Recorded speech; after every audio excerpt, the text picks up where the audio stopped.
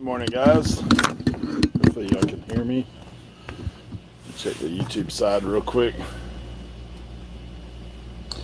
Just made it in time. So, good to see everybody. Or not see everybody. As you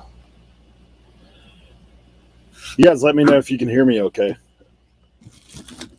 Had a little mic issue earlier, so.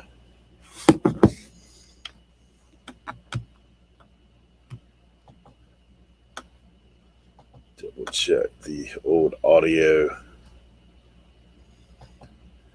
Okay. All right, guys. So today, obviously, another day of listing. We're working on a estate sale that I just went through. I'm still somewhat sorting that thing out, but had some good finds, some out of the ordinary stuff for me, some things that I got to clean, some things I got to test. So, do thank you guys for coming and hanging out. So, we will see. I think some of the guys will be dropping in here shortly. I'm not sure what everybody's schedule is this morning. I know Tim obviously have his auction on Monday night, so a lot of times he's packing through the night. But other than that,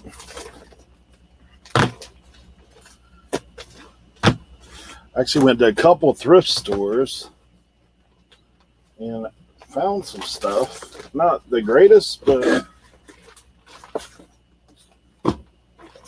occasionally I just stop through, see what they have. Looking for better. Definitely not loading.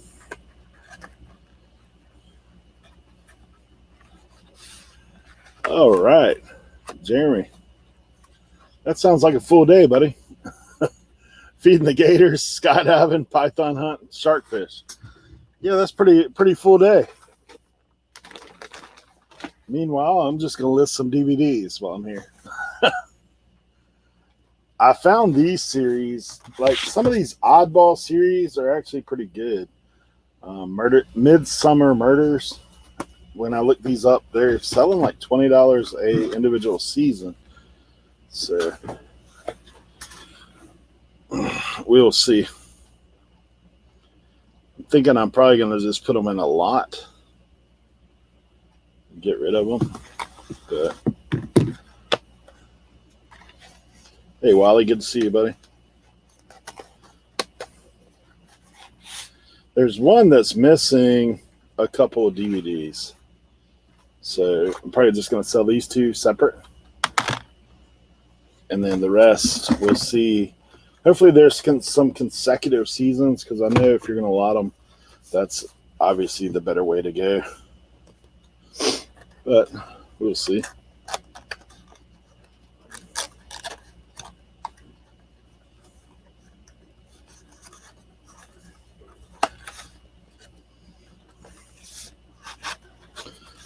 The outer boxes leave a little to be desired, but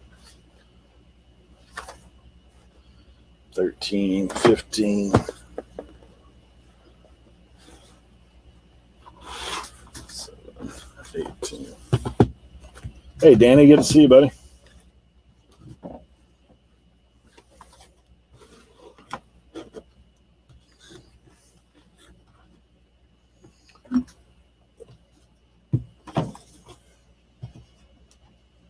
$13, 15, 18.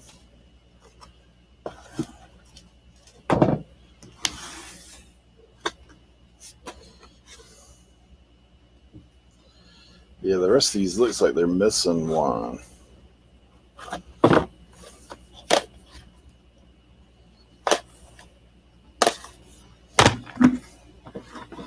That's too bad.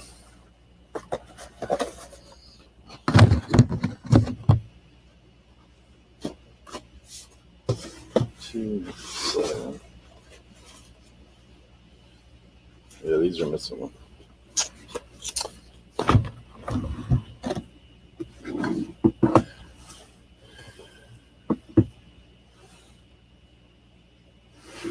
I don't know. I think sometimes they come in a little later. A lot of times I think it depends on what they got going on. I'm sure they'll be popping in throughout the day. I do know Cernoc's going to be not be with us today. Um, he is got family in the town, so shaking trees, catching coins. Good to have you with us. So it might just be me for a little while, and then we'll see who comes in.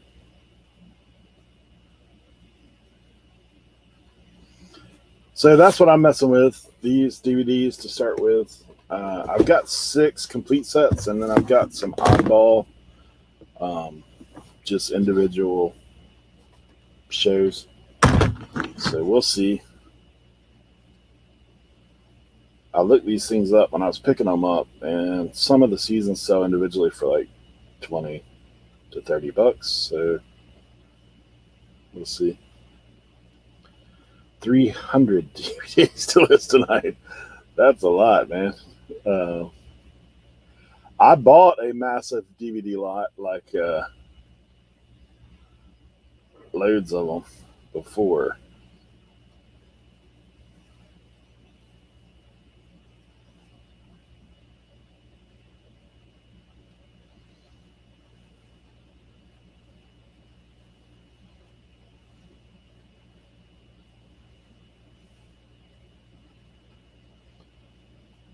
It's a lot of work, but they're actually easy listers, easy shippers, so not too bad.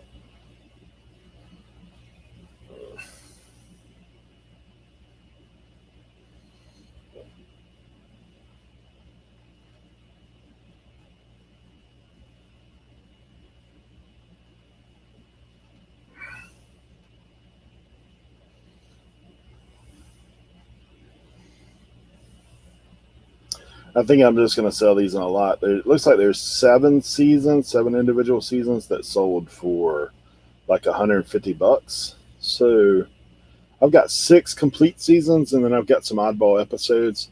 I might just throw them in.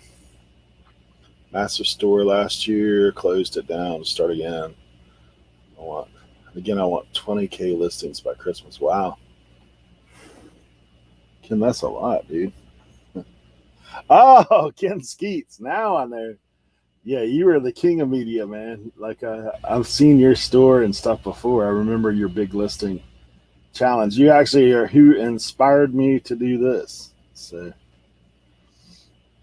why did I growing your beard instead of your hair? It's easier for me to grow the beard than my hair. If you see, it's starting to creep back a little bit. So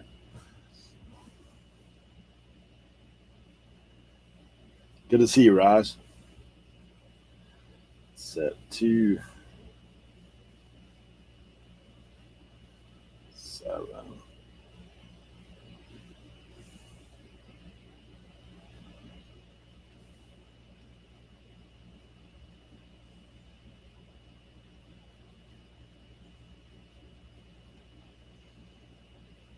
Yeah, after you did yours, Ken, I did a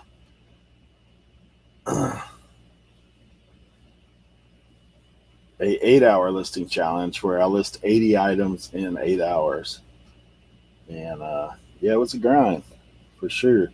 Mine was like just random stuff, not necessarily all one category or another, but it took a while. I think you guys did the 17 hours, so that was a haul.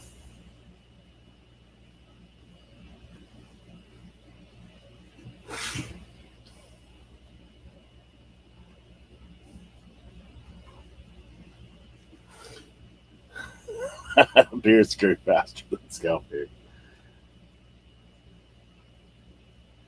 Yeah, I'm actually thinking about trimming my beard down a little bit. It's kind of getting unruly.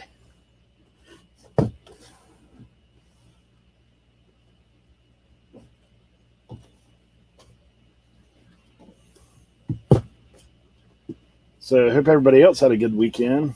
For me, sales were a little slow, but I've been so busy lately running around. Yeah, that's a lot, dude. 20 an hour. That's yeah, like a little over 20 an hour.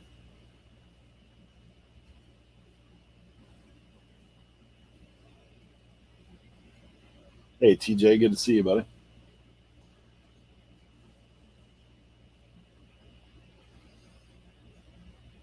I know, bro. Like we've kind of gone away from the mask a little bit, but when I was wearing the mask, like I'm always getting hair in my mouth, and you take it off, your beard's all jacked up looking. So, Brian, good to see you, man.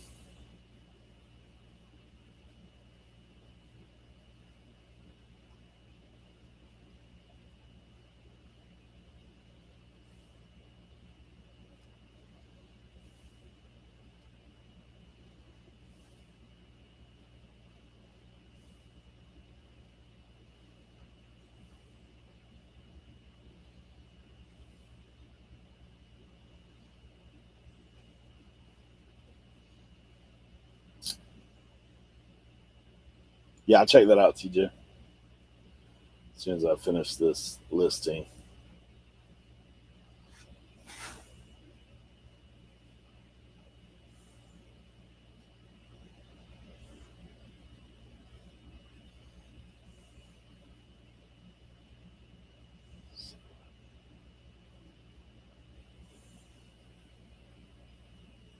Mm, okay, one more. Nice.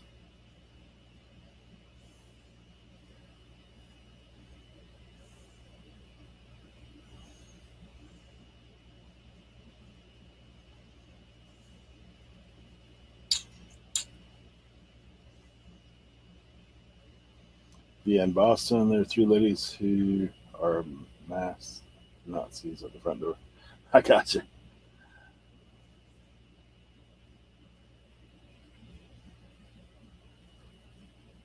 Mm-mm.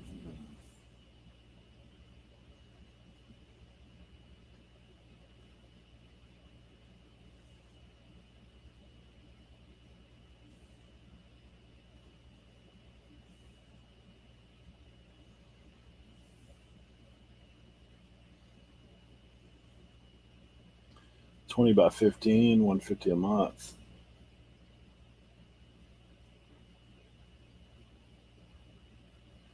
Yeah, Brian, it's true, man. Like it's kind of the feast and famine thing because typically summer sales do get a little slower, but that's when you can honestly get the most inventory, especially if you're in areas where they don't really have yard sales in the winter.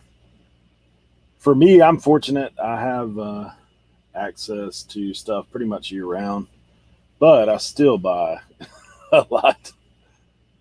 You cut your hair with that beard to look like Haggard in Harry Potter. That's funny.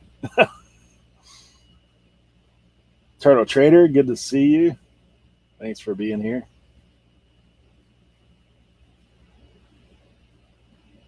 All right. Who is the star?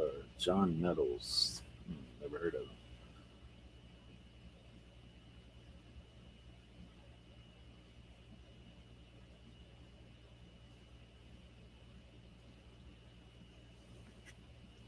Yeah, for me, it's less yard sales in the winter, but there's an estate sale company that I buy a lot of stuff from.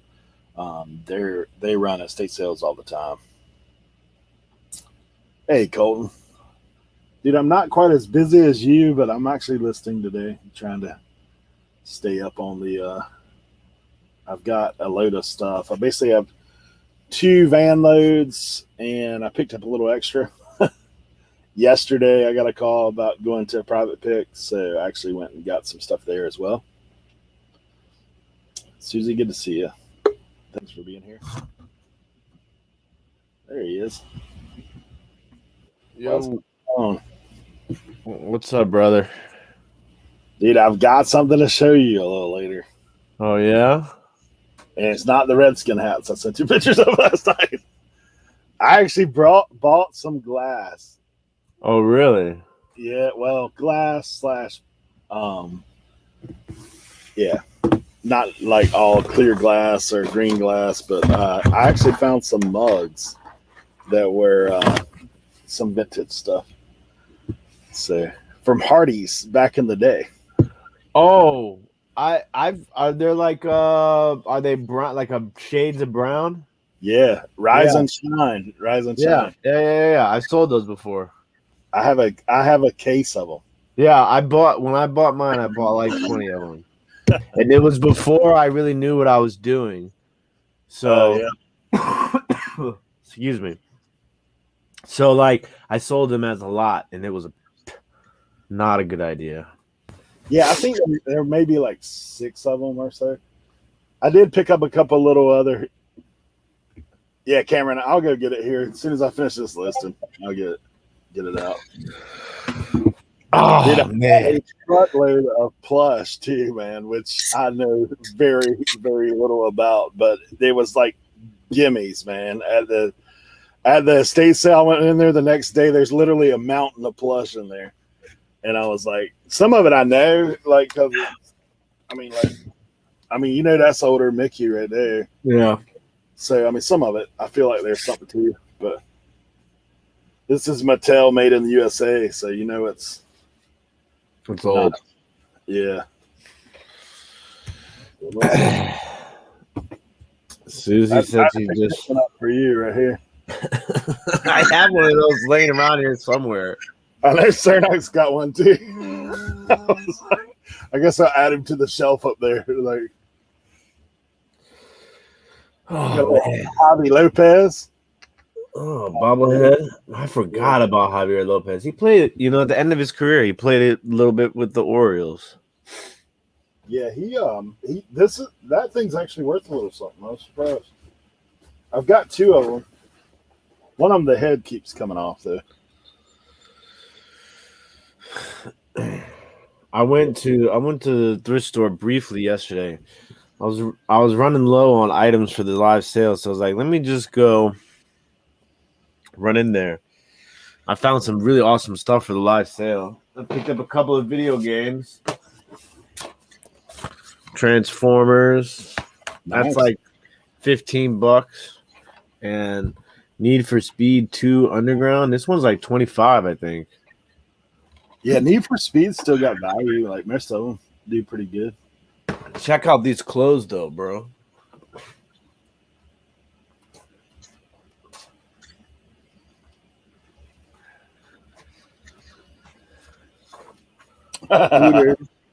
Atlanta. Single stitch. Atlanta. Dang. And on the back it says more than a mouthful. Huh. These sell for like $20, 25 bucks. But this was the best thing I found. Check this out.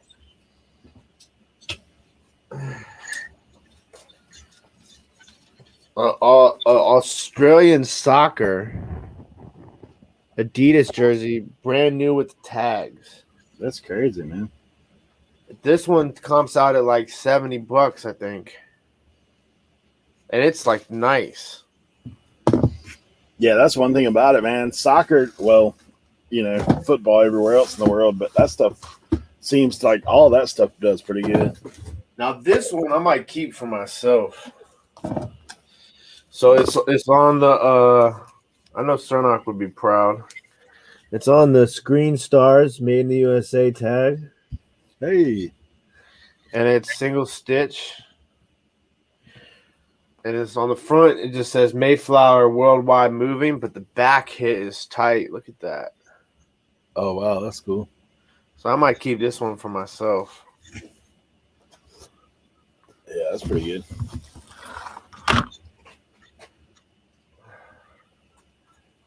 Hey, Tommy. I haven't been inside a thrift store in so long.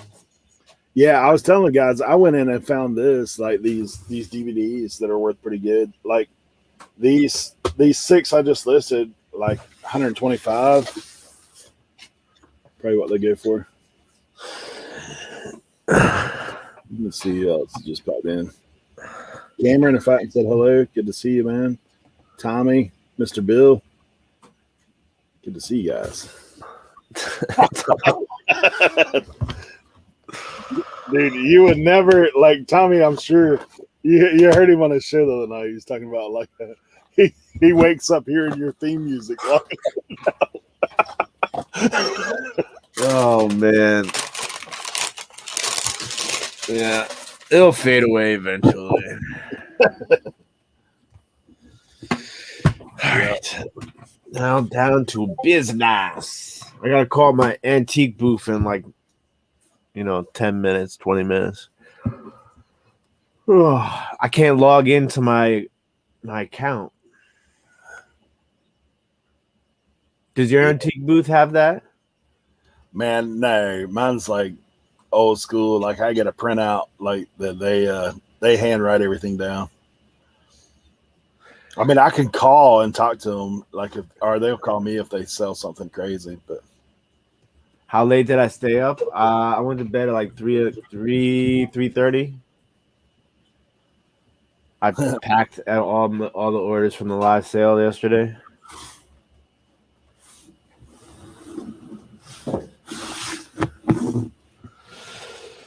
But it's okay. Eventually, Mountain Dew is going to call us, and they're going to be like, hey, so we're going to sponsor your guys' show on Tuesdays. We need the Rye sponsorship. If you're listening out there, Mountain Dew.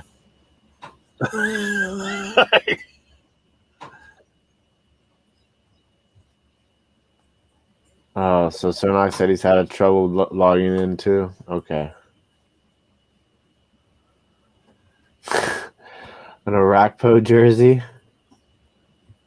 I don't know. I mean, I'm not one of those guys. I don't like burning jerseys. I feel like a crazy drunk white guy if I burn a jersey. I laugh like the guys who burnt LeBron's jersey when he left Cleveland and then he came back. Yeah. They're like, oh. Hey, Michelle, good to see you. You know what's crazy about trying to fix your glasses is not having your glasses to be able to see what you're doing. Yeah, that could be a problem.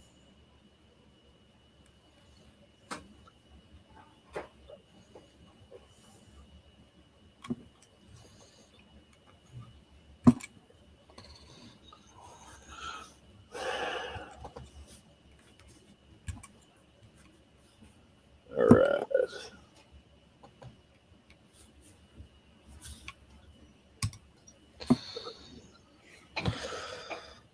Well, good to see you, bro. What? Billy Pepper. Dude, I'll tell you something that went very wrong for me the other day. All of my footage from the yard sales that I was with all those guys, like Kevin and Matt and all them, and my big estate sale that I went to when I got home was on a single SD card that had corrupt file error. So when I went to upload it, like it basically nothing is there. Like I can't access it. It's like corrupt files. I was like, are you kidding me, man? What's going on? So all that footage is gone. Like, did you? Well, you didn't delete it already? Did you? No, it's like just like I can't get it off the card. Like when I put the card in, it gives an error. So I don't know if it's just a bad card or what the deal is. So wait, when you dump your footage from the GoPro to your computer, how do you normally do it? I have an SD card in the GoPro, so I just pull it out, drop it in, do it like that. I've tried to plug it in. Like I've actually got the GoPro app on my phone, so I used to just move it like that. But either way, I can't get it to come off. It's basically like something is wrong with that SD card, some kind of corrupt file or something. Did you YouTube trying to fix corrupt files on an SD card? Yeah, there's no basically like unless you backed it up ahead of time, like get a new SD card. That sucks. Yeah, I was like, dude, man, I was watching everybody's footage, and I know some clips that I have that are funny, Like when I'm standing beside Matt and I find the vintage pamper, and like we have a whole little conversation about are you the diaper whisperer, like kind of stuff. I was like, man, yeah. I did update my GoPro. That was somebody that had given me that suggestion. So I went back and made sure that it's all updated. I have test filmed with a new card. It seems to be working okay. I'd contacted GoPro, like all that kind of stuff. How much am I supposed to pay you for saying that?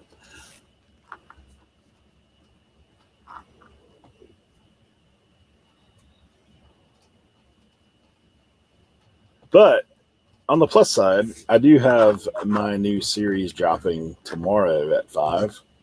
I'll be putting Is that out. that the thumbnail that you sent in the chat? Yeah, but I actually got a new logo because I was waiting on a logo. So Gotcha. yeah, so that comes out. The first episode will be interviewing Kevin at the cabin, and then I've got my next episode. I'm gonna start dropping them weekly on Wednesdays. So the next episode will be coming out next Wednesday with my guy who runs the estate sales and has an auction house and all that stuff. So, Sweet. and then I'm going to 301 this weekend, so I'm going to be filming out there. And What's that? the yard sale that runs the width of North Carolina. Oh, gotcha. Yeah, Highway 301. It runs parallel with 95. Like, where you came through Tarboro, Yeah. 301 actually runs through that area too, like Rocky Mount.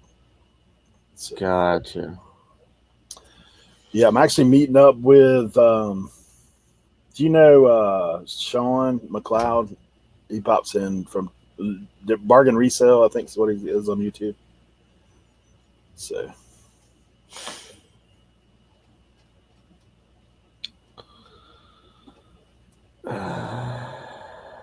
Yeah, I got my honey hold this weekend.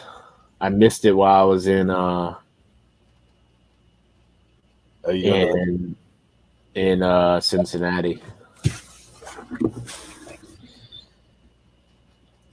Yeah, dude, this past weekend out here, there was no yard sales Friday and Saturday, like none. It was pouring rain the whole time. I don't remember what I did this time. Oh, we moved into the antique booth. Yeah. That's right.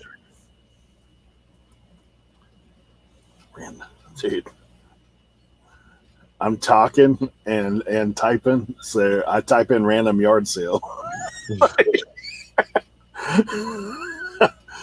Oh. Oh, what is this? eBay? This is new. This is not how this normally looks.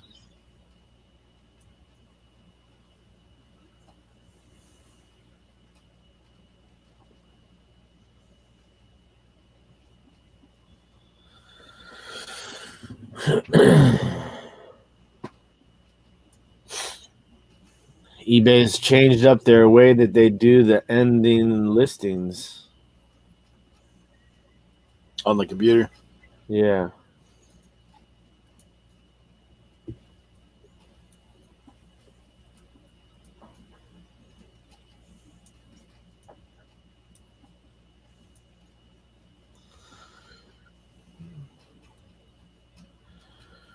You know, they used to take you to the relisting part is still the same, but the ending listing part was different, the way it was done. It brought me to a pop-up instead of a new page.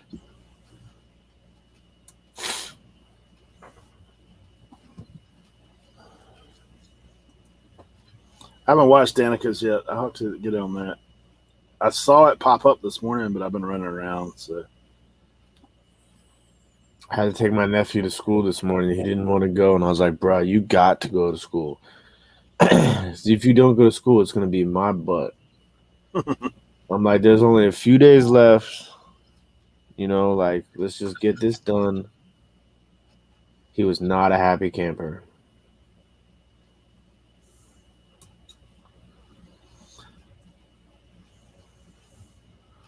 That's wild, man. They're still in school. That's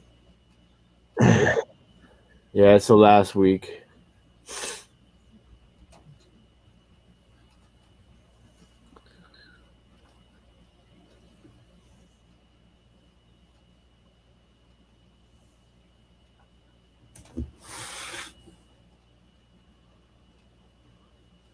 Susie said, I just bought about 60 to 75 pieces of green depression glass at auction. No idea yet if it glows. Picking it up today or tomorrow. Ooh, nice. That should be fun. hey, Roman, good to see you, man. Yeah, I have a few moves. Turtle Trader.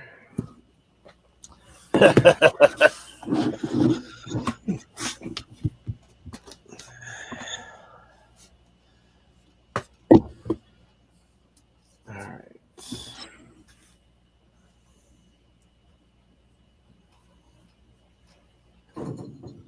I imagine now when you hear that song, like you kind of start to.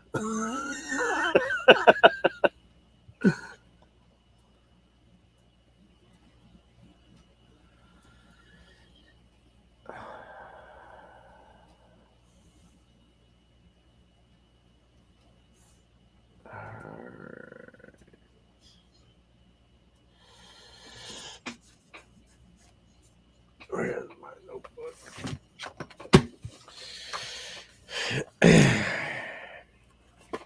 Oh, that's wild. I didn't notice that yet, Brian.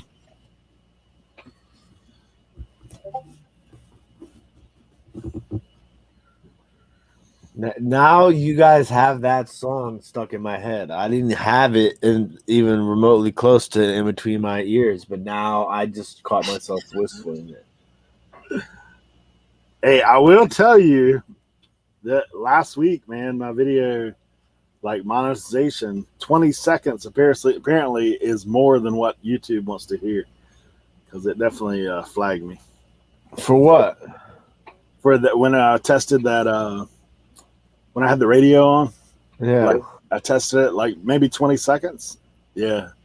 So now that levitate song was what was on. So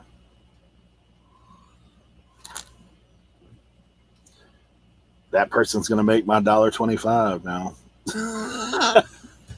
That's what YouTube says is whoever's material you use, they're the ones that get paid. Yeah, but can't you? I tried to edit it, but our video is so long, like you can't clip it out. Like it take you like 3 days to get the load up to clip it out. So Oh, see, usually they give you. I thought there was an option where you could just click on, and it shows you the actual like part. yeah, it That showed me, but when I tried to edit it out using the YouTube editor, like it takes forever to load the video because it's like 7 hours. So yeah, a they dollar should and change. they should be able to let you just swap it out right then and there. Yeah, or play music over it or something. Yeah. So I'm not sweating. Like I said, it's not a big deal. I don't even think I've clicked monetization on today's show. Like, some days I don't even think about it. Like I said, it's not a big deal. Have you ever tried using white vinegar to get rid of rust? I feel like I have done that with some tools I had. Somebody had told me about it.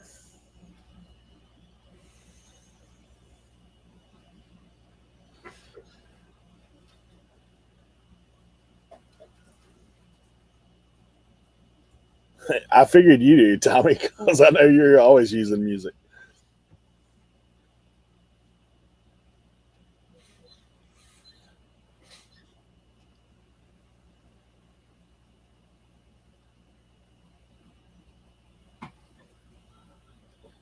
All right.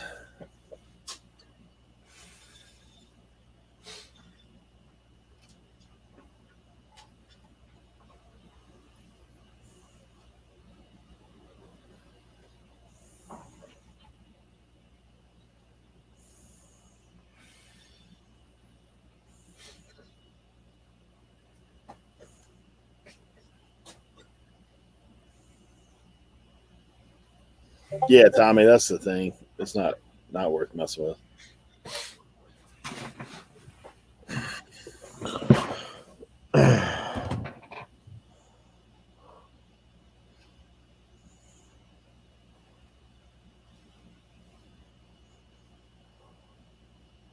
Glass eggs?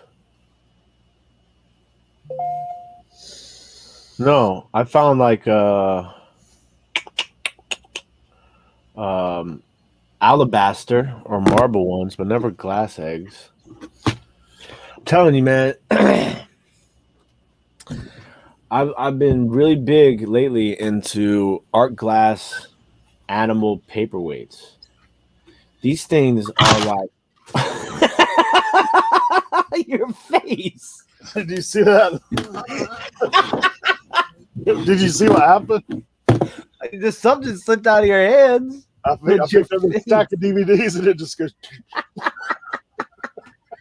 Oh, oh my God, your face was hilarious. Hey, Joe Deals, happy birthday, brother. It's Joe Deals' birthday. Everybody wish Joe a happy birthday. Happy birthday, Jared. Hope you're enjoying your day, brother. Tim can give you a little catwalk. Hey Doyle, the size of my shed is 14 by 24 in interior, so it's but there's a lot of days that don't feel big enough. So, I will tell you, man, after moving into my antique booth, I feel I have like the itch. I wish I could like open up like 15 of them. I know, man. It's honestly like I tell you what I have started doing now when I'm sourcing. I mean, obviously you look for a few things differently than what you normally would, but For sure. but also like when I go to my estate sale because it is like bulk buying. There's a lot of so now when I get home, I basically like put 3 bins out. Like when I come back from the hotel, I mean from the estate sale. So then I'm basically checking comps as I'm going through it because I don't check comps there unless it's something crazy expensive. Yeah. So now I'm like doing the bin for hey, this is going to eBay, this is going to the antique booth, this is going somewhere else. Like so it's probably going to a thrift store or whatever. But Because like part of me, but the thing is that it's difficult because, for example, for me, because with the glass, you know, like I don't want to put this particular place, you know, like it's just far, you know, like if I had something that was close, you know, because that debate with glass is like, do I put it in the if I were to have like just a specific glass booth, do I put this in the booth? Do I put it on like for me that's where it gets tricky. Well, now like, you have the auction option, like you have the eBay option and the booth. I'm trying to get into a balance because I tend to buy dude stuff all the time. yeah. Because that's what I gravitate towards. I was talking with Chris, old school picker, yesterday, and we were talking about that same thing. I was like, I just gravitate to that stuff. Like I look at it and say, hey, you know, this is going here. But what I'm recognizing in looking at the booths that are more successful in my antique mall, you got to have all of it. Like you can't just have one, you know, like if you want to get consistent sales, like you've got to have something that appeals to everybody, you know, to the little kid that's walking in, to the Yeah. And see, the thing for me is this place is not so like I'm used to more of the antique mall. This is an antique mall / indoor flea market. Yeah. So it's a little bit different, you know? Yeah. And for me, the initial purpose of this was to be able to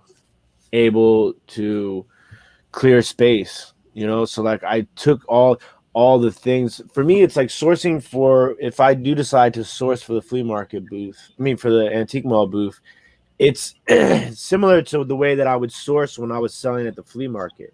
Yeah. You know, so like the things that I would buy normally for the flea market, I would buy to put in the booth. Yeah. But I also like the way that it looks right now. So I don't necessarily want to like pack it. So Right. I think I might I'm gonna see how things move in there, because I priced it. I think I priced it, fairly cheap to move. Like, because a lot of this stuff has been sitting in my storage unit because I haven't been setting up at flea markets because of COVID. So Yeah. it'll be interesting to see if anything sells. Well, the one thing I am doing, like now, I'm on the hunt for trains all the time because there's a train guy who came in and bought all my train stuff there. And he told him, he's like, look, if this guy finds any more train stuff, like I'm into it. So now I've got my eye open all the time. Like, and I asked him, I said, well, does he care? Like, I know the first time around he bought all the lino stuff I had, which was great. But like, then I found Erdl trains. Like, I found, several other kinds, and the guy's like, no, he's just a train guy, like he wants all of it. Like, so I put some in there last time. I'm supposed to go back over there probably Thursday and hit the booth again and bring some more stuff. But I've got a bunch of train stuff I just picked up from this estate sale as well. So I'm hoping, like, once people kind of know to come to your booth for that, like John Cincinnati Pickers said that before about his, like, people kind of know to come there for records now. So now he's got a little record following. So yeah. Yeah, Tracy, that's it. I try to do that every time I go in.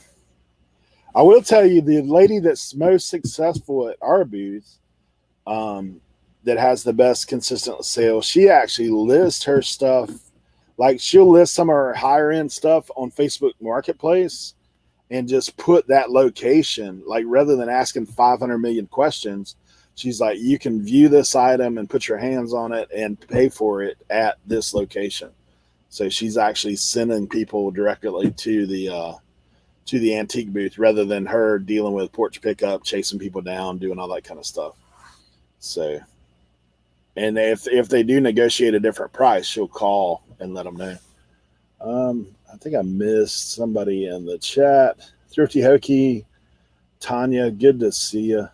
Thanks for being here.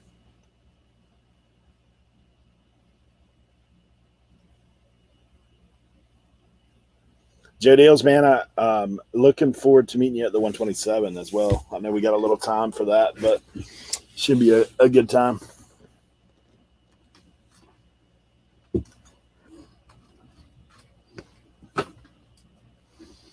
Yeah, that lady that does that at my booth, she actually sells like $1,000 a month, clear profits. So, well, not include cost of goods, but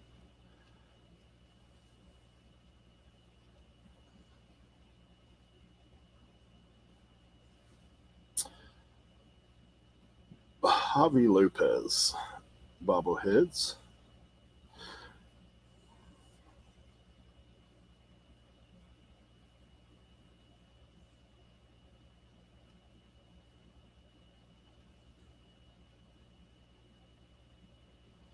Yeah, my booth, I've got to drive a little while. And I'm like Tim in that regard. Like, it takes me a minute to get out there. It's Friday, Saturday, Turtle Trader. I'm actually going out there. Any of you guys that live out that direction or are planning on going, hit me up on Instagram because I will be headed out to Rocky Mount. Is where I'm starting. So I'll probably be there early Friday morning. I'm working my way down to Smithfield, staying in the Smithfield area Saturday or Friday night, and Saturday I'll be down that way, kind of coming back north. So yeah, if you're going to be out and about, want to meet up or whatever, just let me know.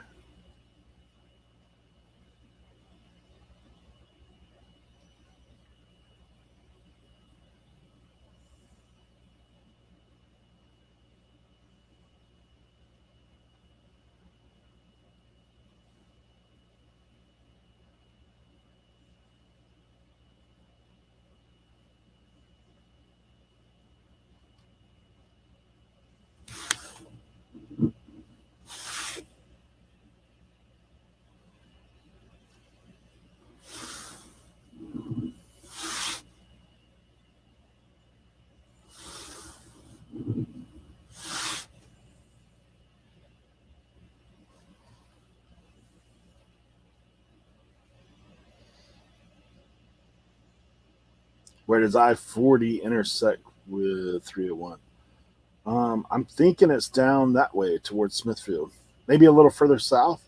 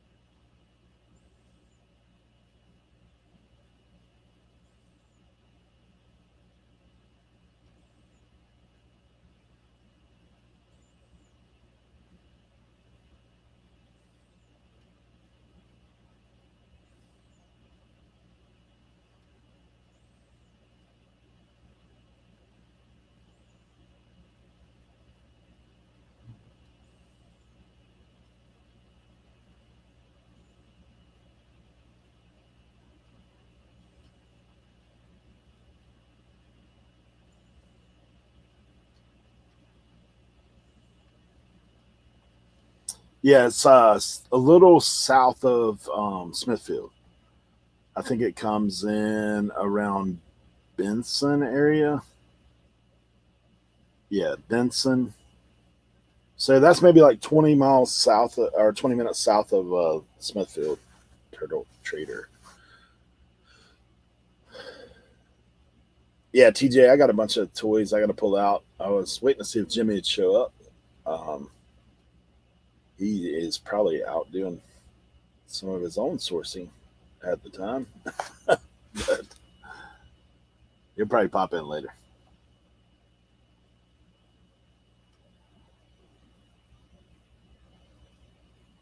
Yeah, I got some old Barbies. I've got a bunch of Power Rangers stuff, like all kinds of stuff.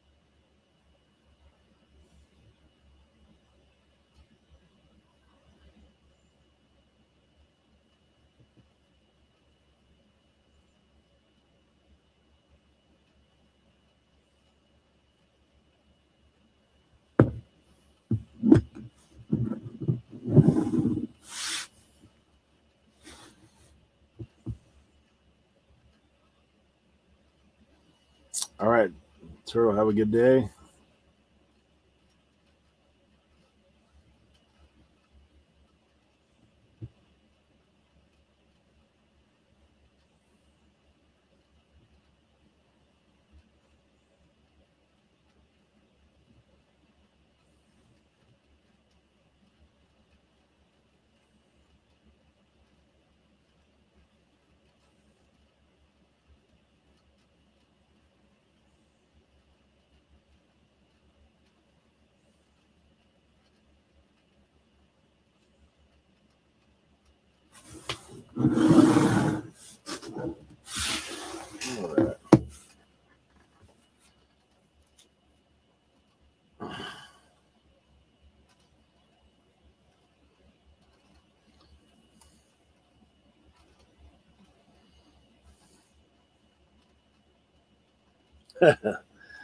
Guys, TJ Thomas Santangelo actually went with me to this last estate sale. So he was hanging out in one room. I loaded my car.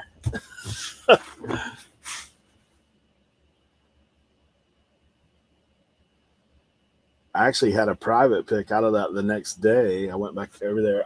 I talked to people at sales. Like, I don't know how everybody else does it, but I tend to talk to people, especially in that area. It's kind of out in the country. So I'm always talking to older people at those sales, seeing if they have hats and that kind of stuff. So actually, I found some awesome hats. That estate sale is pretty competitive. So if it's things that you're interested in, you kind of got to run in there and grab it. Otherwise, you'll be left out without.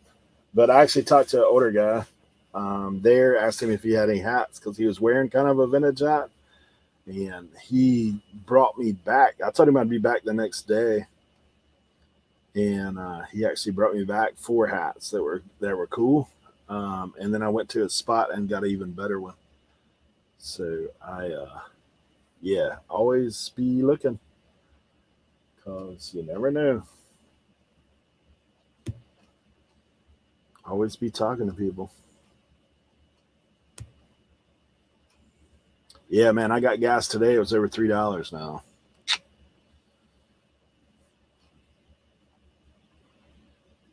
So, not too good.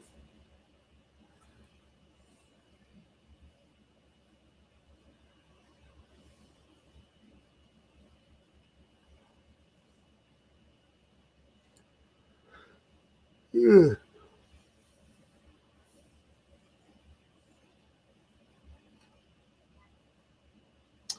Barney.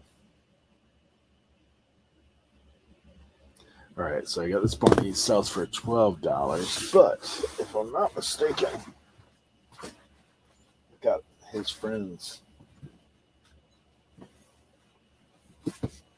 Must be in another bag. I'll pull them out later. I'm gonna set him aside.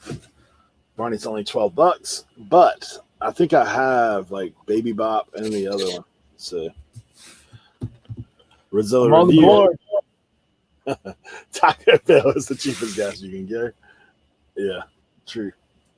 I'm on the board. I sold a Coke crate for $10. Nice. Yeah, it was it was jacked up. It was super, like, you could barely even tell it was a Coke crate anymore. So I priced it lower than all the other Coke crates. That's at the booth, correct? Yep. Nice.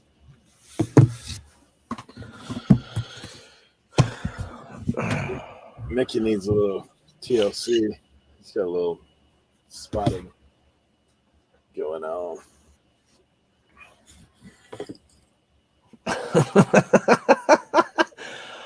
So, Eric, how do you find these good picks? I get baited into farm estates that turn out to be some old person giving me a history lesson and leave with nothing great. That's because you go into the professional. You got to go to the non-professional. Actually, Fish and Picking Man, you live in my area. You should hit me up on IG. I'll throw you a bone.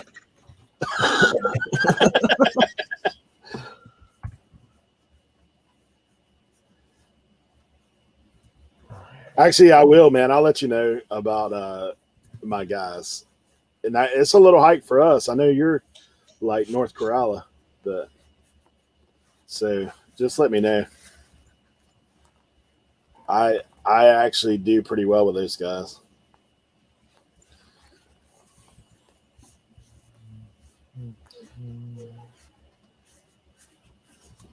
Hey, John, good to see you, man. Thanks for stopping through.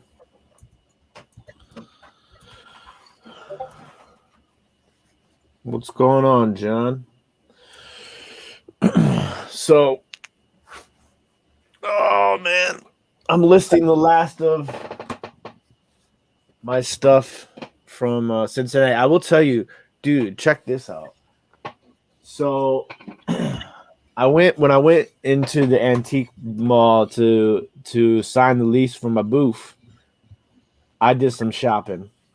and I found some cool stuff. Check this plate out, bro. This is from like 1870s, 1880s. Oh wow. Yeah. And the woman had it on her booth for like $8. Huh. I was like, this is like $100 plate. So I scooped it up real quick.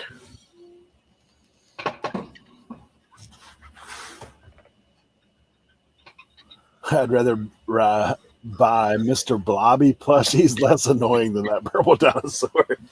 Man, we actually, me and my wife, we never bought our kids the Barney. Like they were growing up when Barney was hot, and we never went down that road because I couldn't stand that. Like you see a Barney, that song pops in your head, right?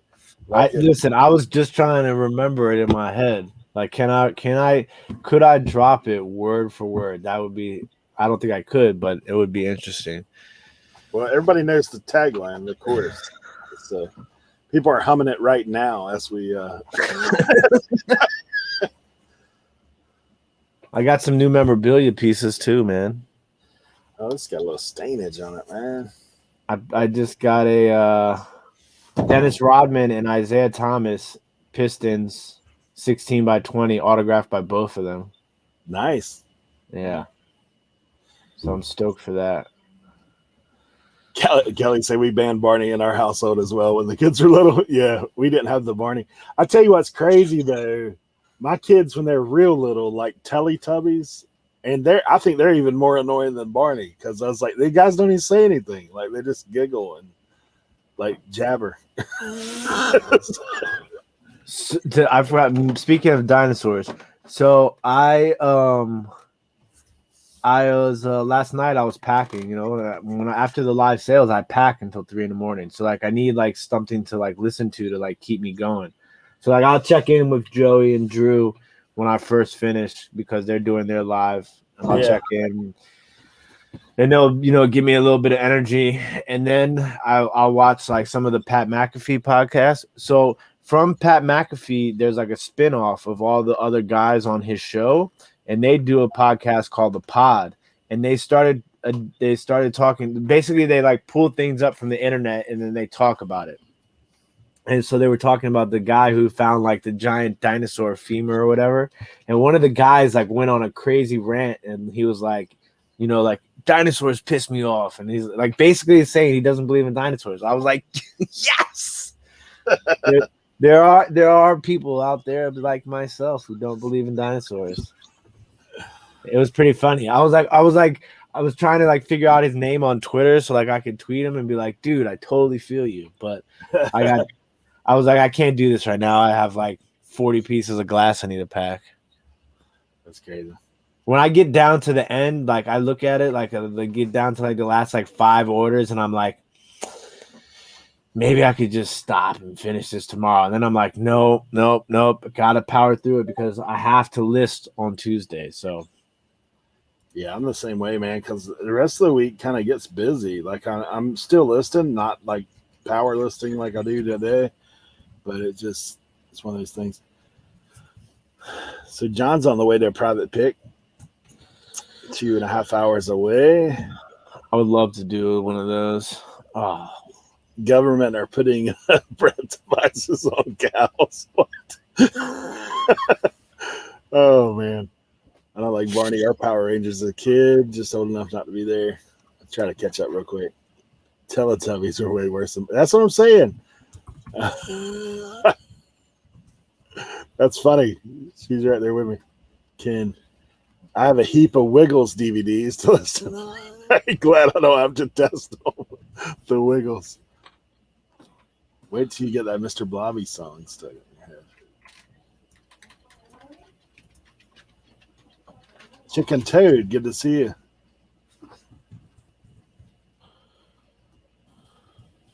Yeah, so the shed usually drops their previews on Thursdays. So that's when I start like getting excited about the pick for the weekend.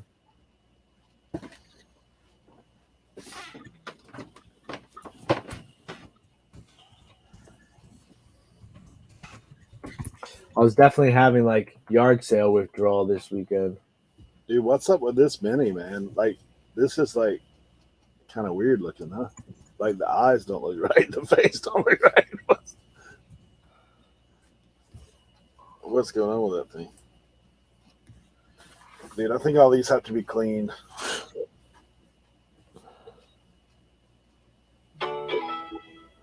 Check this cuz out. What's up?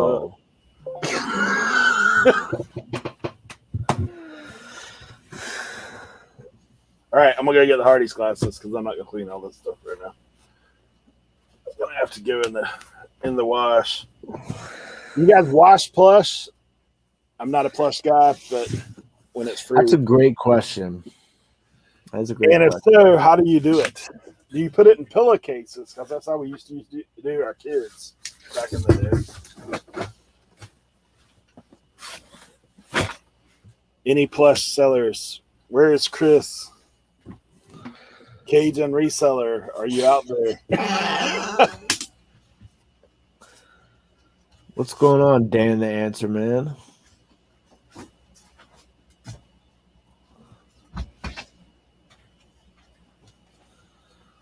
Oh.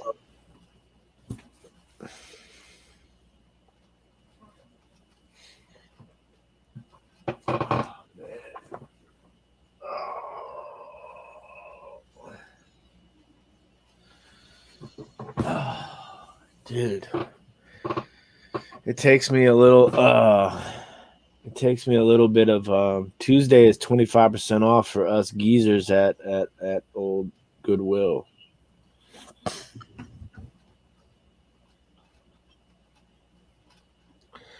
Spot clean.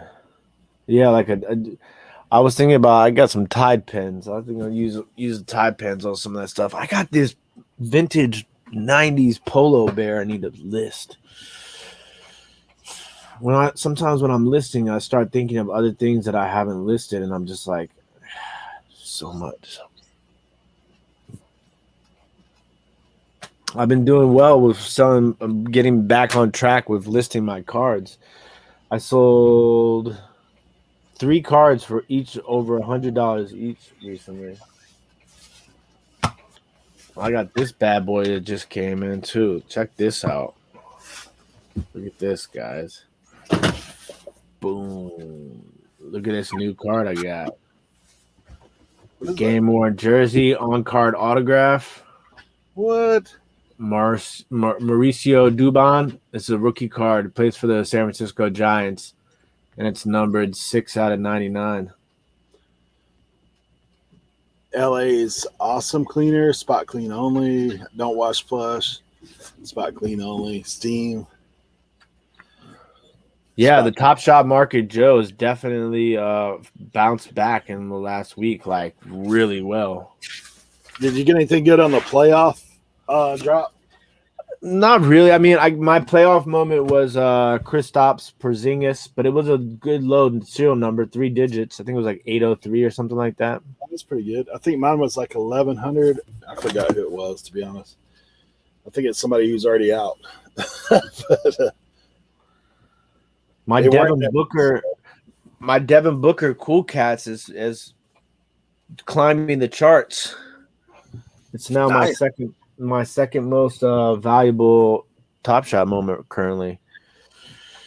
It was because it's a low serial number, and that was like the first Cool Cat series. So it's like 100 serial number 168 or something like that.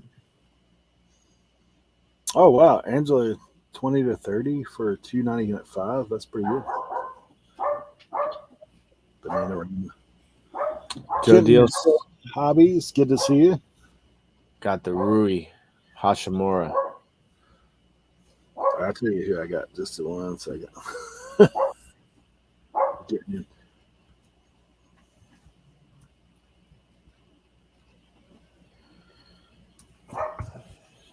in. I signed out, so you know how that goes.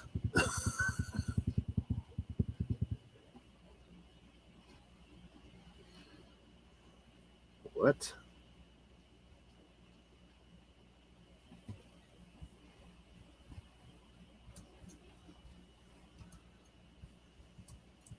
Where the heck is my Top Shot?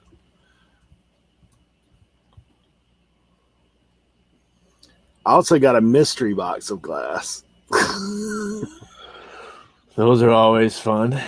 Because I figured I could put it in my booth, even if it's, not great. So we'll unpack that one. See if there's anything in there. I figured like, $4 or $5 stuff to put in the booth either way.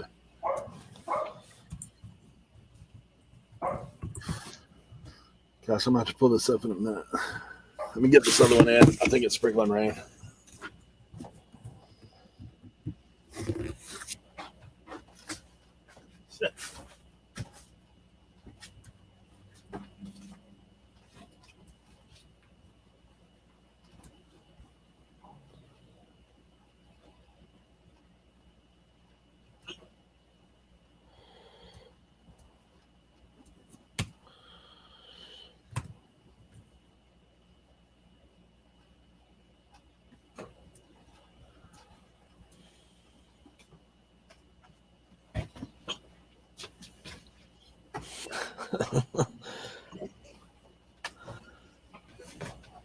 What is this Angry Birds Chef plush?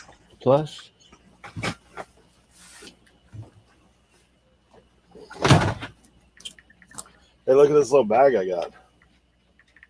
Vintage American Tourister. Well, that's cool. That'll sell. Whoa! No way. What you got?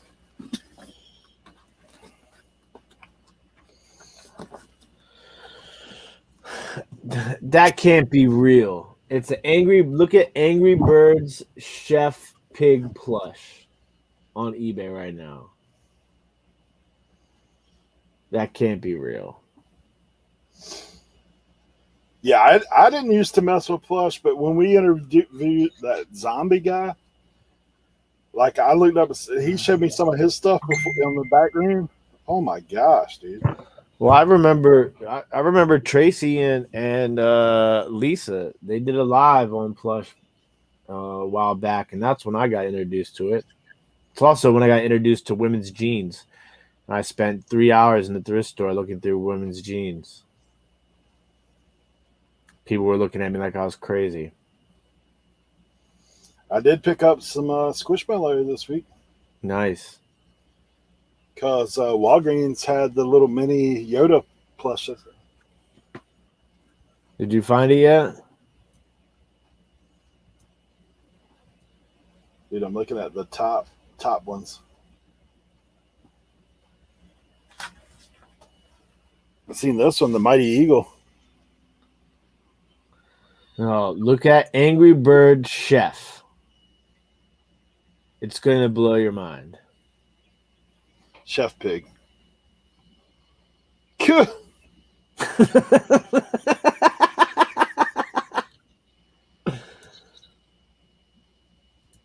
$57 bids. That's insane.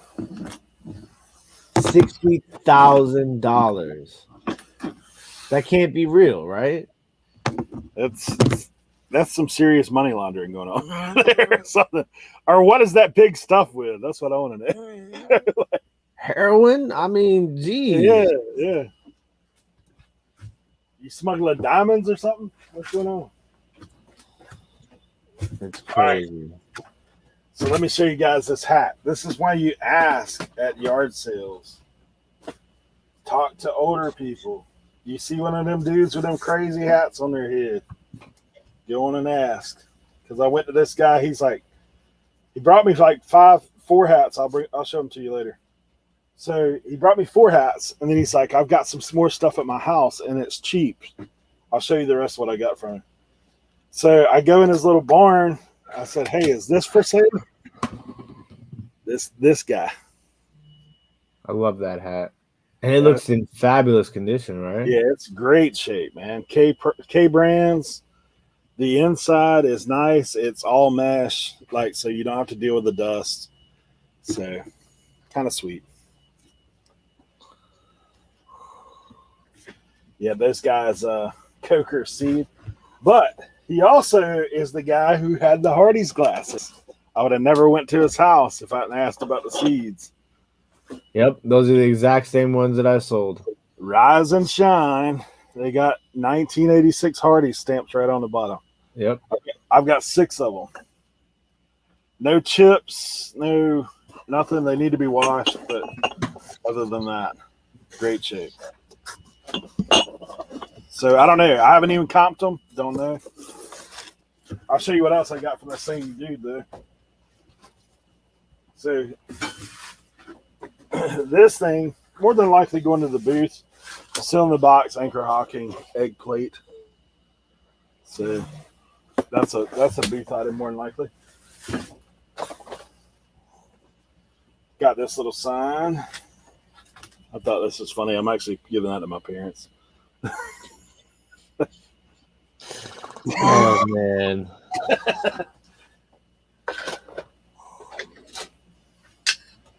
Yeah, these little guys in there. These are like little Like porcelain tile things. Those are cool. yeah. The back is missing off of this one, like the little legs. Yeah, that's no big deal. Yeah, I thought they were cool. He had a pan that still got the little thing in it. Baker's Secret. Like I said, booth stuff. Nothing crazy.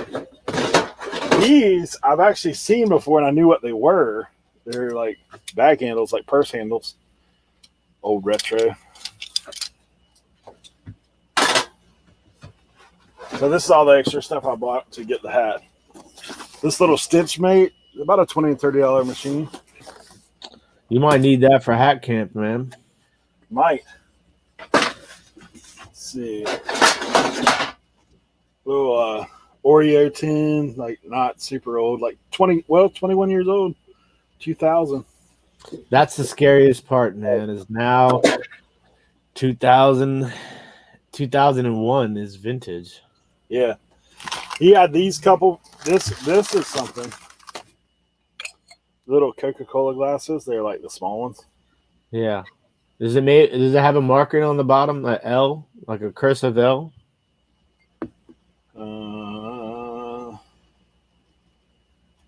I can't get the angle right. It looks kind of like a swirl, and there is a marker. Yeah, cursive L. Yeah, that's made by Libby Glass. Gotcha. Libby Glass made a lot of those small Coca-Cola glasses. Definitely. What? Price the handles. Blake, not Burt Speeds chapstick.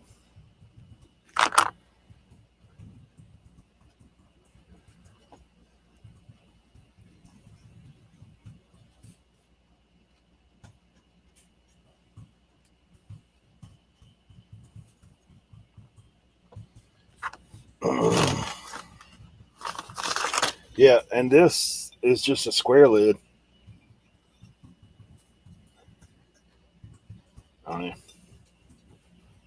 I don't see like the square ones very much. So. I got all that and that hat for $20 though. So. What's going on, Danielle? Good to see you. She says a beautiful morning in Kentucky. All right, for you ephemera people. Oh, I do have a couple other glass pieces.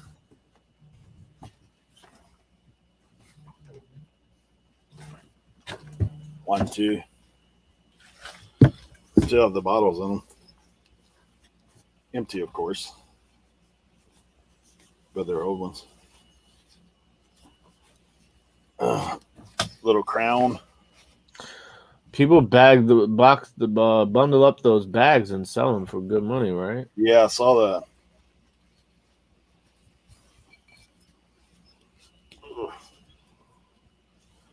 Dude, I don't think the bottle's coming out of that one. Yeah, it's got the little one, big one. But on the side stamp, 1977.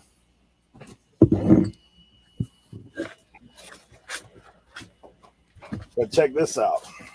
All of these, like, I guess these are play programs. I'm not sure what you call them. But there's several of these. The New York City Ballet.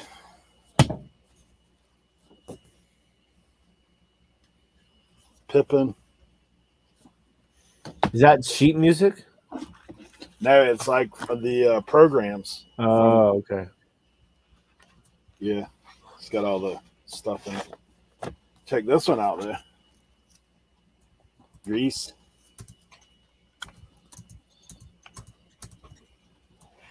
It's kind of cool.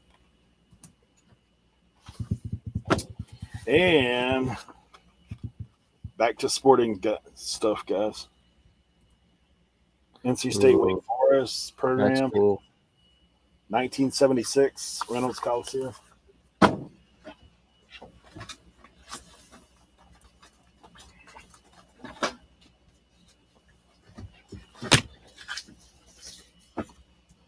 Got some old Holiday Inn room service menu. Paradise Island, Nassau, Bahamas. That's old. I don't deal in this stuff much, but like, you know, occasionally you see cool stuff that you're like, well, a postcard from Holiday Inn.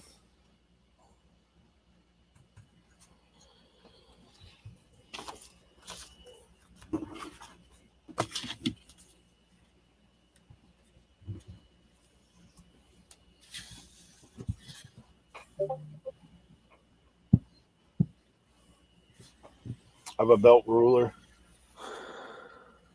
It was in a little sleeve. The way you put that ruler back in its sleeve looked like a samurai for a second. Yeah, samurai. Yeah, that stuff, like I said, man, when I go to the estate sale, I'm just like, I know that was second day, so the prices get better. And you ephemera guys, man, check this out. So this is a paper from 1898. Like, it's got the Raleigh, North Carolina News, August 25th, 1898. Wow. That's kind of crazy, huh? The News and Observer.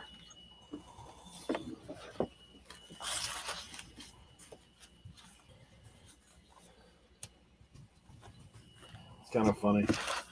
So I found this school project too, which is kind of wild. Nixon's visits to Russia.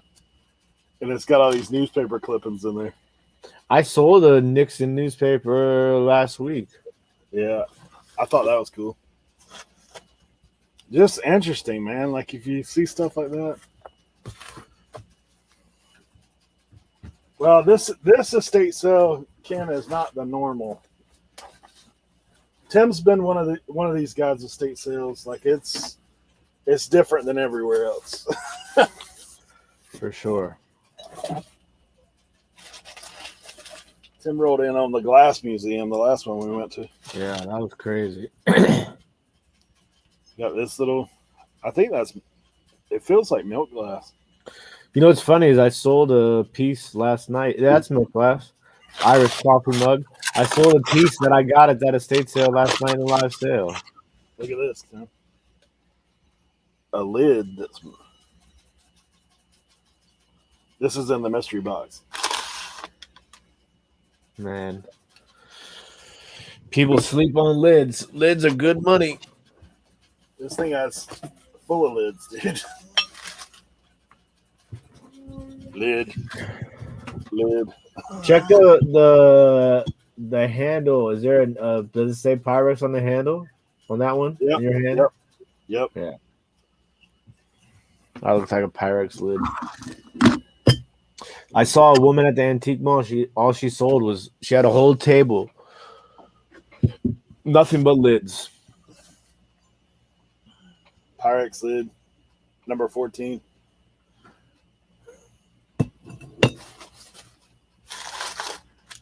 Some little.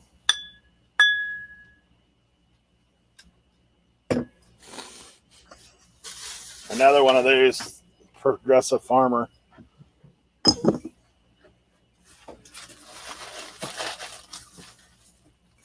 Yeah, I honestly saw that one lid in there. I was like, well, I'll just pick up the box. It'd be the same price. There might be a whole set of those Shamargo seen in Progressive Farmer.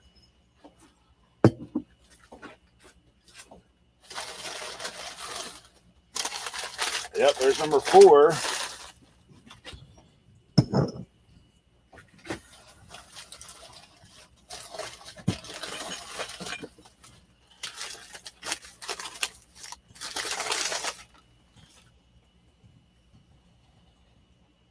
What about the Royal Swirl? Fine China, Japan. Hold on, tapped out. Royal Swirl. There's people buying China like crazy at that place. Like, I've only picked up one set in life, and I actually did pretty good with that. I picked it up for $5. So.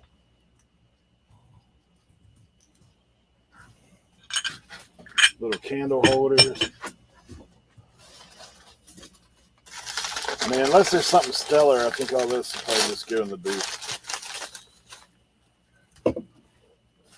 No shipping required.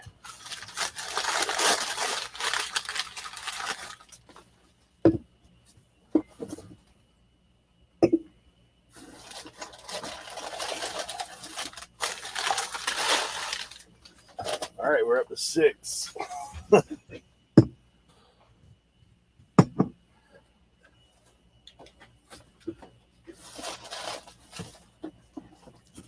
Oh, something plastic.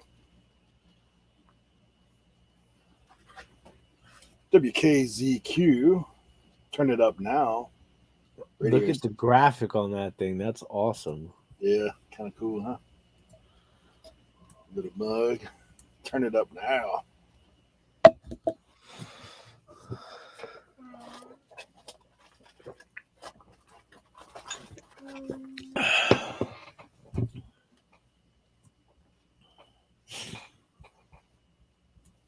Some little tennis medal.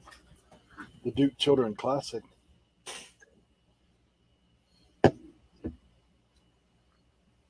Little candle holder.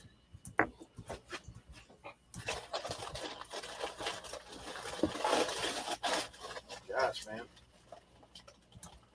9.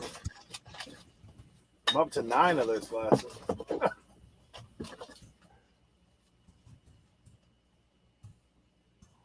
Ice pick. Murder weapon.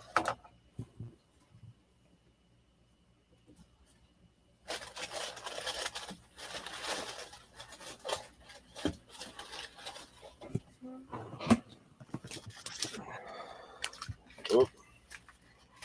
Well, that's a non-seller on eBay there.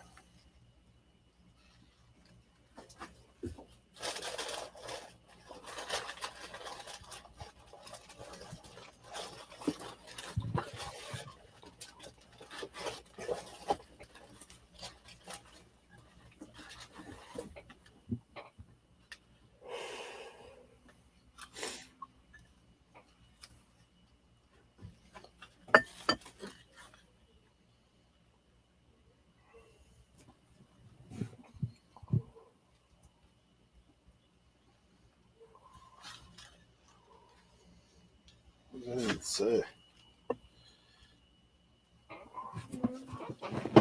USA Glass Bake. What is that? Glass Bake was like a company like Pyrex back in the day. Yeah, it's just a little dish. Glass Bake.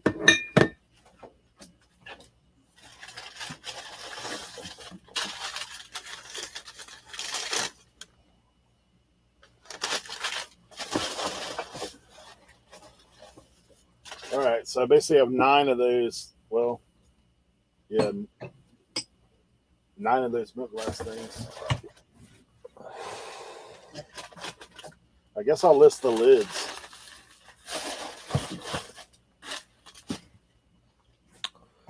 Yeah, check the lids for sure. People are always looking for lids.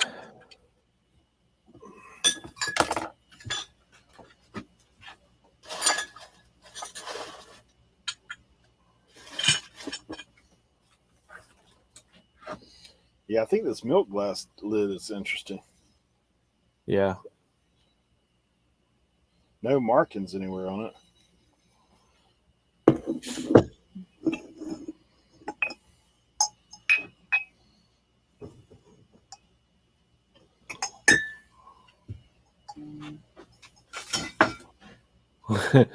Kelly said she's got to get all this that stuff from her old place and needs to get it in her new place. Adding that to my hubby's honey-do list.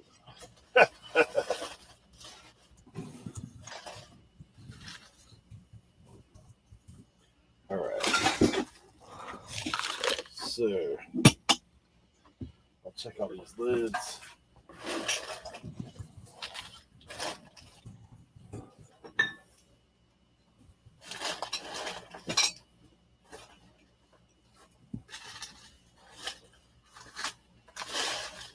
I got a couple more pieces inside. I'll bring it.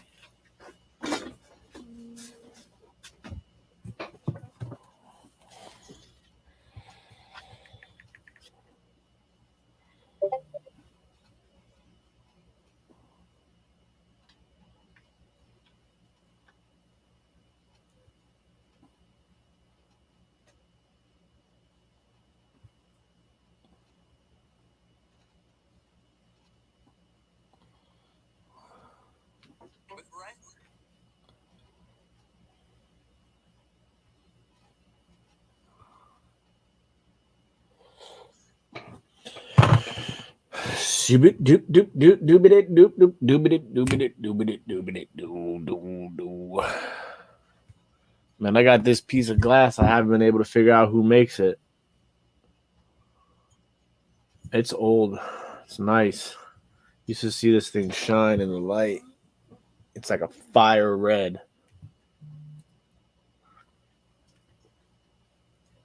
Look at that.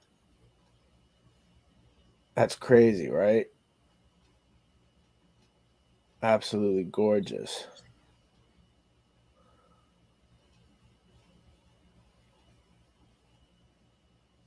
Look at that piece. Crazy. I love that. I tried Google Lens. This is a tough one.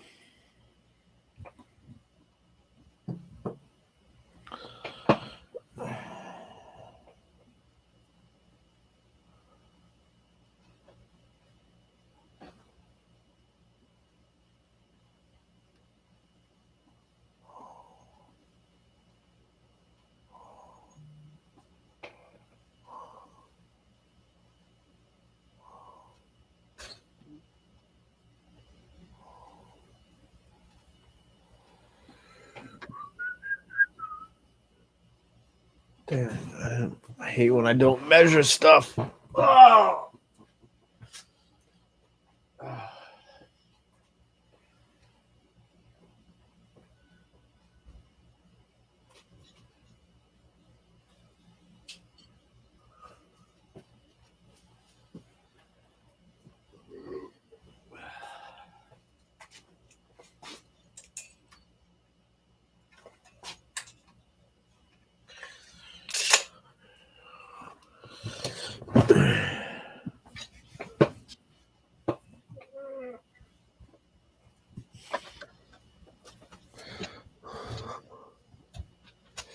Yeah, it does have a ponytail on the bottom. It's not like cranberry though. It's almost like an amberina. You see, there's the ponytail. It's not cranberry. It's more amberina than it is cranberry. Yeah, definitely. Like I said, it feels old. I mean, if it wasn't,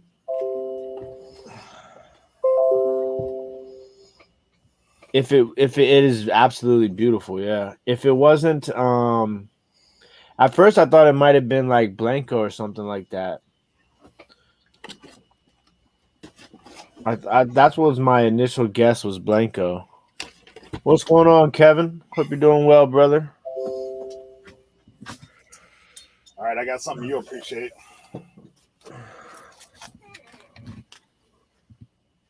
First of all, check this out. See that writing right there? Herschel Walker, 1996, Little Caesars. Yeah.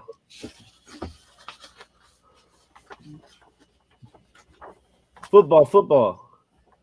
Dude, that is badass. Is Herschel Walker in a Cowboys uniform or a Vikings? The boys. Bro, that's super rad.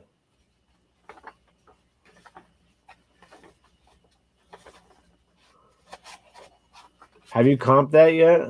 Nah. It's long, dude. Yeah, that's like a life sizer. Danica said my grandma made it.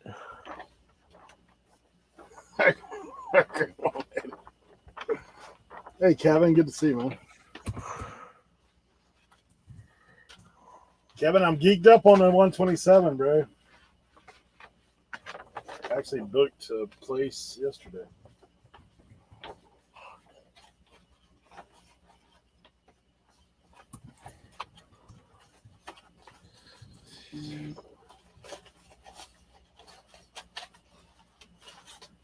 Yeah, one sold for $15 in May.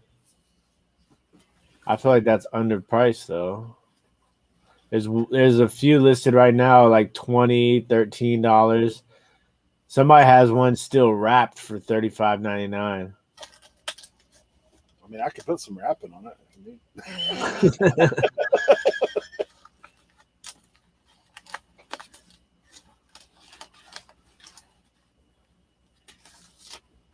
Now I want to buy a rookie card, Herschel Walker rookie card.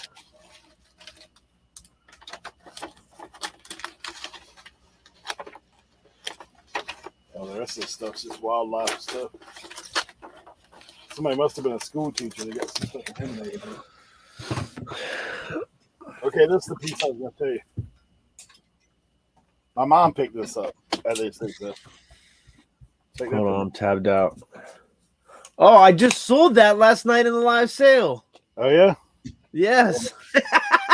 My mom picked that up in the at the estate sale. That is so funny. You know what it is, right? They said it's like a condiment dish that goes on the table, but No. It's a dresser. It's a dresser caddy. Like a jewelry box thing / Your wallet. change, yeah. Yeah, you stick your wallet in the back there. That's yeah. Tough. Look at these. I got a couple. Amber glass Pepsi Cola. Yeah, I got a couple of those. Those are nice. And then I got this is all stuff my mom picked up when she was at the sale. Little candy dish. I told her to look for stuff for the booth. Like I was like, I don't, you know.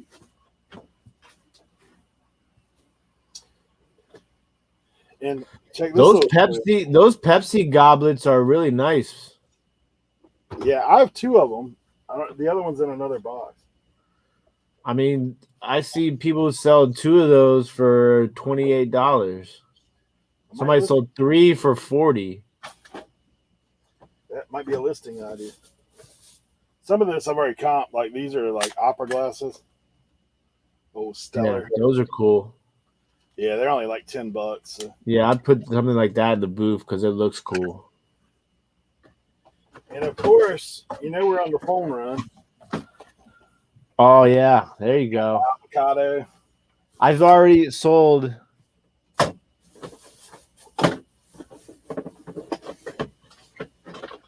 I Yeah, forgot to see, tell you guys, but like I don't know if you saw it in Kevin's video, but I got phones at Cincinnati too.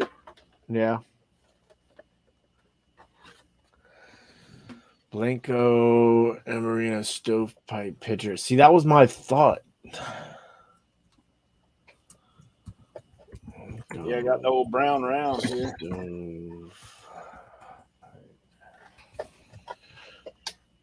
The brown rotary. Yeah, it's close to that.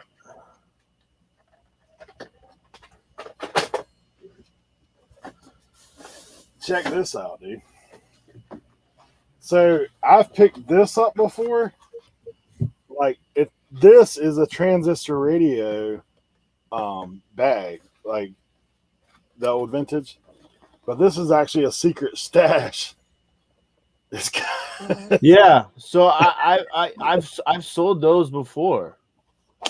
I didn't realize that that's what it was for. A transistor radio. Is that because it has those holes in there for the speaker? Yeah, yep, and it has like a little sound thing. So like I've sold the transistor radios like that are look like this, but this is obviously a liquor stash. Kind of crazy. Oh, the yellow wall rotary yesterday. Oh, that's sweet. nice, Kevin. I already sold 2 of the phones I picked up in Cincinnati. I got a black wall rotary one on the table. That's the last one that's left. My mom got these. These are plate stands. Yeah. I couldn't figure out what they were for a minute, but I was like, it's plate stands. So the guy at that estate sale, the older fella that I talked to him day one, and he told me that he had over 100 hats. So I was like, yeah, I'd be down. So he comes back the next day, and he's waiting for me when I come out of picking.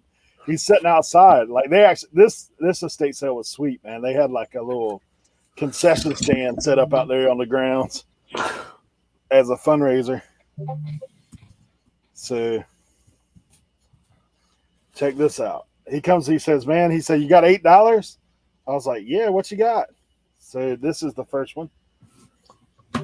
That's crisp too, isn't it? Yeah, this swingster, but it's got, I mean, I got to vacuum the foam out. Yeah. But it's clean. It's never been worn. Just old. Bicep denim. Ooh, that's sick. Yeah. Is that Louisville manufacturer? Swingster as well. Swingster? And the foam's got to come out. It's foam all the way around. So foam's got to come out. That's a nice one. That's a fat patch on the front. Then this one's a little rougher. Farm Bureau, probably not that great. Reggie Matthews. I don't know what that's about. Made in China, so that's garbage. But this one I thought was cool. Yeah, that's the one right there. That I would wear that. It's Sansun, and look at the snap on the back. Look how interesting that is. The double row snap. Yeah, that's pretty sweet. I would rock that. You should rock that, Eric. Rest of the shoe. Backwards though. You gotta rock it backwards. I don't know if it's got enough snap on it, man. We'll see if it'll fit over this. When was the last time you wore a backwards hat, Eric? Probably about 1989.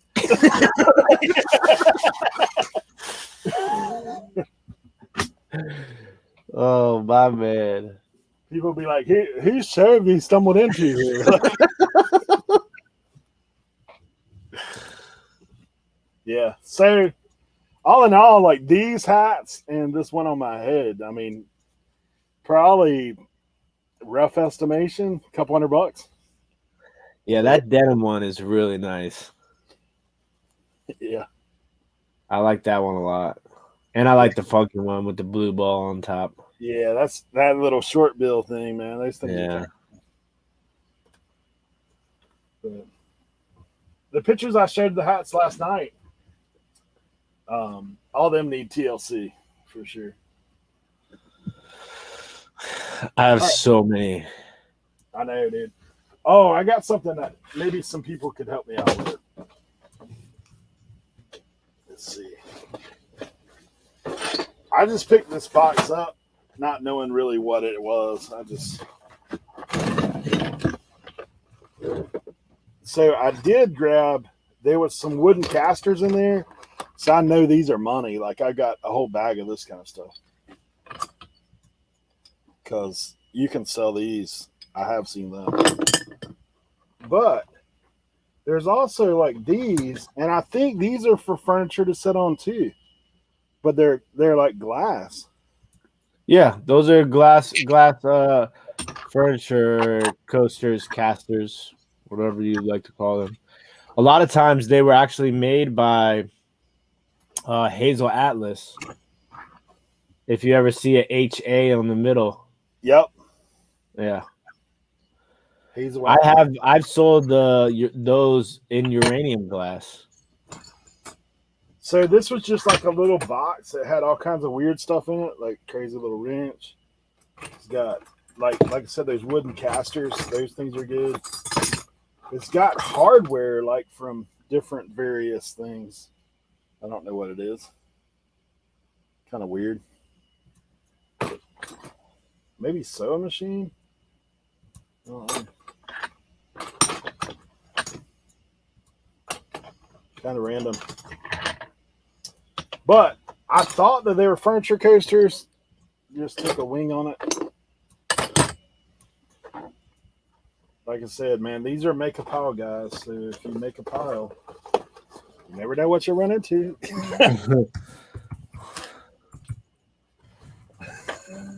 1989.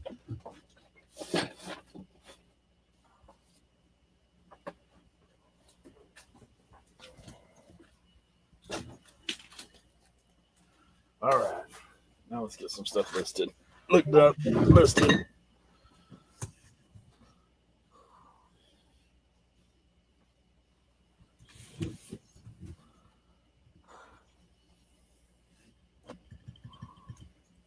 Yeah, Farm Bureau is still around, but I don't know about the.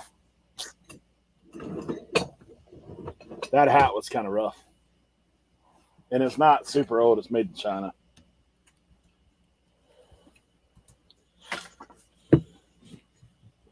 Hey, flipping sports guy, Ainsley, good to see you as well. Yeah, 1989. I would be in the 10th grade. I probably wore one since then.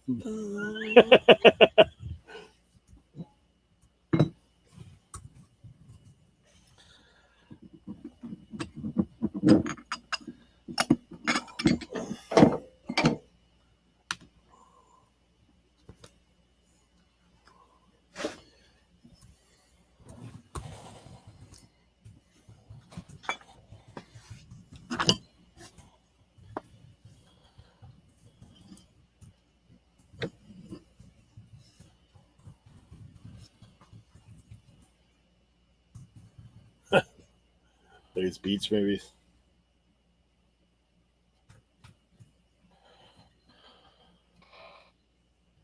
Hey, look.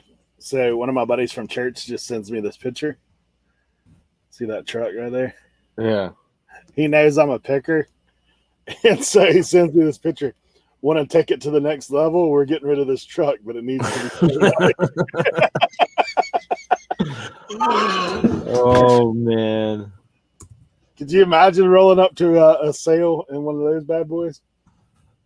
Like a G. Yeah, that's been one of the big deuces, man. Yeah, I'm here with the deuce. TJ, you got to go to Frisco Fire Department, buddy. That's where it's at, right down the road. Needs to be towed out.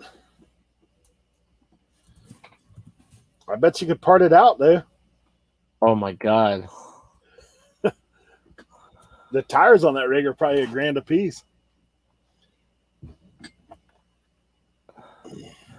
Kevin, man, if you ever have any questions, brother, when it comes to glass, man, don't ever hesitate to reach out. I normally don't look at it, Kevin, but Tim's influencing me a little bit. After I see some of the stuff he pulls, I'm like, dude, I know I've seen that somewhere. And see, that's the thing too. It's like, I that's why, like, I see so many people like because in certain areas, like he's saying, like there's a lot of glass and especially, like sometimes it's, it opens up the door because, a lot of times there's a lot of competition and so many other, you know, genres that we sell in that it becomes super difficult. Like, like if you see a picture for an estate sale and you see a ton of video game systems or, like, that there's going to be 40 people there for those. Mm-hmm. But there's going to be nobody in the kitchen. And like that just, you can kind of like, it just, I don't know, it always opens up another door. Like for me, it was crazy because now I've gone from just glass to everything. So it's like, I don't know. I feel like the more you know, the better, right? Yeah, like when we were talking to Commonwealth up there, and he's like, I like to be dangerous and everything. I was like, that's kind of what my thought is too. Like, I take it almost as a challenge when I go to sales and there's none of my normal stuff. Like, that's just how I am. Like, I want to find something. I want to see, like, and then like, so some stuff, like I bought all that plush, honestly, for me as a learning experience so that I can go through all of it and kind of say, okay, next time if I see this or if I see that or if I see that, you know, one of those things. So you know what I'm thinking about doing? I'm thinking about taking, having a picture of the IKEA bag outfit and then like cutting out a piece of an IKEA bag and then keeping the eBay like thing from the winning and making like a nice frame and hanging it up when I move into my new place. You can do your own NFT. That would be hilarious. Hey, I dropped into Joey's a little bit last night and I asked him if he'd kept the bags.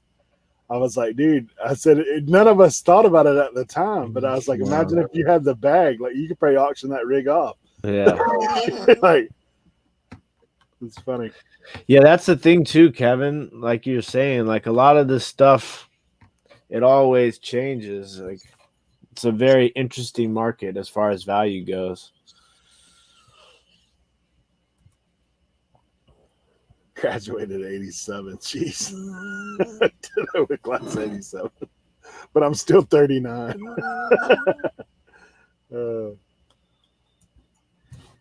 I mean, that's what I've seen. Like some of that stuff. But it's crazy because like you've been with me like to that estate place. So there's a couple ladies, dude. They're glass hungry, man. Like they come in there, they're scooping. But they're still hung up on some of that stuff that they were collecting for years. For sure. Absolutely. Oh.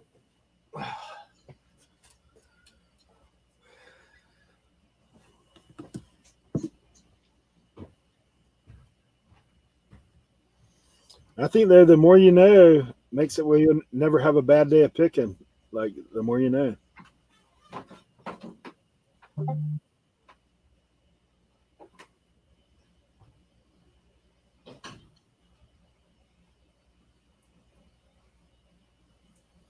I'm actually gonna have to take this hat off, otherwise I have to clean it because I'll be sweating in it already.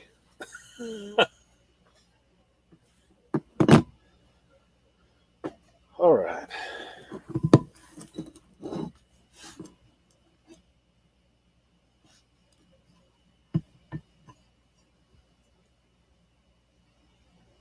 (683C) 683C.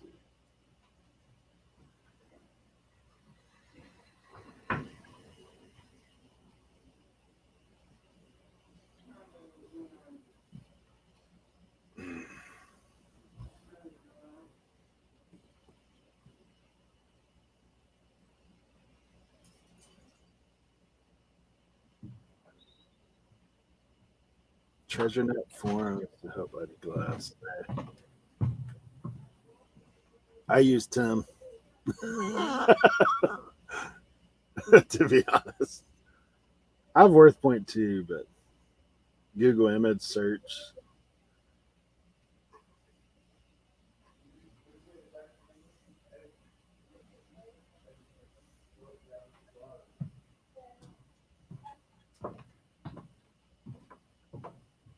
All right, TJ, we'll see you. Yeah, Ken, I mess with media too. Like I still have probably 200 listings of media. I look more for box sets. I used to do more of the individual stuff, but honestly, I think the other thing, like me and Tim have talked about this before. I think sometimes you get like for me, I get bored doing the same stuff over and over again. Like I want variety. Man, I've been thinking about maybe selling my lamp.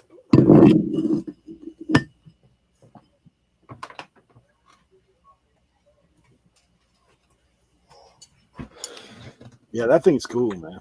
Yeah. And this one's like the original.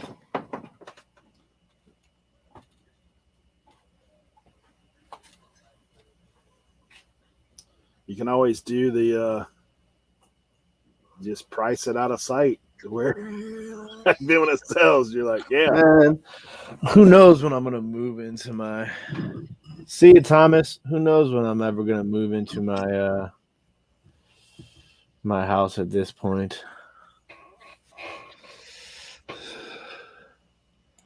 Yeah, Kevin, we have a theory about listing different stuff all the time. I feel like this is me.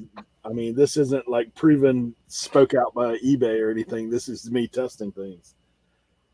When I have varieties of stuff, like if I like say if I have 100 hats, which I'm sure I have at least that many listed. Um, if I don't list hats like consistently, I feel like I don't get sales in hats.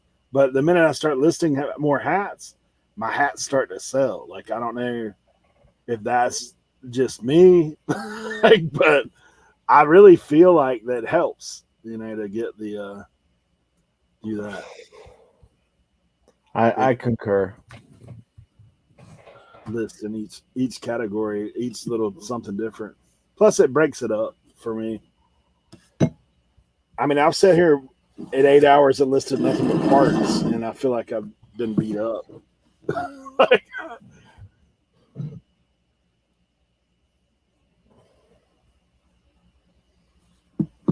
hey, Sean, be hanging out with Sean a little bit this weekend out at the 301. He lives practically on it. So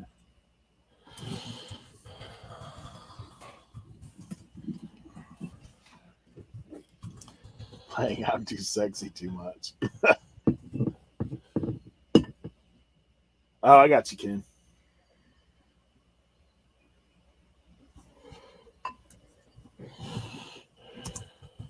Dude, I've seen your pictures of your media stuff, man. You like got the massive.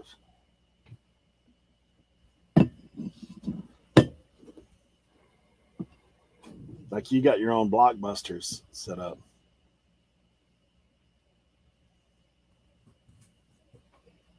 Yeah, I think so too, Kevin. For sure.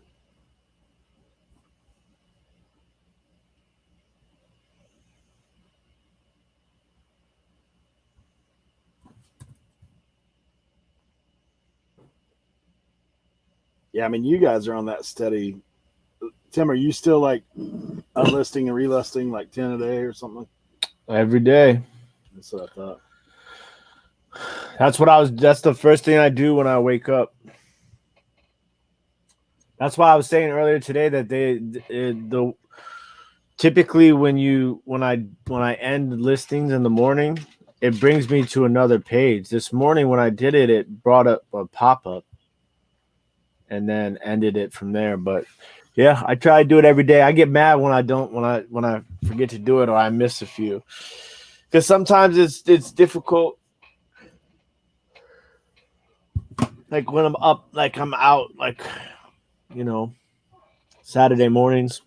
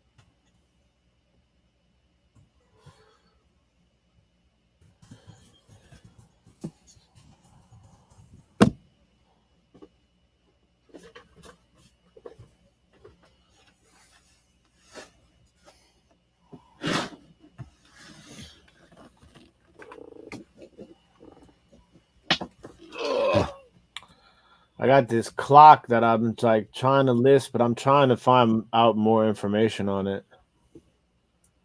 Joe said, "Do you guys use List Perfectly? If so, you have any problems when relisting? My link breaks to List Perfectly." Yeah, when you end your listing on eBay and you relist it, it generates a new number, so it won't work with List Perfectly anymore. I heard Tracy, or I didn't hear. I saw Tracy in the chat, one in chat the other day, talking about, you know, if you do the end the listing and then relist it through List Perfectly, as opposed to ending the listing and relisting it through eBay. So that's something I might try and fiddle with a little bit. So now are you listing directly into List Perfectly and then pushing it I out? always start in List Perfectly.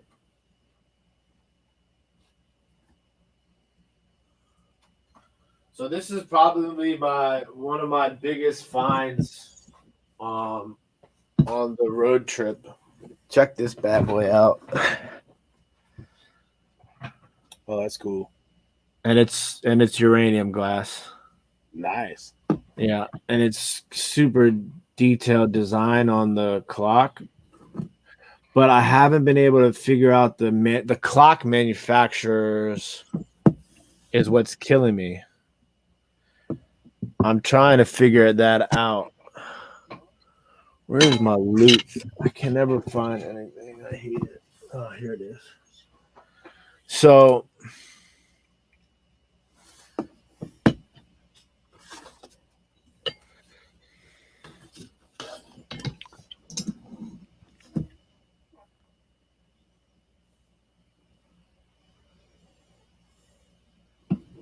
it has like a shield, and it's like a T, and the C runs through the shield.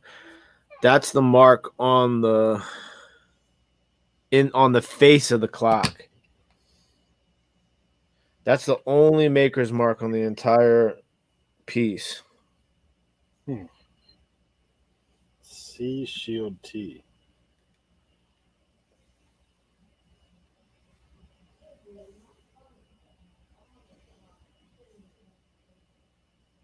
Yeah. That's the only marking.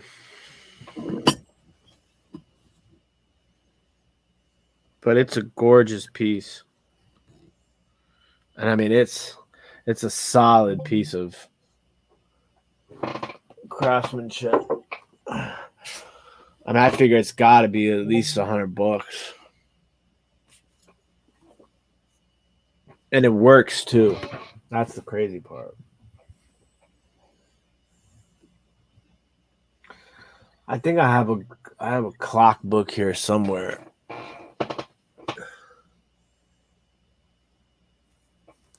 Watches.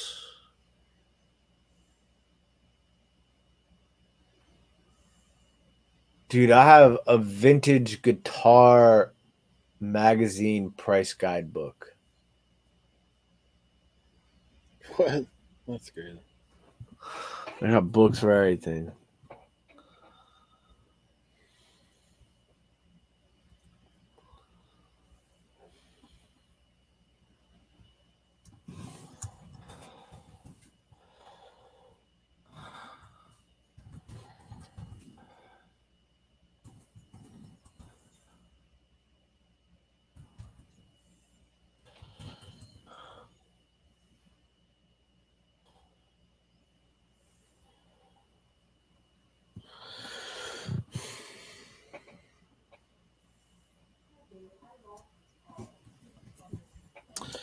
I stopped using FedEx as my shipping option on Macari. I know it's the cheapest option, but I can't. I can't do it anymore. It takes like 2 weeks for things to get delivered. That's wild, dude. It blows me. It just blows me. UPS is like next day sometimes. It's insane. And it's only usually typically like $2 more.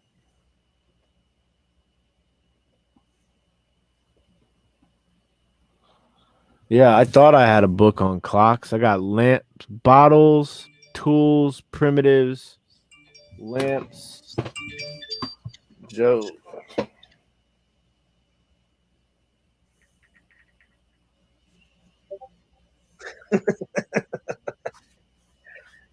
Oh, Joe's got a crazy stack of books too, man. The Poor Man's Guide to Antique Collecting, Whitehall and Tatum, glass, China and cut glass, English crystal. These are all glass books, glass. Victorian furniture, kitchenware. Chicken Terry, that's actually a great idea. What? So she started putting the week code in her custom SKU, so then she can pull up a whole week a month from now and end and relist. I like that. That's super smart.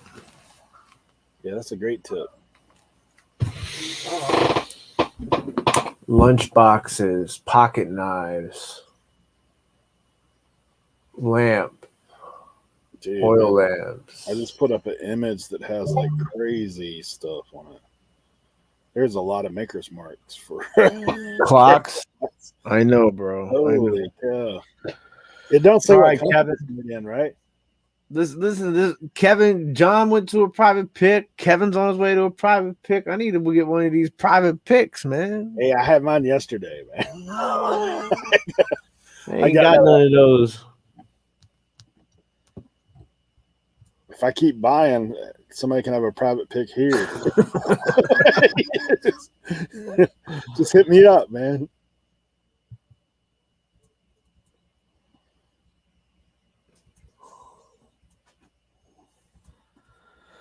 Come to the Outer Banks, load your car.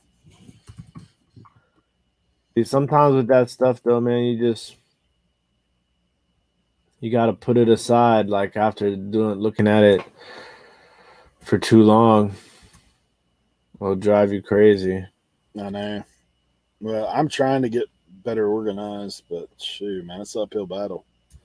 Because then stuff like that happens. Because like he calls me yesterday and says, "Hey," or like Sunday, and he says, "Hey, I've got some stuff for you." So once you have a kind of have somebody that's doing that, like I'm not going to be like, "Sorry, no, I'm not interested." That Sacco hats that I sent you pictures of last night, like that's where that came from. Yeah. And I've got I'll bring it out later, but I got a laser disc player Nice. with a stack of laser discs. You're gonna put that in a booth. You're gonna sell that online. I'm if it works, it sells for like $285 online. Oh, So, nice. yeah. If it's not, it's a $25 anchor.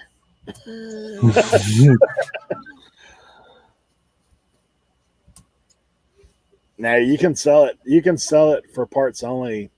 Like I've seen it go as much as like 30, $40 parts only. So plus shipping.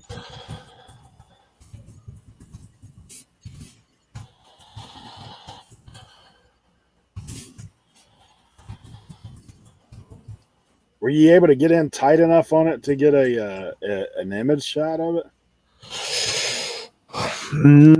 You know, I might be able to do it through the loop.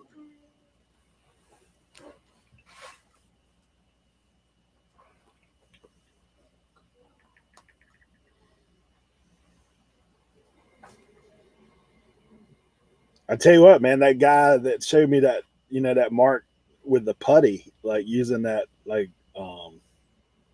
silly putty or whatever. Yeah, that was a cool trick.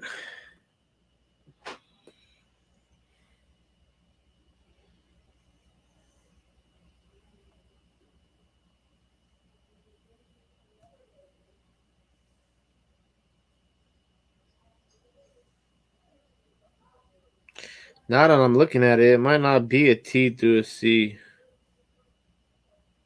It might be two C's. Or some other weird sort of marking.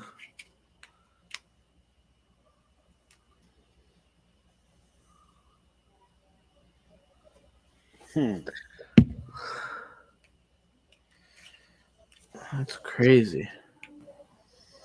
Dude, it's kind of sketchy because like I'm looking at antique clockmakers identification marking.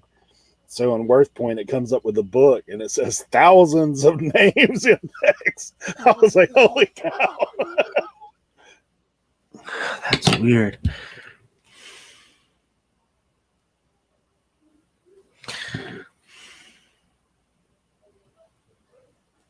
Yeah, it's one of those things, man.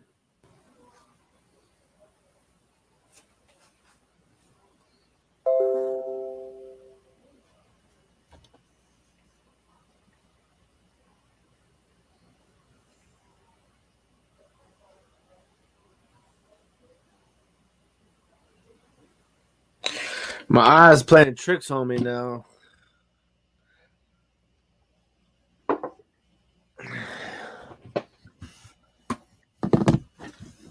Kevin, thanks for hanging out.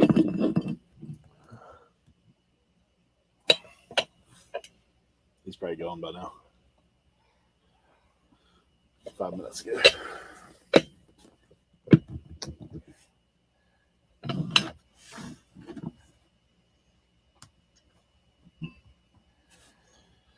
All right.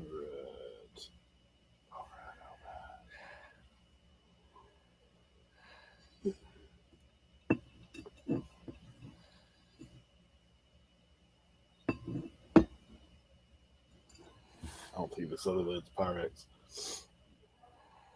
It just has numbers on it.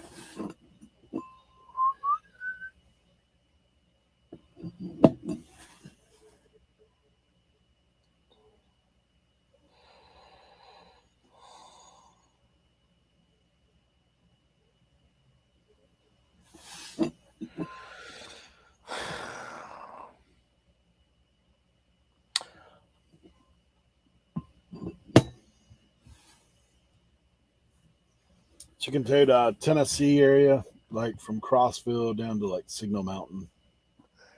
That's where it will be.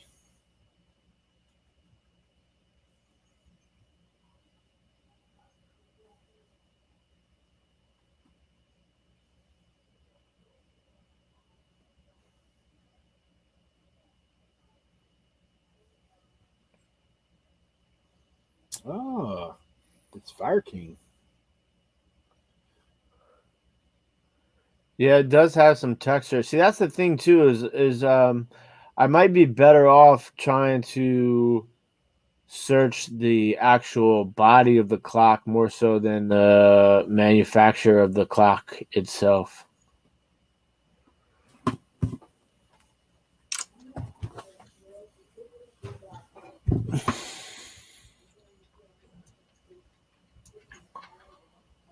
Yeah, we went that area last year.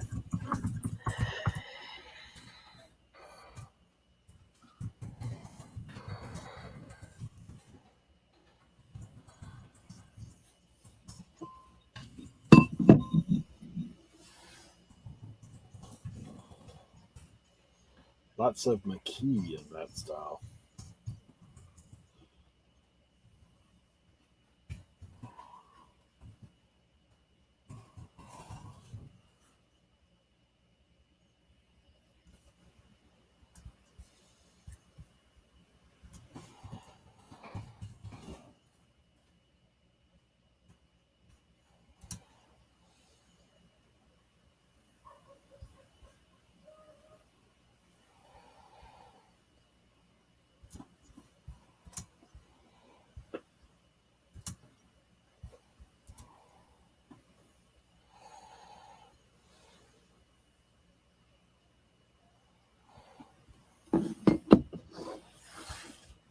Okay.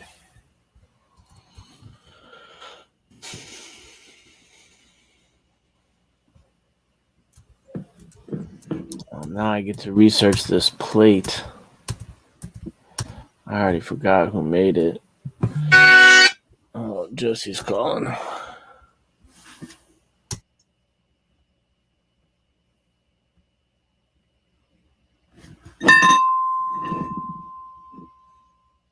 Nothing broke.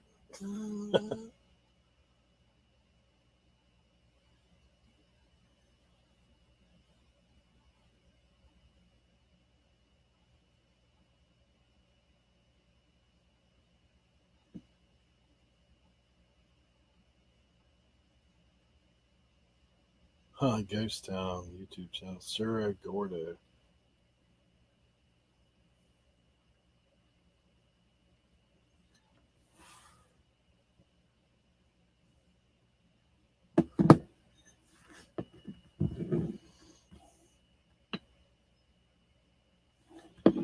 Four 7 5.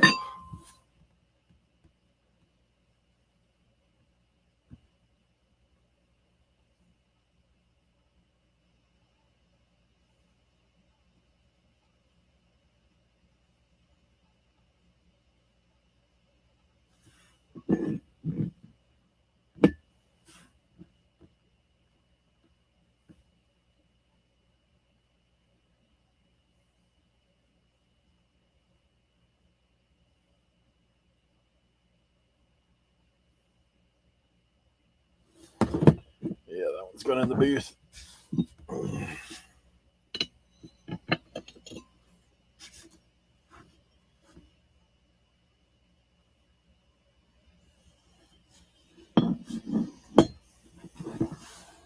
Chicken Toad, you should hit me up on Instagram that weekend. We'll be moving around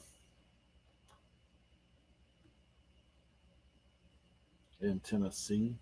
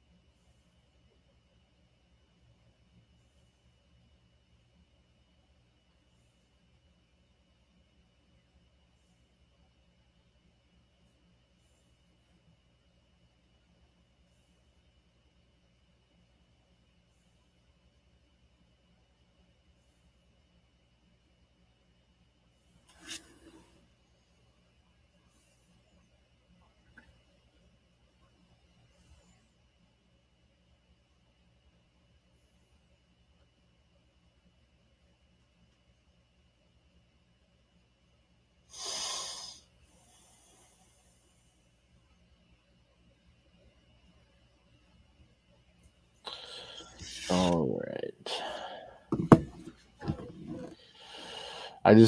Josie just reminded me I gotta I gotta start packing up the storage unit now. If I want to be out of there by the 25th, avoid paying that fee.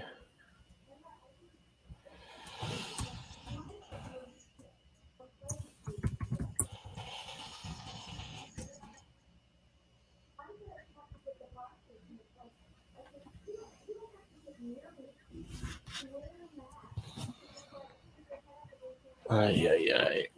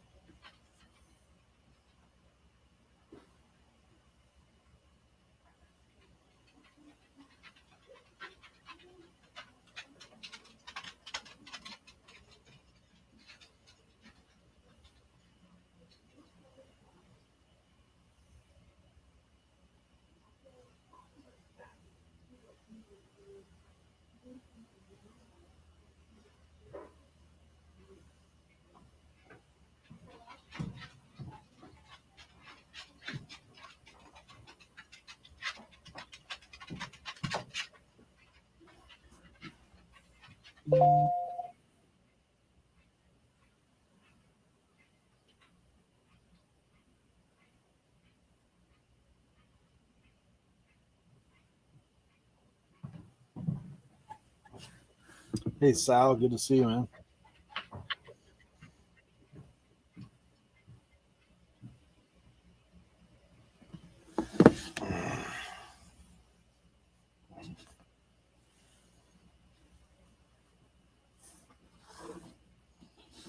All right.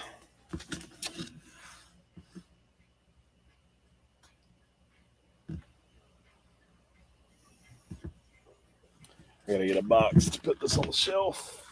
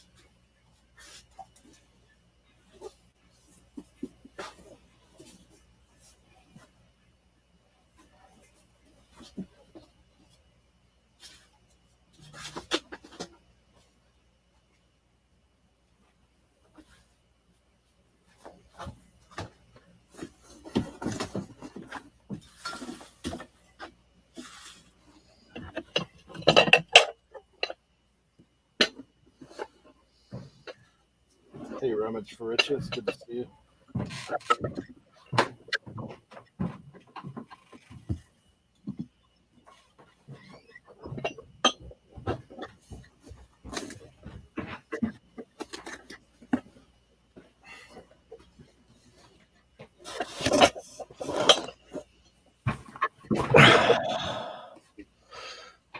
Sal's in the building. What's up, Sal?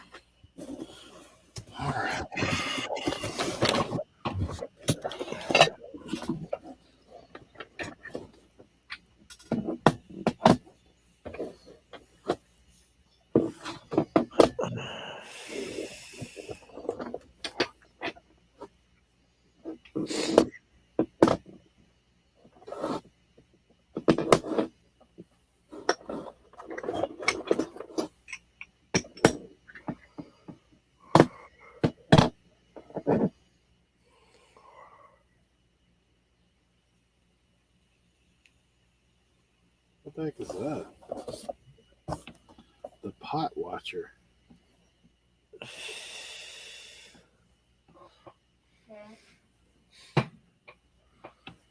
Dude, this thing has like little nick cuts in it, like an ashtray. Wait, hold on. Tabbed out. Let me see. It's like, see how the little cut is Yeah. in it? But it's called the pot watcher. And on the other side, it has the same. Like Maybe it's a top to a thermos. it builds to a lip on either side, but it's got like those two little.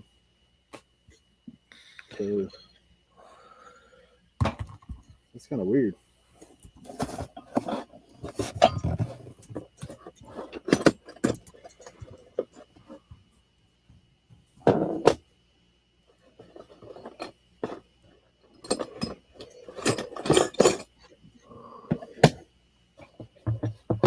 Pot watcher.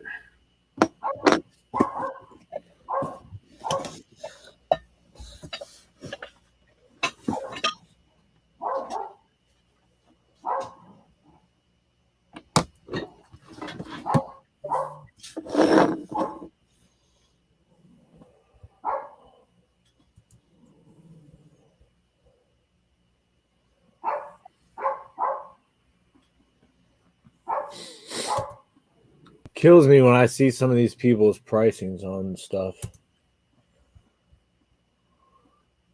I'm just assuming that they sold them in some sort of auction style.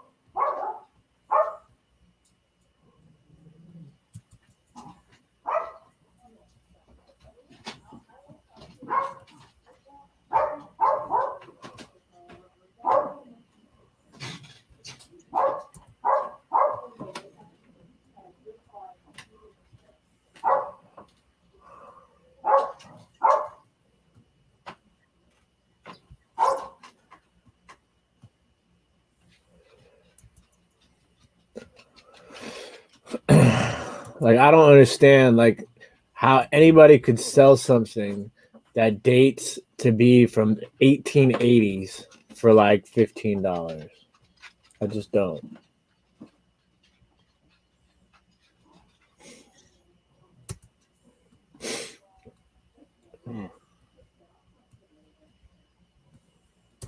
I wonder if there's anything listed right now.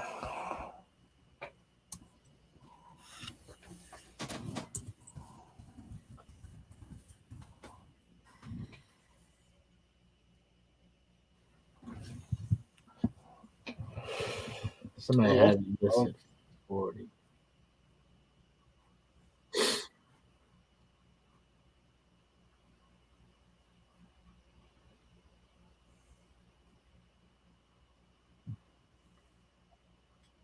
There is a significant amount of it listed online right now.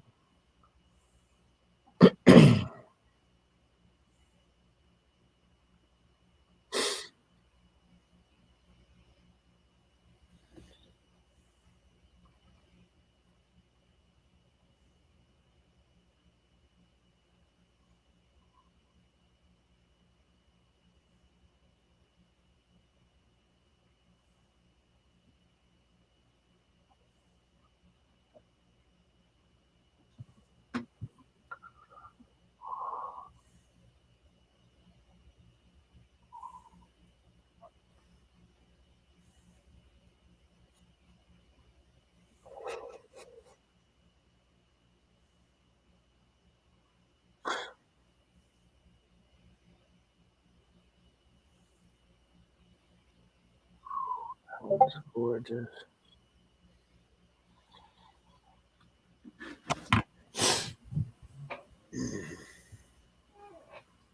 Hey, you know what this is?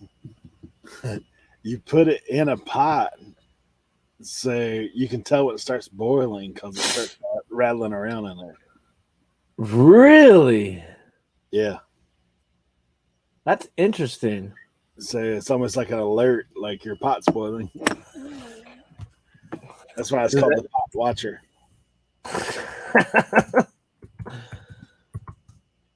It don't have a much value, I don't think. Well, No. somebody got one on auction. No bids. About $6.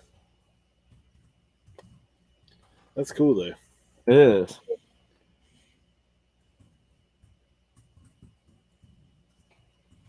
Dude, I gotta pull out. I just bought a vintage crock pot. These are in the same listing as that. Somebody sold one of these vintage crock pots like $70. What?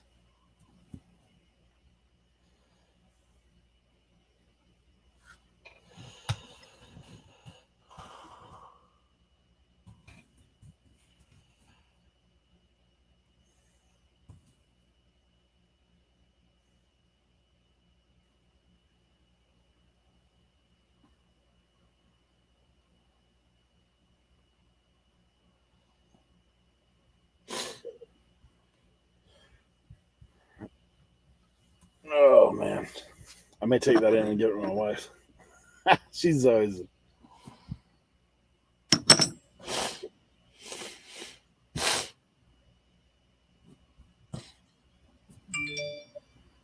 I gotta take these mug stuff in there.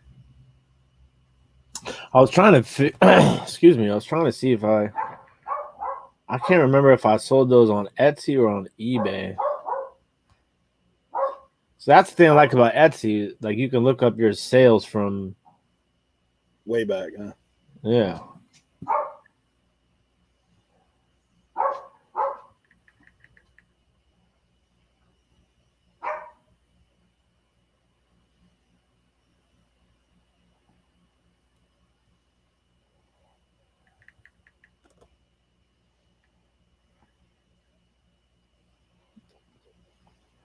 Am I misspelling Hardy? Rummage for Riches. You're gonna be in Crossville? Dude, hit me up on the DM there. We'll come by and see you. That's where we're staying, is Crossville. That's where Chris is at too, old school picker.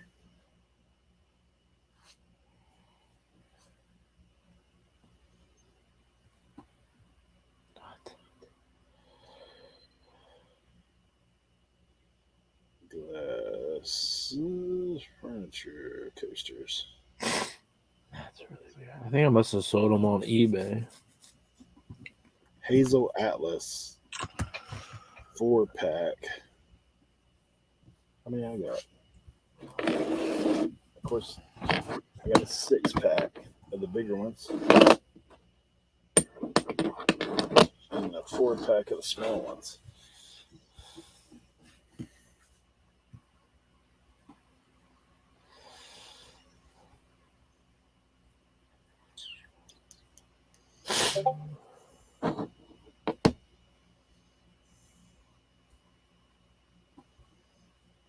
Dude, they have some of them that are made of uranium glass. That's crazy. The coasters, casters, right? Yeah. Yeah, I sold a bunch of those before. Look at this dude. His listing, he's trying to be sneaky. You see that one right there where he's got the green background? Yeah. Sneaky, huh? It's clear, but he's trying to make Yeah. it feel like it's green. Sneaky guy. I see you, buddy. It's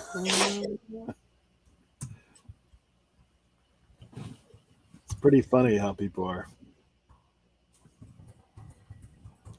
That's like the guys that'll put up a picture with like 80 of them on there and they're only selling one.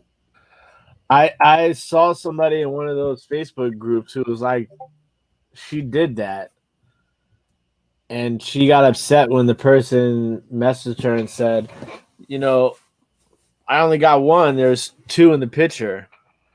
And the woman's like, well, you know, in the description it says one. I'm just like, well, why don't you just take a picture of one? Like, I don't like like that's the thing is like what kills me the most about people, right? Like, yeah, I mean, they know why they're doing it. Like they're doing it to try to get those guys who thinking they're getting something more, you know? Like I just would never like. I always anticipate the worst possible scenario. And I do everything in my power to avoid that worst possible scenario. So why would people create more of a problem for themselves? I just don't understand it. Because you know that you're going to get a return, like not maybe every time, like maybe if you have it down in the listing, but you know the people we get when you even got the picture and it in the listing that file a return. Like you're just setting yourself up for problems. Yeah, exactly. This dog is driving me crazy. All right, I gotta wash these rigs. They're a little dirty.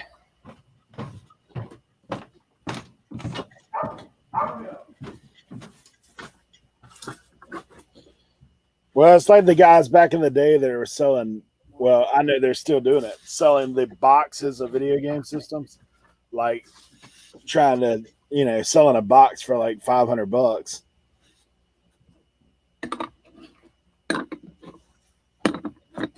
Trying to catch people not paying attention.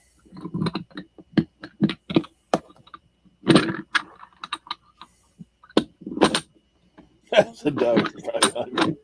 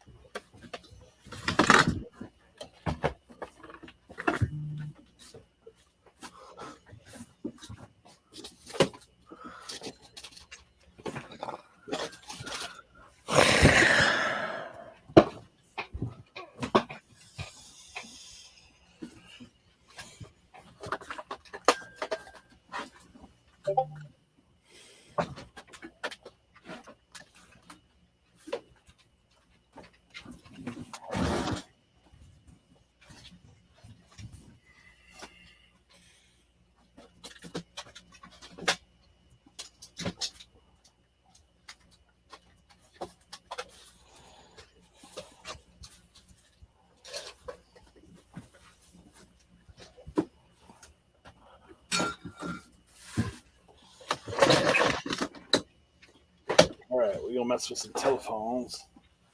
I'm gonna run this in the house and get my box.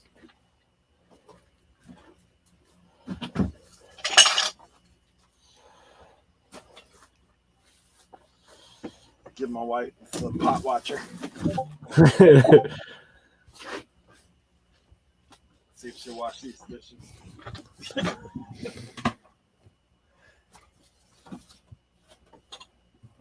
The dog is my mom's outside talking to one of her friends, so the dog saw her, and he just wants to go outside, but he can't go outside because every time he goes outside, he eats all the cicadas, and when he eats all the cicadas, he gets diarrhea. And when he gets diarrhea, it's not a happy situation.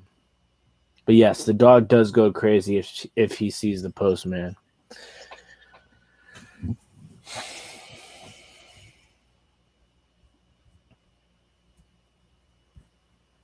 And the dog is always hungry.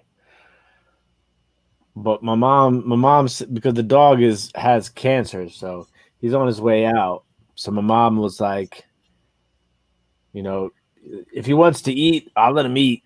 But now it just, I mean, he'll eat all day if you let him. But love the little guy to death.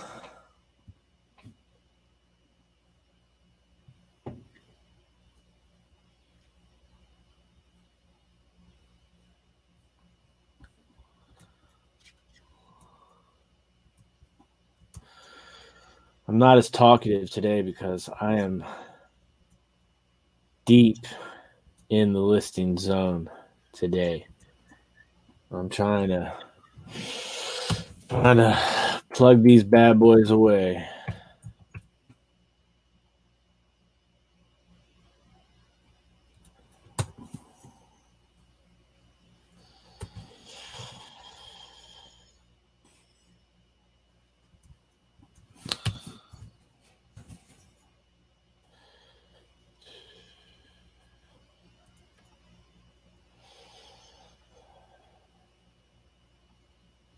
Yeah, I completely understand.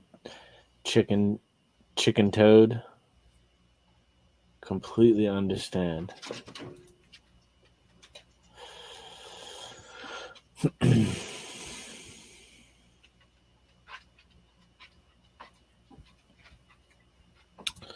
Let's send some offers.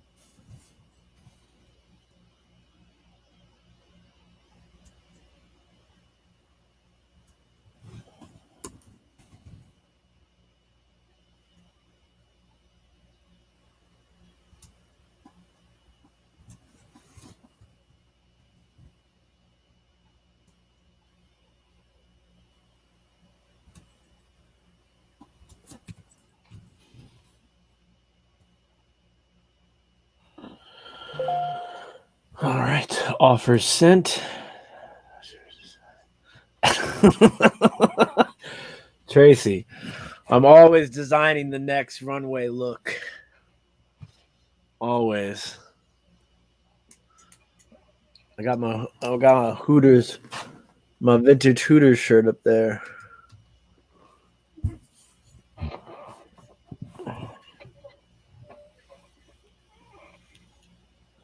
I see the light at the end of the tunnel though on Eric's screen. Tim Gunn called he said make it work. I hear that guy in my head all the time, Tracy. Seriously, my life sometimes feels like a Project Runway challenge.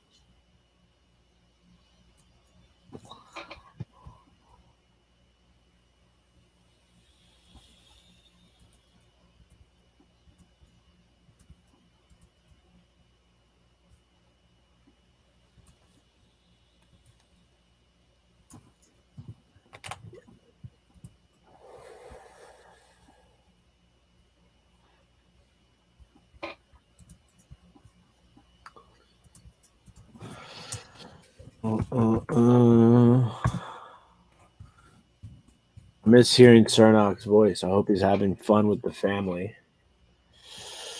It's good for him to get away for a little bit.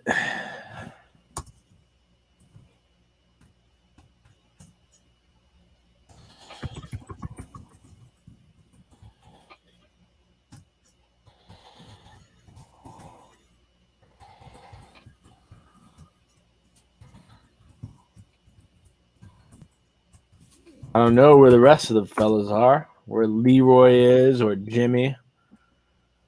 They're probably hard at work. I swear most of my time is spent putting in tags on Etsy listings. It's just the worst.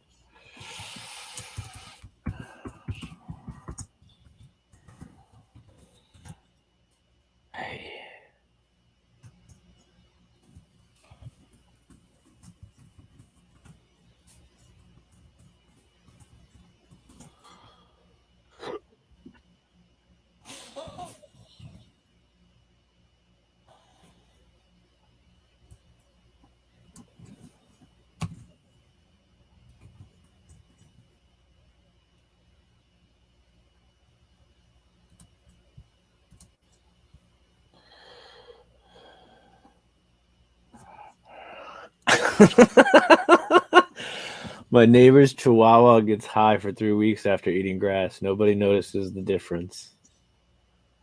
Tank is going to take a 5-day nap after they leave. It's quite possible.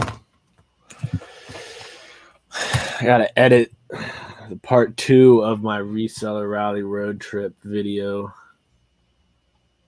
tonight. Drop that tomorrow. I hear you on Etsy. I hate all the work it involves, but it does help. Absolutely, it definitely does help.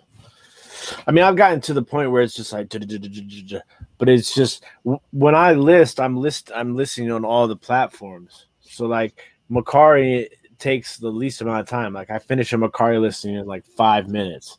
I mean, not 5 minutes, like 5 seconds. And then eBay is a little bit longer, and then I get to Etsy, and it's like the longest part, and I'm just like, ugh. The craziest is when I have an item like a vintage shirt or a vintage hat, and I list it on all 6. It is just over and over and over and over again. I wondered about seeing all the glass you show. So this is a silly question, but sometimes something that I wondered about seeing all the glass.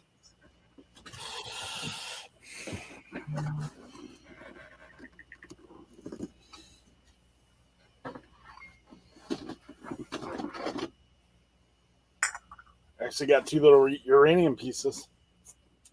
Sure. Oh, look at you. Yeah, they're going in the booth.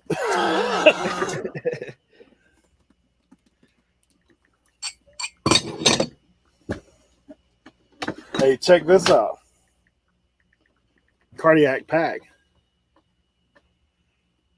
NC State 1983 National Championship. Unopened. Yeah. That's awesome. I've got the Carolina one too from Jordan. But that one's actually in my collection.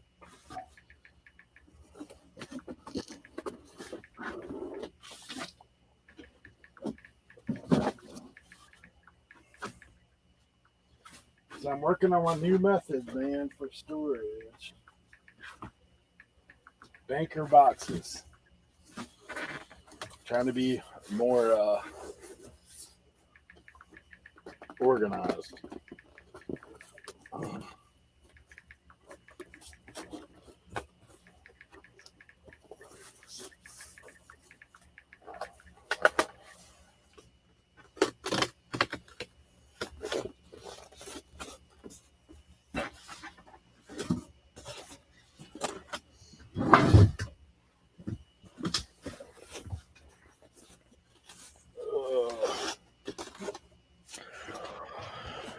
Is there a vintage blown smoking glass market? What do you mean, Joe? Like pipes and stuff like that? What's crazy is I've noticed a very insane uptake in blown art glass smoking pipes on Etsy.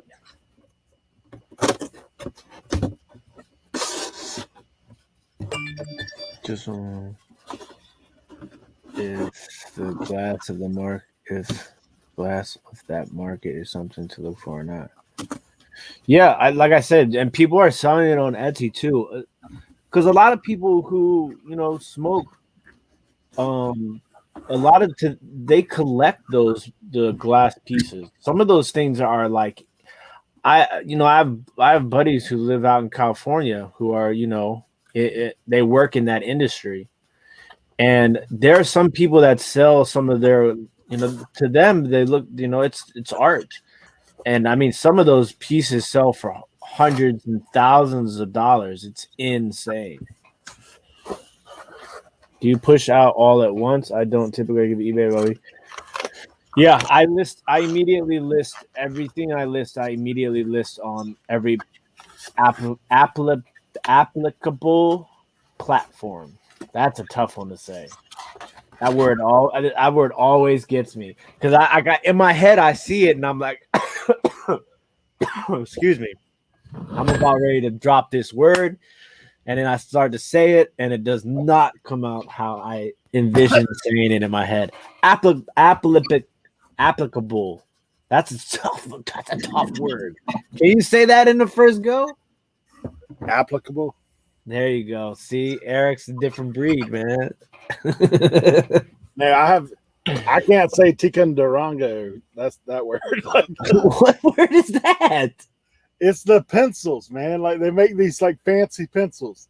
Oh no, I don't know. I never see that one. That would Well, be fun. dude, like when I first started doing YouTube, our Kmart went out of business. So we had all this. I mean, I was going in there buying all kinds of RA because, I mean, it was pennies. Like it's 70, 80, 90% off. So it was around back to school, like or the end of school or whatever. They had stacks of those pencils in there. So I sold them like crazy for a while. So I'm doing my what sold videos. I'm like, guys, you know what this is. Like, I can't say it. I keep trying to say it. Oh, it's like Tico Durango or something like that. Tico Durango. I may actually still have some. I still can't say Giannis's last name. Yeah, nah. I don't even try that. I just say Giannis. But like Tua, like I see people butcher Tua's name, but now I've said it so many times it rolls off my tongue. Tua Tagovailoa. Yeah, some of that stuff's funny. It's funny how you get something like that's just stuck. Yeah, I've got like 4 phones to list, but one is in need of a repair. Well, 5. I got one in need of repair.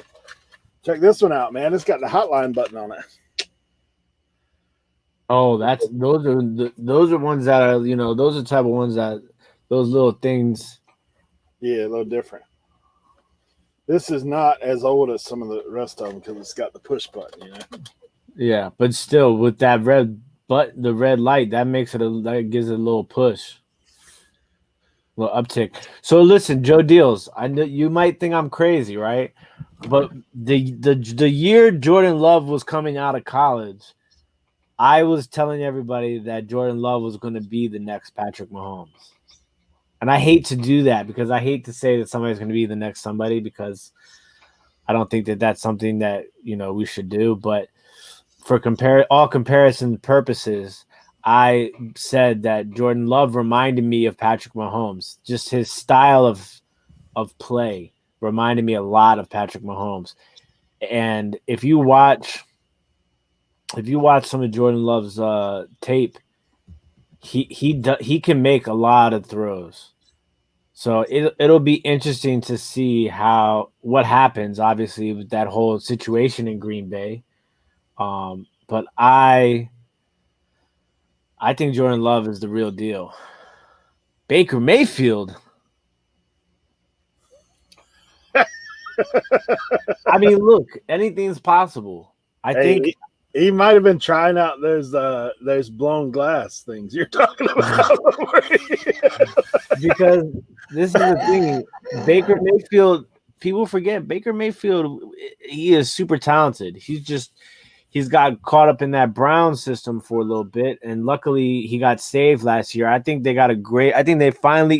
Cleveland finally made the right hire at head coach last year. I like that guy. What's his name? Kevin Stefanowski or something like that. So I think that having a second year and a non-COVID offseason, I think Cleveland is they're on the watch for sure. You have to keep your eye on them because I think that they have the talents on the roster. It's just a matter of can they capitalize off of last season. And Joe Deal says, I hope not, because screw the Packers. Camp reports were not good. Then they seem like they changed, and now he's doing good. Yeah, this is the thing too. You have to remember, you cannot people who like football, right? It's like when there is no football, any sort of football gets put under a crazy microscope. So yeah, he probably had a bad practice, and then he came out the next day and threw an 80-yard touchdown pass. Like it's mini camp, it's OTAs. Like you got to take all that stuff with a grain of salt. So we'll see. And what do I think about my tackles? I think we have a nice competition going, and we're gonna find out soon enough. Who's I'm all about trusting the process with the Washington football team these days. You know, I think Ron Rivera is implementing his way, and I think it's I'm just gonna sit back. I'm not gonna look too much into things. I'm gonna let the coaching staff make their decisions and support what they decide to do until I've been proven otherwise. What's going on, Larry? Thanks for joining the party, buddy. Larry, are you like, dude? And I'm so sorry about this, but like, I'm pretty sure it was you that talked to me about Walkmans, right? Because I've got a stack of them. But then I was like, I think it was you, but I wanted to make sure before I reached out. So just let me know.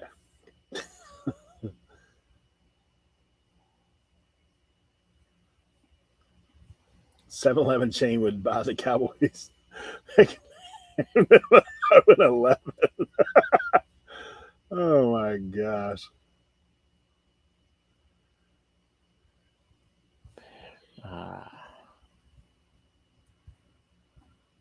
Was it you that was talking to me about Walkmans? Like Sony Walkmans? That I have a bunch that are in need of repair.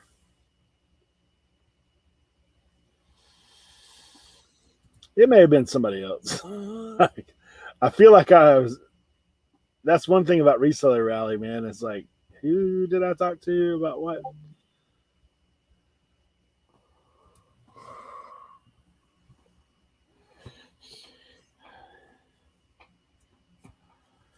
You ever heard of California PA College? What is that? PA College? California University of Pennsylvania. That's weird. Is there a California, Pennsylvania? Yeah. Well, that's probably where it's at. So I have this plate, and I thought it was from California University, but apparently it's from California, Pennsylvania College. Oh, yeah. That's what it was.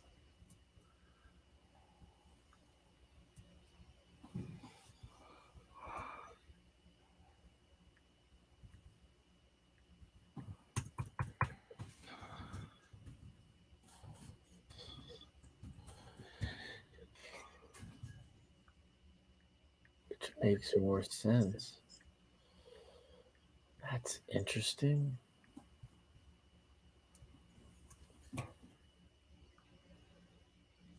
Let's see what the Coke bottle is. What do you think?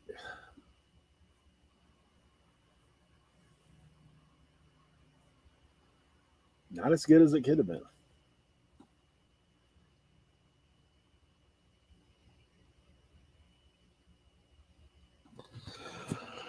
Somebody sold it for $47, but they have the Sports Illustrated to go with it.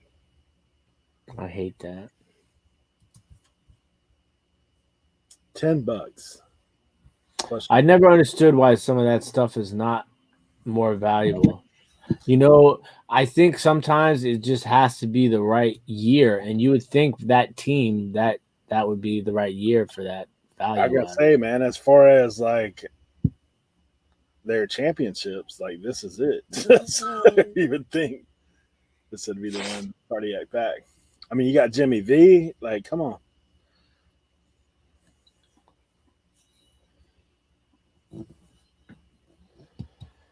Maybe they mass produced them, but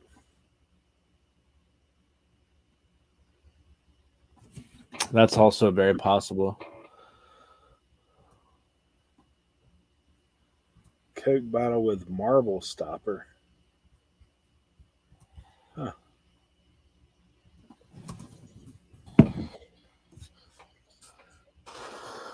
Maybe I could put it in the booth for 20. That's what I would do probably. Booth it.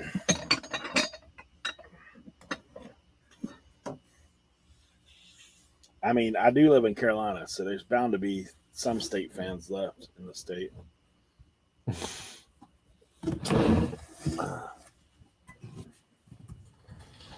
I mean, I've always been a Tar Heel fan, but I did respect their team back in the day. The old after the cardiac pack, because '83 I was a youngin, but when they had Chris Corciana and Gugliotta and all those guys, Rodney Monroe, they had a good team then.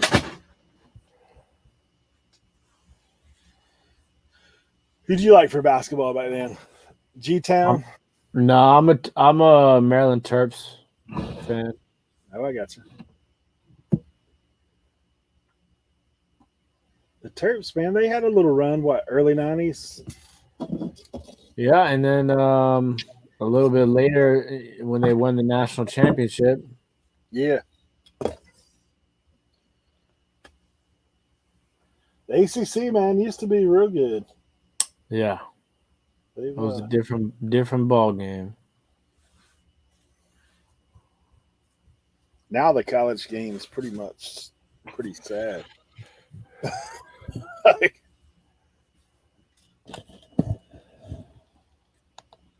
used to hate Nate Burleson. Nate Burleson is awesome on the NFL Network, though. By the way, I enjoy his takes.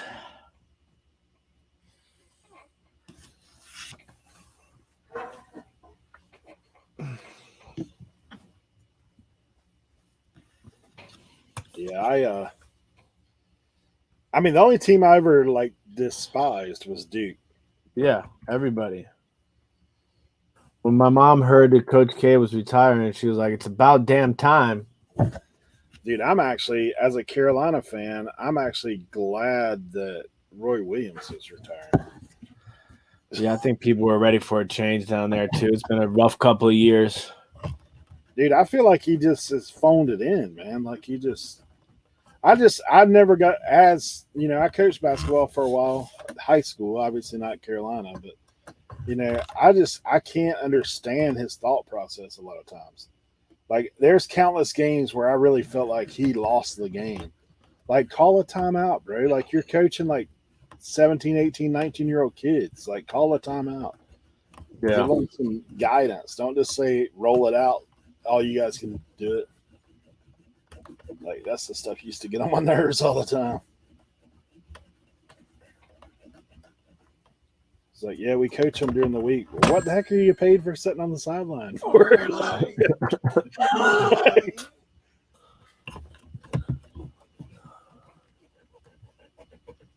Yeah, I'm excited about Hubert Davis coming in there. Yeah, I think he's gonna be great. I always liked him as a player. Yeah.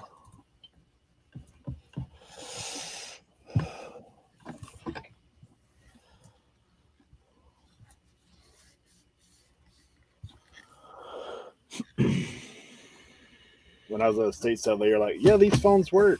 I didn't think you can use your rotary phone anymore.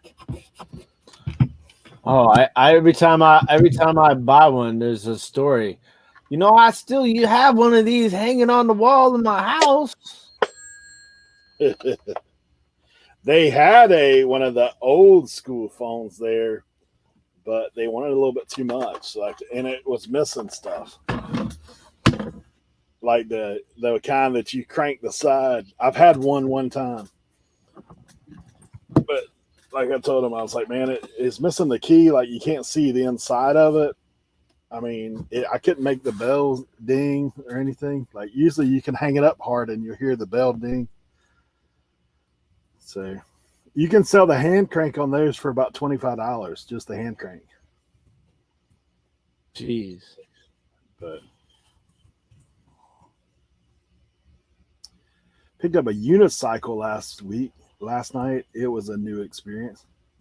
Packed up a new unicycle. Wow. That'd be interesting. I know somebody who has a tandem old Schwinn who I had an opportunity to buy it, but I was like, dude, I don't know what the heck I would even do with that thing. I guess I could part it out, but it's one of those items like you hate to part out. Like I would, because it's like history, you know? Yeah, for sure.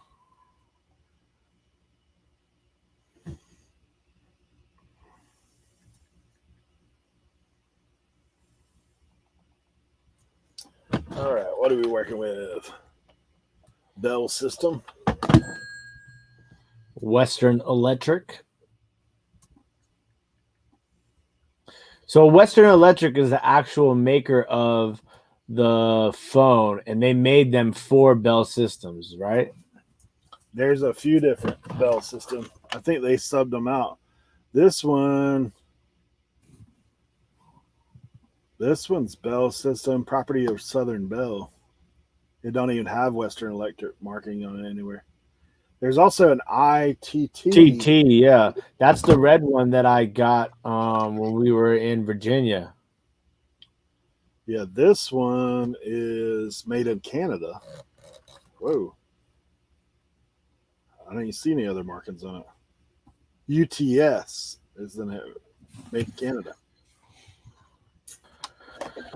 So there's a woman on Instagram who I follow, and I don't know how she does it, but she sells her stuff solely on Instagram and Vintage Seller, and she's huge, and she gets insane money for stuff. I don't know how the hell people are paying that for the stuff that she's selling.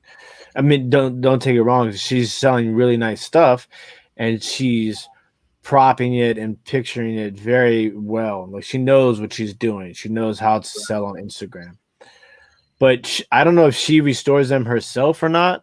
But she sells those phones, the rotary ones, restored for like $150. Dang. Yeah.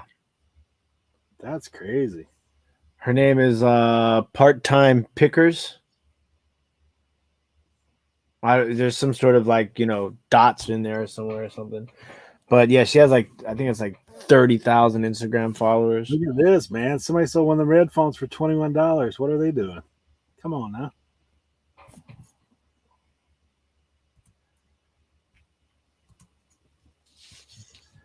You know why? Because they're auction people. Yeah. Instagram, dude, that's crazy there to get it like that.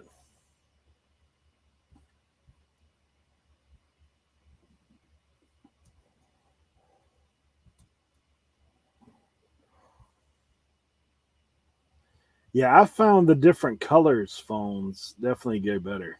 For sure. Than the standard cream or black. Like, but I mean, if you get them at the right price and you don't mind, listing them at a certain price, they will sell fast. So like, especially like condition wise. Yeah. The black one, the black desk rotary one I just sold, like I sold it for $35, I think. Mm-hmm. But I mean, like to me, like it's sold in like 12 hours. Yeah. And I paid $5-10 for that particular one.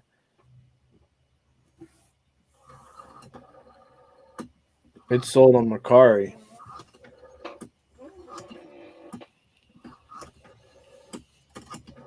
I think the wall ones sell better too. Yeah, for sure. for a little bit more too. Like Yeah. I have that black one, the wall hanger. I sold that the other day. I think I did take a best offer on that one, like 38, but just one of those things. Plus, I know I made a little bit on shipping on it.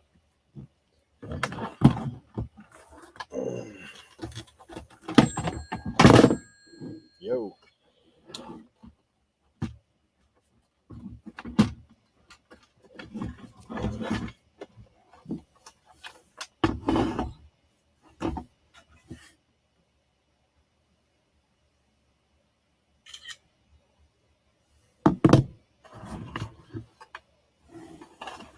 I like them there. I guess it's like nostalgia or something. I just like them. Yeah, this one's Western Electric on the handset. It also says not for sale, Western Electric. I don't know. I think Western Electric may be out of business, though, to be honest. There used to be in my grandparents where they lived, there was a Western Electric store.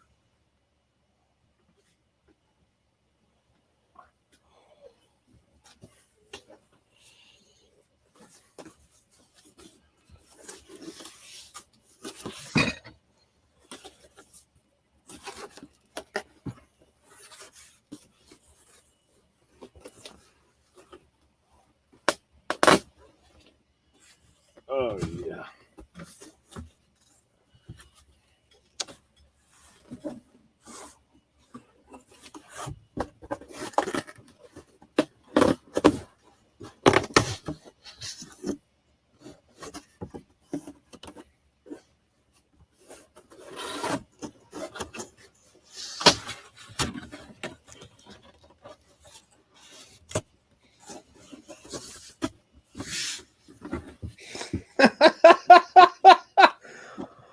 Sorry.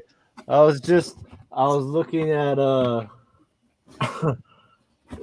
Instagram post by Daily Refinement, and it says the 6 reseller fundamentals. Master these and you'll have plenty of money and time.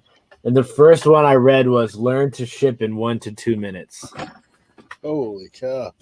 And I'm like, yeah, sorry. That's I mean, if I could do that, then I might just be like literally superhuman.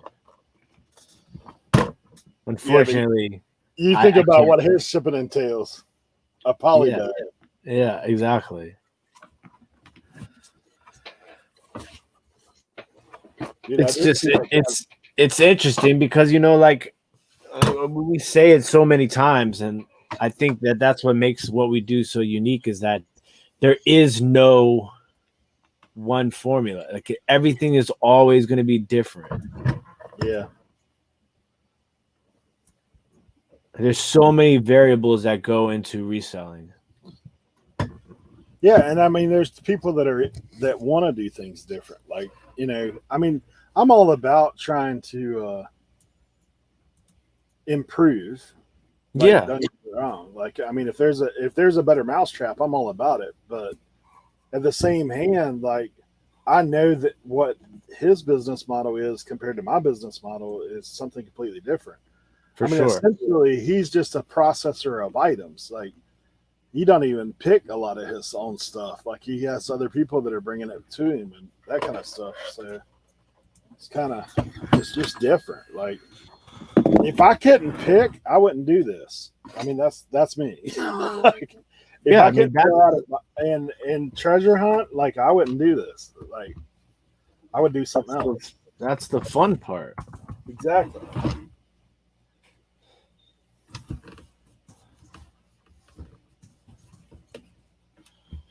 I mean, that's the part you enjoy, like going out. I mean, I like the whole experience of picking. Like, I like to haggle. I like to do all that stuff. Like, I like to find stuff. I take things like I get competitive as far as it's funny. Like, when I've gone picking with other pickers, I don't really get competitive, like trying to beat them up to the table or anything like that. But I also think about like, could I find something these guys don't know about, or like, or anything, just something to make it interesting. But or if you drive out to an estate sale, like I'm the guy who's trying to find something, even if it's not in the area of expertise.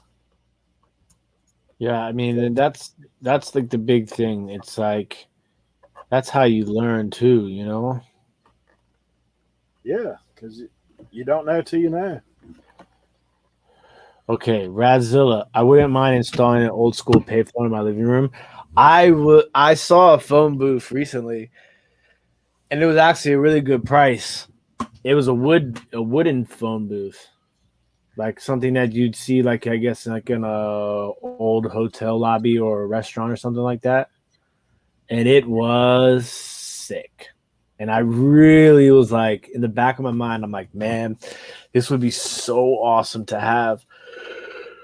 But I don't have the money to do that. There's one in Hatteras, like the next island down from us, that's still operational.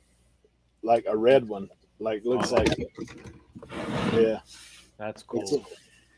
it's in like the subdivision. I once had a Scotsman in tears with my haggling.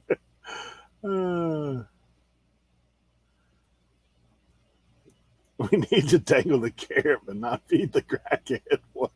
I said, quit. It's helping grandma do a high-end garage sale. So we need to dangle a carrot but not feed the crackhead. That's funny because they were going to put out the address and pics of lots of high-end stuff. I'm like, you're gonna get robbed.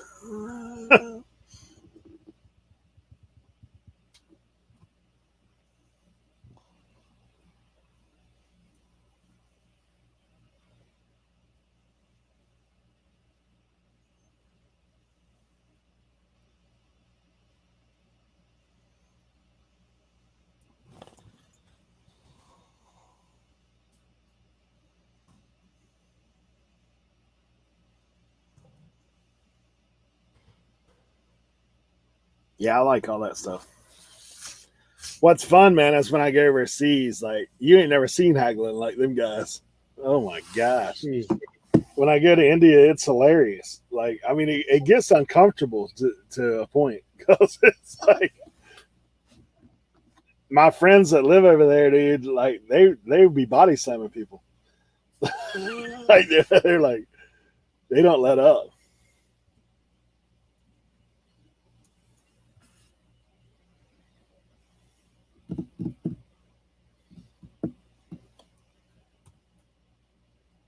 Dang.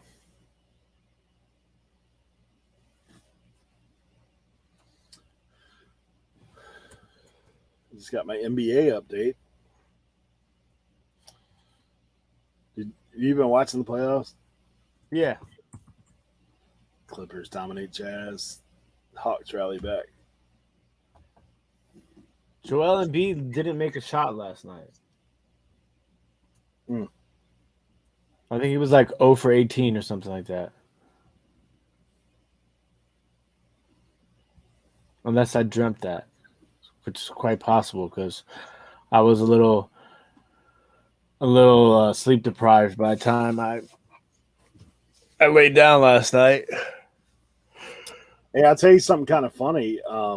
So my daughter, when she was in middle school, my youngest, like it was back when I coached middle school basketball, and so Northeast High School in North Carolina, at their middle school, Bam Bam played for them. So she has a picture with Bam, cause like she's 6'2" now, like, but when she was in middle school, like she was taller than all the boys and the girls.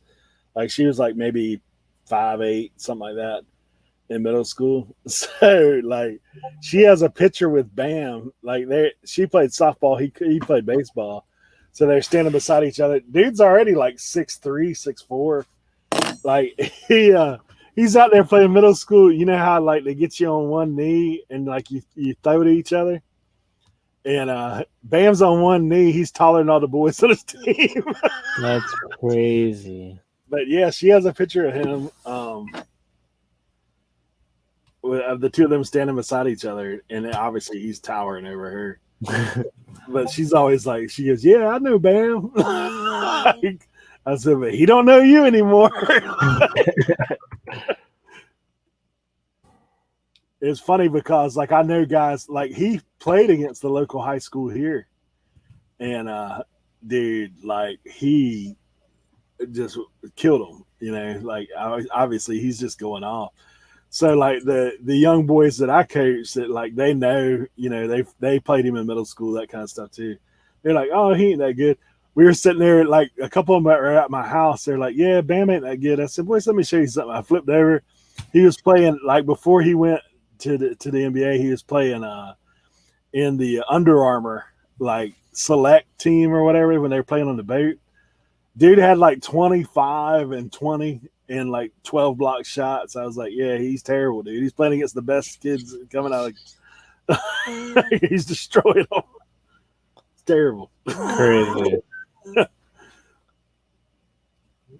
So yeah, I hear you. It's funny. I have to get my daughter to send me that picture. I'll show it to you.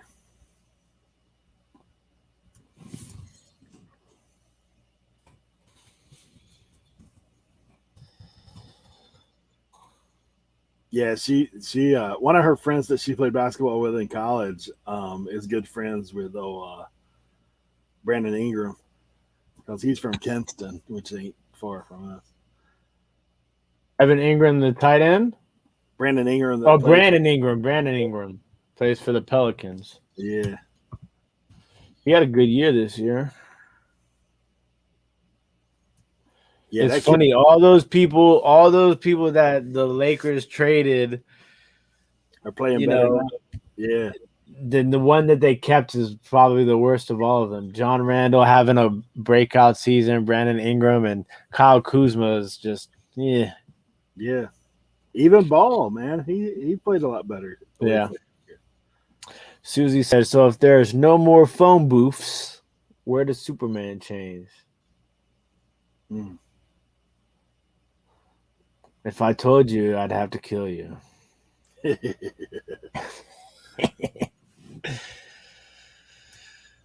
Oh, I got 2 more drafted listings. Then I gotta start taking pictures.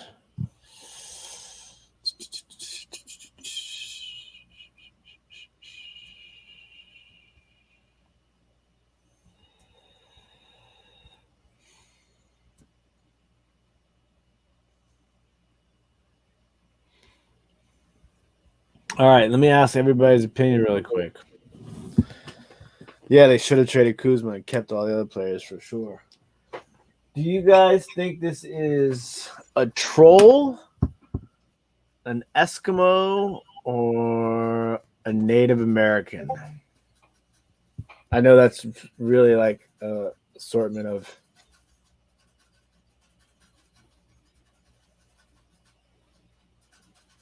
Yeah, that's kind of weird looking. Let me see. That might help it better.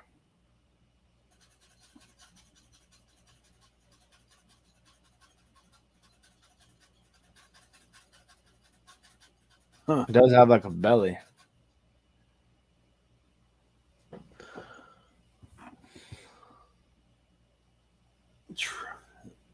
I don't think troll. Oh, hold on. Sorry, guys. I'll get you.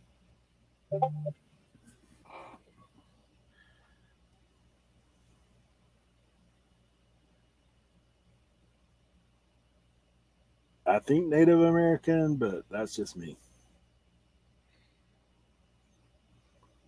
Focus. I mean, I don't know if you can say that anymore, or you know, it's, The only reason why I said troll was because when I was researching it, somebody had listed it as troll, but I thought that was a little weird.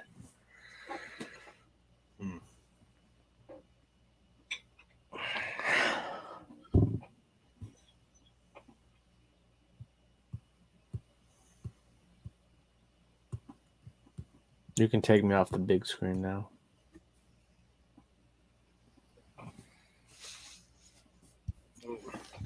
See if anybody has any insights. I think it's made by a Swedish, I can't remember, either Swedish or Finnish glass company. I don't know. Maybe it is a troll then if it's from over there. I don't think they know much about Native American.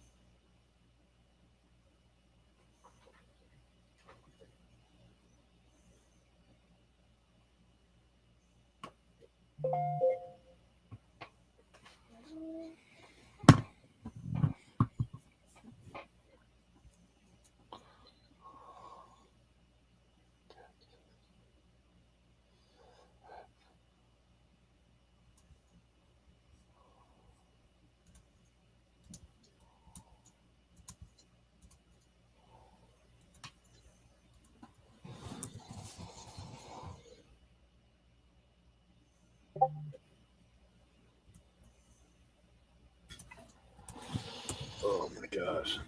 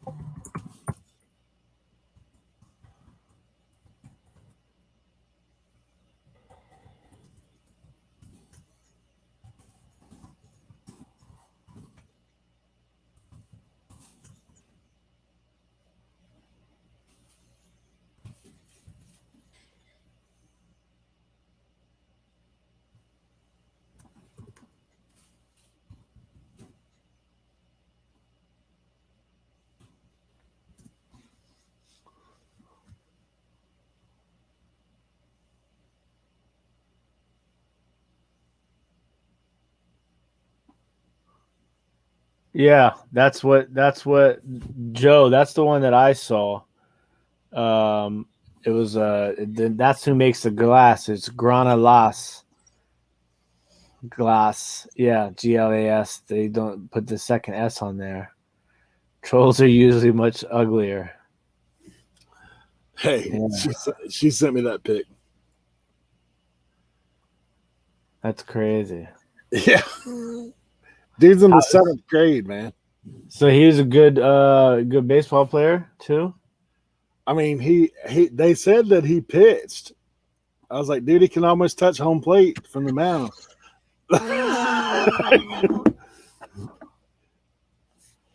he was in 7th grade. So like the kid played basketball in 7th grade. He had 12 dunks in the game in 7th grade. That's insane.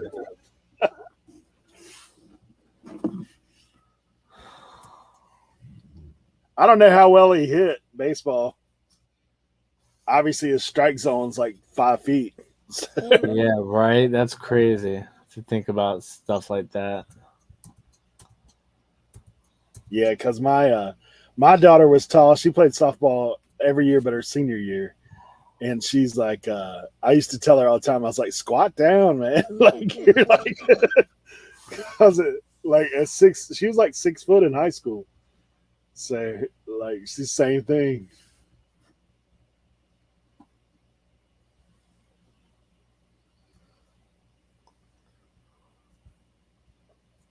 I was like, yeah, I don't think your body's made for it. She played first, though.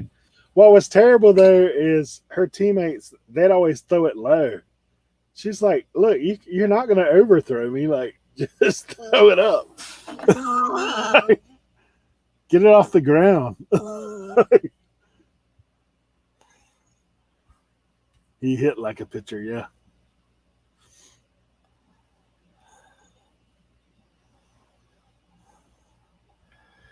Yeah, so I guess I'm gonna go with troll or gnome. Genome. Genome, yeah.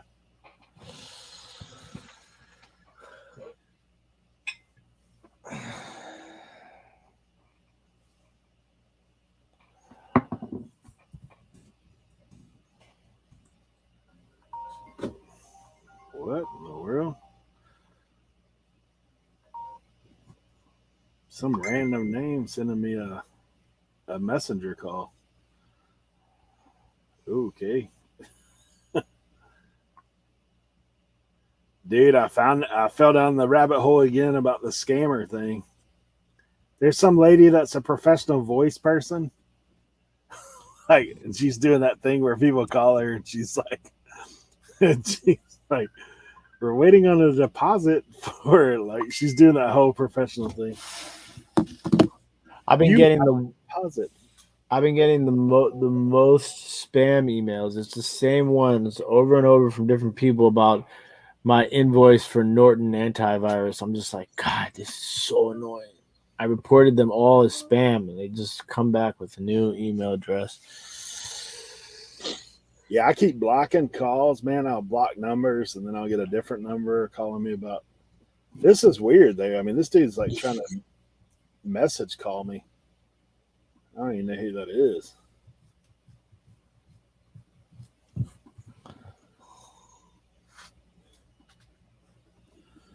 Strange.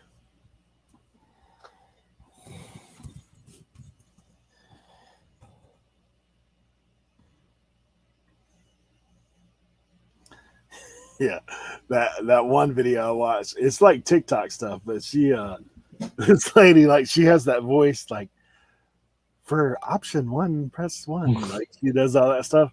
So she's like, she goes, we have a deposit in the amount of $600. Your confirmation number is IDIOT.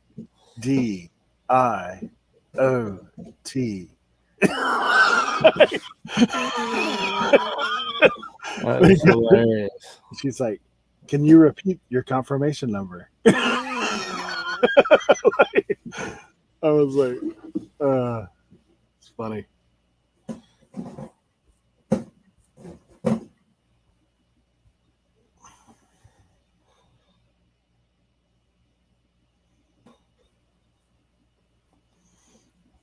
We got the chocolate phone.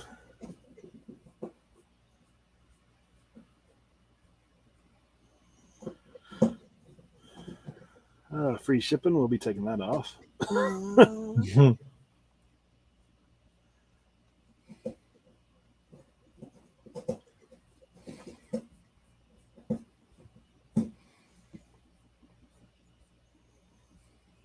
Yeah, if you ever want to go down the rabbit hole there, Reseller, there's a guy who scams them back, deletes all their files, all that kind of crazy stuff.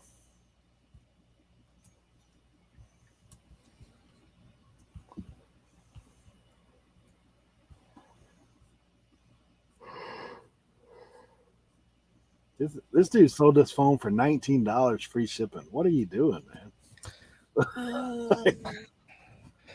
I don't think they know. What are you doing? They don't like money. Just, $19 free shipping, like, you're literally not going to make anything. Nothing. $2, maybe.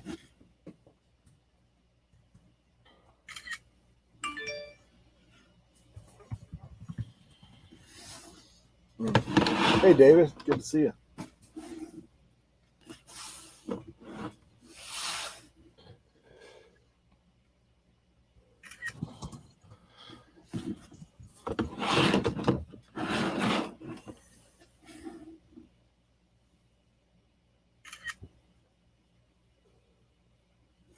Hey, I did find out something today. I need to try this. So they said if you get those calls, just hit airplane mode, and it, like, makes it seem like your phone is out of service. Really? Yeah. I was like, I'll be trying that later, because I'm sure I'll get a phone call before the day is done. Because my car warranty is neato. Serious.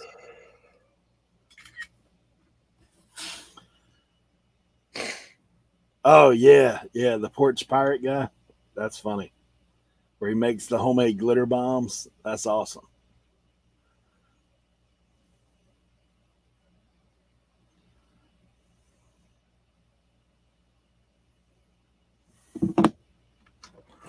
we used to have a problem with people stealing bikes where I used to live, like, or borrowing bikes.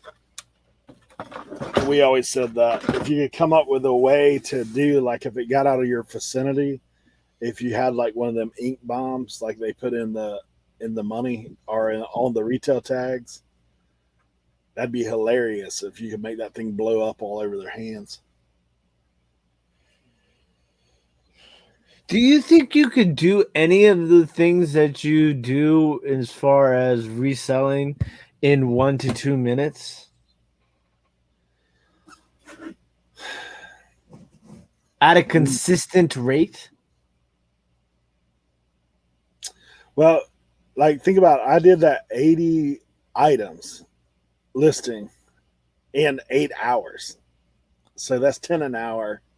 That's 6 minute listings average. But 1 to 2 minutes, man, that's a little.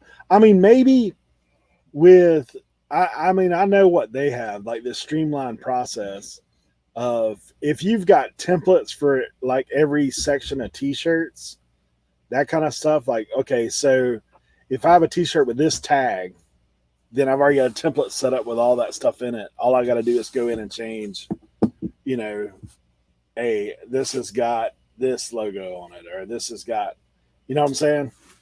I think that's the only way these guys can do it. But as far as packing and shipping, like to even print your labels, it's going to take that longer than that. Yeah, it's like learn to ship in 1 to 2 minutes. Learn to list an item without a VA in 1 to 2 minutes. Learn how to take great product photos in 1 to 2 minutes. It just seems a little unrealistic. Yeah. But I mean, like I said, the dude's selling like it's robotic. You know, you're selling this kind of t-shirt. So he's batching all these t-shirts, like, because if you watch his stuff, that's what he talks about. Like, so if he has Levi's jeans, he's got, you know, like 50 pair of Levi's jeans. So he's just popping them in. He's already got a template set up. He's basically just taking the picture, moving on, you know, adding it in, batching it through. I mean, those guys list crazy numbers every day, and I've seen his recent 90-day. I was like, dude's got like 169,000 items on eBay. He's listing like 175 a day. It's crazy. But it's all processes, you know. Like if he's sold the same pair, he said he's sold so much stuff at this point. He's using his own listing all the time. He's just pulling up his, you know, I've already sold this pair of Nikes. All I'm doing is going in and changing the size, you know, maybe adding a condition thing. But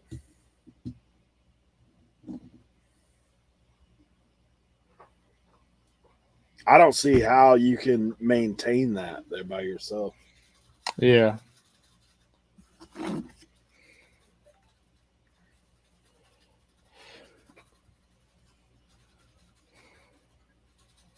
And he does have VAs and that stuff too. So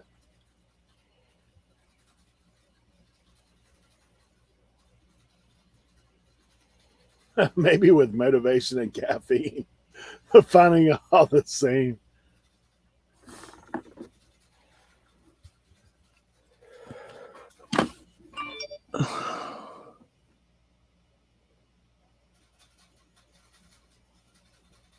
Yeah, and if all you're doing is shoving a shirt into a bag, like, yeah, I could pack 1 to 2 minutes on that. It would take me 1 to 2 minutes to find the item though. Well, I would love to be able to find something in 1 to 2 minutes. Yeah, it'd take me longer than that. If it was a part, like, dude, if I've got everything pulled now, like a lot of the stuff I have, if I've already got it pulled, yeah, I can pack it 1 to 2 minutes. Like those boat parts, it ain't nothing but shoving it in a little bubble mailer. Like we can roll on, but yeah, daily refinement, DR.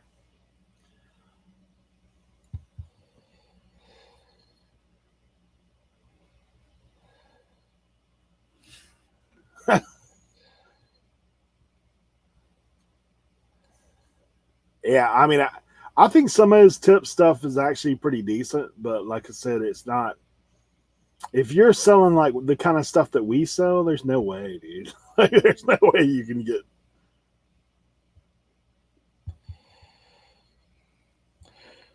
Yeah, I've watched him before on multiple occasions.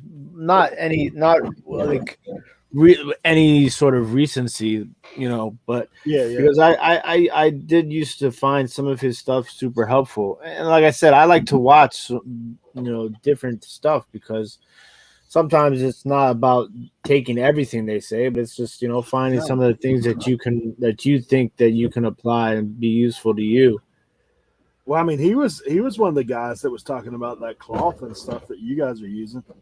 Yeah, that's where Cernak got it from. Yeah. So I mean, like I'm down to, like I said, I don't pretend to know anything everything about anything, to be No, honest. yeah. It's like I honestly, like, it's funny, like when we were in there talking to Kevin, like people are always like, what do you specialize in? I said, I think I specialize in hanging around people that specialize in other things. Like, because, you know, I just, I like to learn. I like to try things, but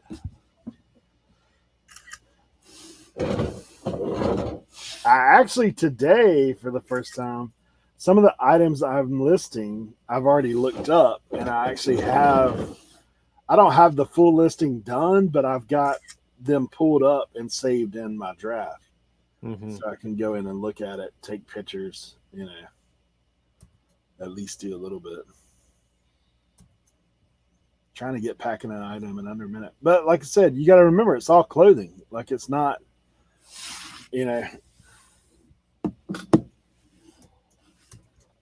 And if honestly, if he's packed it, because the other side of that too is I don't know, because I haven't seen how he's done his stuff. I know his shoes, a lot of time he always has them packed, like he puts them in the boxes. But like I have, when I got all that sporting goods stuff, I've got a bunch of the shorts and like sliding shorts and that stuff. They're already in poly bags. Like, literally, all I got to do is pop a sticker on them. I've wrote on the outside of the bag what's in there. So I just go in there, pop a sticker on it, it's good to go.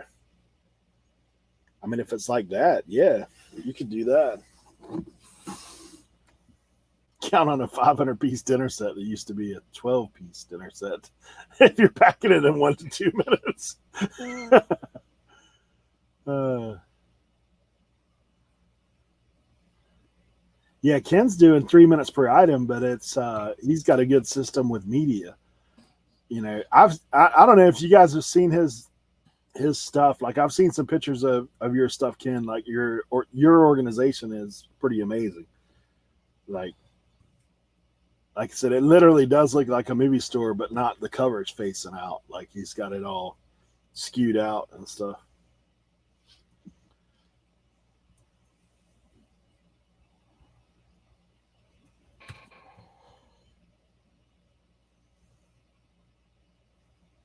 She could pack 500 orders of clothing all in poly bags in an hour.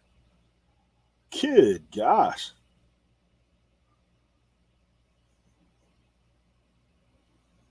That's crazy, dude.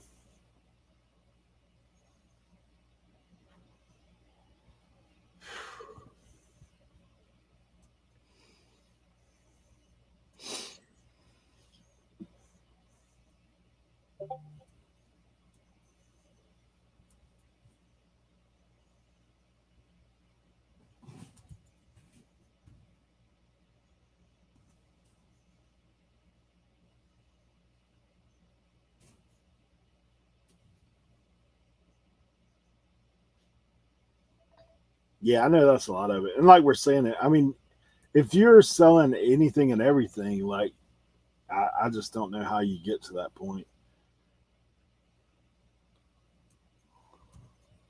I mean, there's definitely ways to cut down. Like, one of the things I am working on steadily is trying to get more organized. But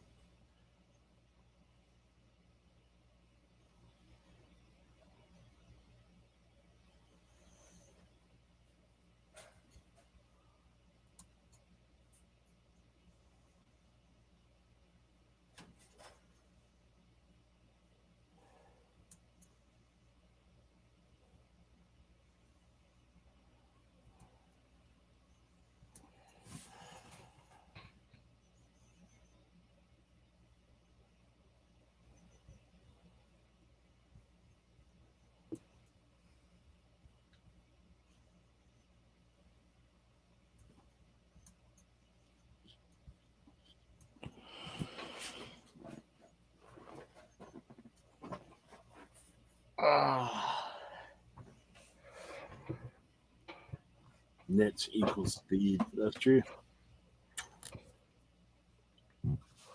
Excuse me.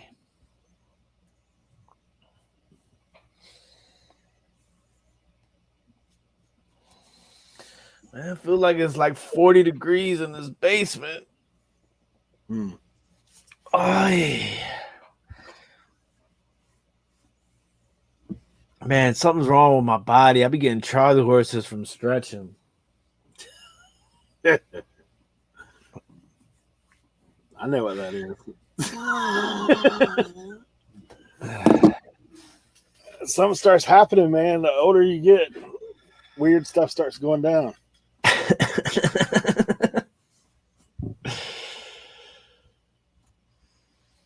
It's from all that catwalking you've been doing lately. The one if there's one thing that catwalk taught me is I need to get back to the gym.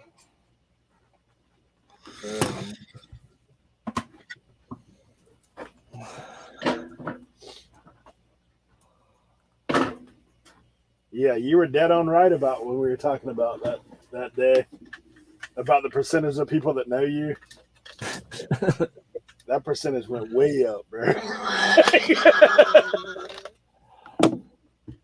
I gotta figure out what I want to buy with that. I was thinking about buying supplies, and then I was like, I don't know, we'll see.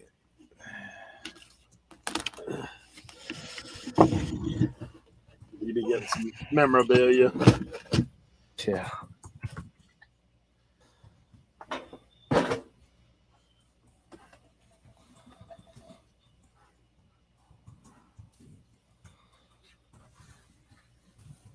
Dude, this phone is dirty, man.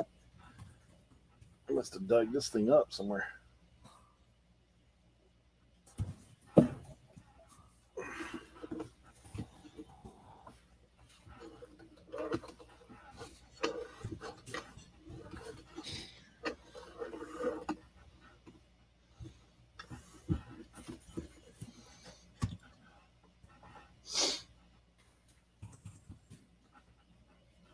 Huh.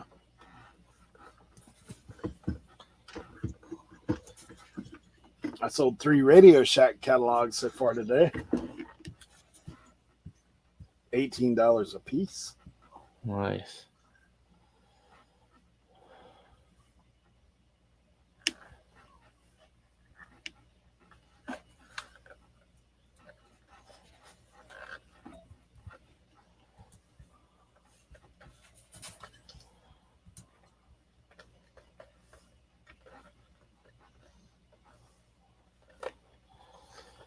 Yeah, I was hoping Jimmy would stop by, man. I want to talk to him about the whole, everybody talking about like changing their lives to different channels and stuff. Yeah. They had me thinking, man. I was really thinking. I'm not gonna lie, I've definitely contemplated it.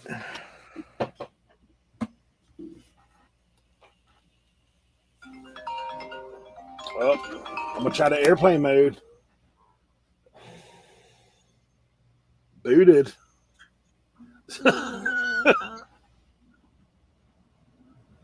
I'm back.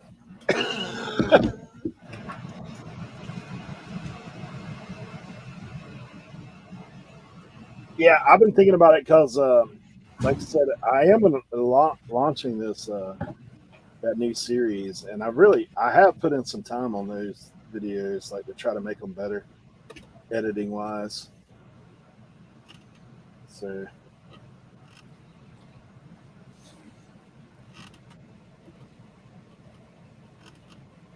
It's hard, man, because you when you do talk to guys that like know YouTube, like that's one of the things they do talk about. Yeah, definitely. But I also think that it's see, mine is just I feel like it's a bit different situation. Yeah. Because a lot of the people that watch my live sales watch my normal videos. Right. and I rely on my live as a source of income. But do you think the people that are watching your live now, like if you started another channel that's just your lives, like those people more than likely would follow you to there? Yeah, for sure. But my concern is people not understanding that, and then losing half my viewership on a Monday Night Live sale, and losing out on $300. You I wonder if understand? you could, I wonder if you could like double dip it. Like can you put a video on two different platforms, like Yeah, or two different channels? yeah. So maybe what I'll do is I'll do it on two channels at one. That might be confusing for the live sale aspect of it. Yeah. People might be like, "Well, I was the winner," and then I have to explain to them that there's bids coming in from another channel. That might throw people off. Yeah. I don't know, man. I've thought about maybe moving this show to a different channel and opening it up, like on the back end, to where if I'm out of town or somebody else is out of town, like it's not like the monetization on this channel makes it a difference because like I told you guys, I mean it's like $1 if you're streaming, but. And that's the thing too, is like a lot of people talk about there's no value in, like, people don't rewatch lives, and like Susie's saying, like my last live sale, 40%. I mean, albeit I think it had a lot to do with the timing of Kevin's videos coming out and not having more recent. See, I had the same thing happen to mine, but I know because there was people that left comments in there that they came over from Kevin's deal. Yeah. So. But we'll see. Like I said, I'm always, willing to try new stuff. And also the other thing too is like I want to get in my house. Yeah. Dude, it's funny, man. I've been talking to Colton. He's branching out and trying high bid. Like selling on high bid. Yeah. That's another thing I thought about doing too. I mean, that's another interesting little aspect there. I mean, I don't know what their percentages are. He's not ran a sale yet, but he's like gone through the process to get unlocked. Well, I will tell you that Cernock and I have applied for a new platform. It's still in beta, and it's geared towards sports cards, sports memorabilia, and vintage clothing. But apparently the waiting list is insane, so I don't know when that's going to happen. But it's very different. It is a strictly live auction. Well, you can sell other things, but it can only things that you can sell right now are like sealed collectibles, like Funko Pops and stuff like that, and graded cards and sealed sports cards. But you can sell that without getting approved. But in order to do the live stuff, you have to get approved, and you have to go through a waiting list. So who knows how long that's going to take, but I'm super excited to see where that goes. Because it's basically like what I do on YouTube, but it has its own app. I mean, there's obviously some downside to it only being on an app. Like I can't stream from a like high-end camera or a webcam. I have to stream directly from my phone and do everything for the auction on my phone while I'm streaming. So, but I've been like studying it and watching it, and I think it could be big. So, what's crazy? I sent Cernock a link. I don't know if I sent it to you or not, but I sent him a link the other night because did you see when Cincinnati Picker went live on Instagram? Yeah. With that Mojo guys? Yeah. Dude, those guys do a vintage like t-shirt, that kind of stuff auction. Apparently on Instagram. Yeah. Yeah, the big issue with that is you have to have an insane following.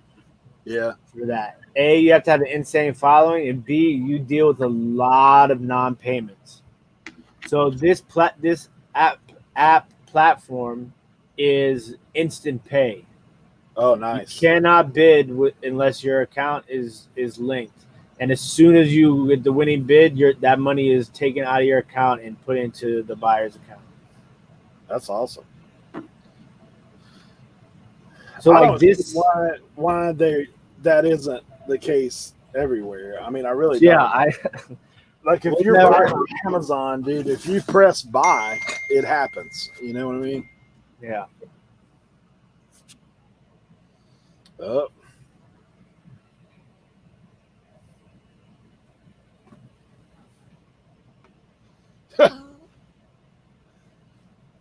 My mom and dad and sister and brother-in-law and my niece and nephew are out. Like they're traveling to Minnesota. So my parents have a camper, and so my nephew just sent me this little thing. See the thing circled? That's too much bacon. Yeah. Said no one ever. Yeah, I love bacon. Man. There's some I feel like there is not a food that can't be eaten without bacon wrapped around it. I always say that. I said bacon makes everything better, right? Yeah. Okay. Have you ever seen or heard of putting cinnamon on watermelon? Nah. I mean, I think I've heard of it. I've never tried it. We're growing watermelons, eh? Have you ever put anything on watermelon besides just Salt. watermelon? Salt? Yeah, if you have watermelon that ain't really sweet, if you put salt on it, it'll be sweet tasting. Yep. It sounds disgusting. Cinnamon on watermelon. Yeah, I don't know about that myself. But I'm gonna be honest with you. Next time I get a watermelon, if there's cinnamon, You know you're gonna try yeah, it. try it. I mean, Yeah. I ain't saying I wouldn't try it. I think it'll go in that category of I wouldn't pay for it, but if somebody had watermelon, I like that category. that's how I have a lot of stuff like that. Like usually, if it's something that ain't too great, I was like, yeah, I wouldn't pay for it. I wouldn't. Like, I'm not gonna go to the restaurant and order that, just to try it. But I am one of those people though. When it comes to like convenience store, I'm a sucker for that stuff. Let somebody come up with a new flavor of whatever, and I'm picking it up. Like I want to try it. If it's a drink, if it's some form of candy or chip or anything weird.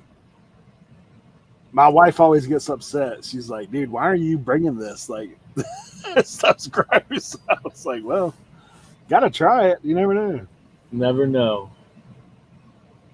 But like at restaurants, I'm not the one to like venture way out there. Like I don't want to pay for something and then not like it.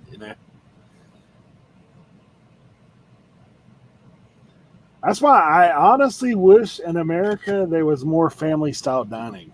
Like I'm down with family style dining.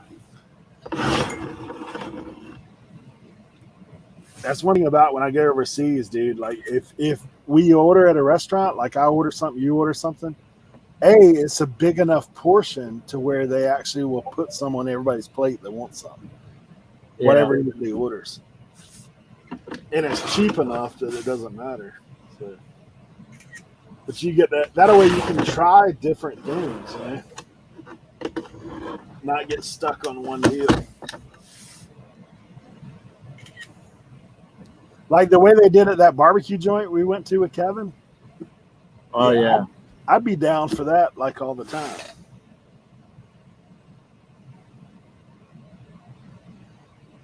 But then you couldn't have the fancy plates, Here's your 2 slices of cucumber. Enjoy your salad.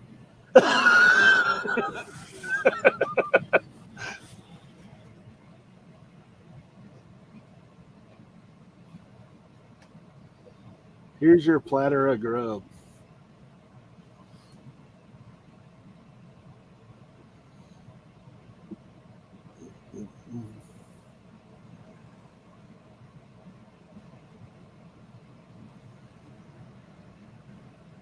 Have you had candied bacon before? Candied bacon, Yeah. like caramelized. Yeah, it's got like sugar like melted on it, kind of. No, but that sounds amazing. It's pretty good.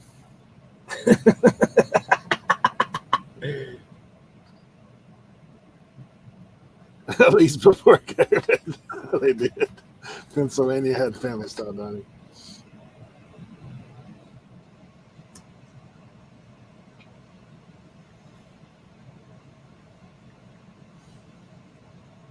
I found this little backwater barbecue place out here that has it.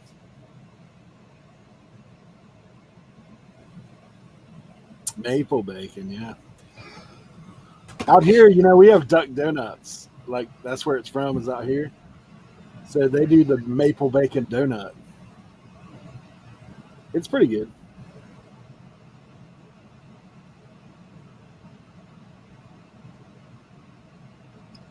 Cannot find this dish. Dude, I think I exceeded the 1 to 2 minute listing on that one.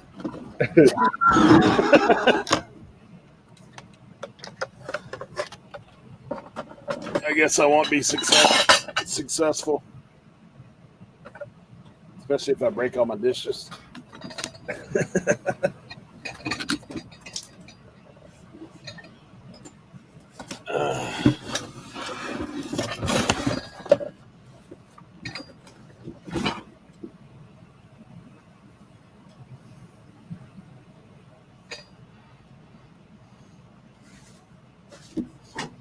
It's amazing to me how there's so many pieces of different things that can be in one line of pottery or china.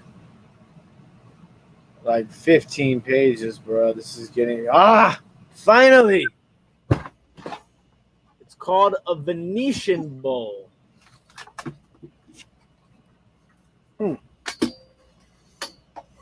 This thing. The shape is called a Venetian bowl. If you ever see this stuff, bro, it's quick seller. Man, I watched a little bit of your haul video the other day where you're talking about that. Yeah, quick seller. M.A. Holly.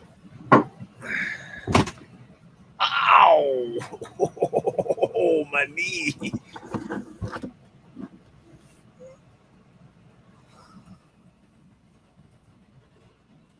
SciTech.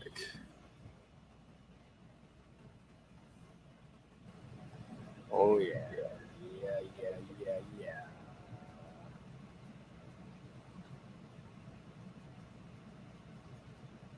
Prices be all over the map on this stuff.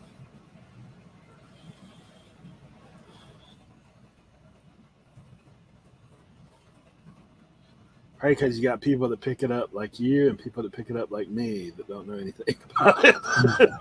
Just like sell it.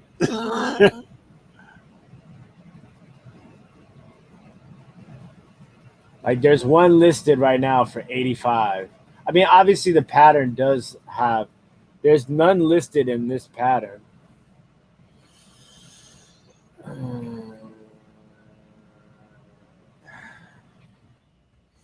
With message light. I hear you. This other thing too is that people don't. I'm sure there's other ones listed, but they're just not. People don't take the time like I just did to find out what the exact shape of it is called. They're just gonna put bowl or platter bowl. They're not gonna But for me, it's important because I feel like if somebody is looking for that specific piece, if they type that in first, and then it's easier for them to find. And if nobody else has it properly listed, then they're like, okay, this guy knows what he has. Well, it's like earlier when I was looking up those lids. So one person just had glass lid this size with the number. I'm like, okay. That's why you sold yours for $5 free shipping. No one knows what it is. Or somebody knows what it is and bought it for cheap. All right. Where's my rag?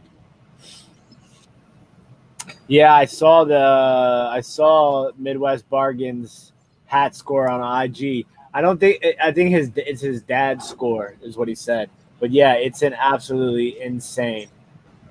His dad's finds stuff all the time, Yeah. dude. Jacob, man. Joe, it is a person and a company. So it's Hadley, Hadley, Hadley Pottery.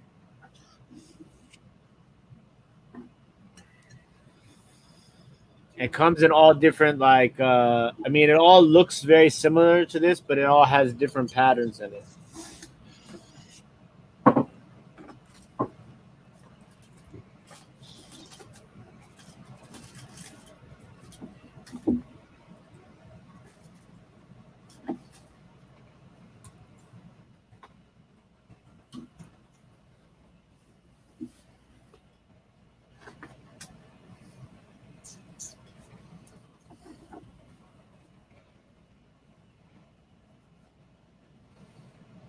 I don't remember right off. I'll look at. I haven't listed the square one yet. I listed the rounded ones. I actually don't remember where I stuck the square one. It's oval bowl blueberry.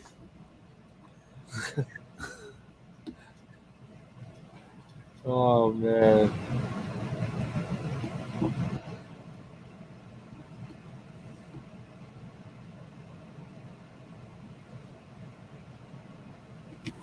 It's in here somewhere.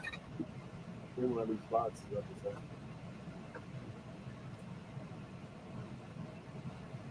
Oh, there it is. Got her.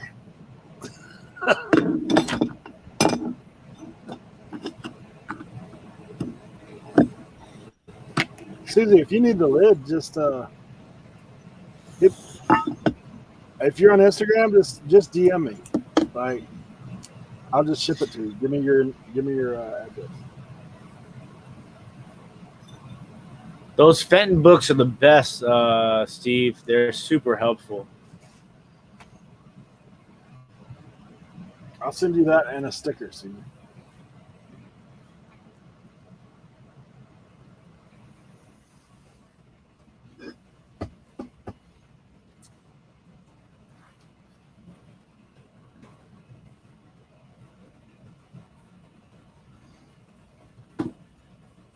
Measurements.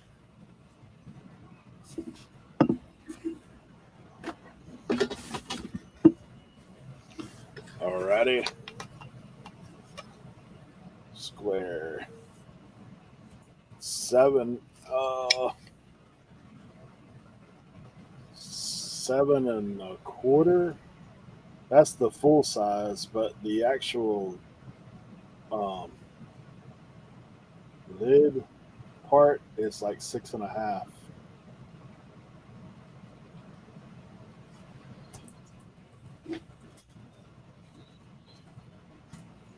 Inside dimension. Yeah, so it looks like it'll,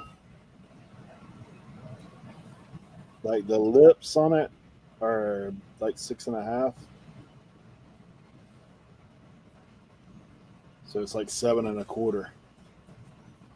Should work.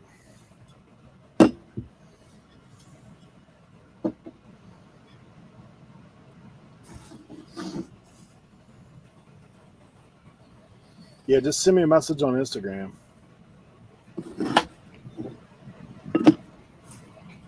It'll be cheap.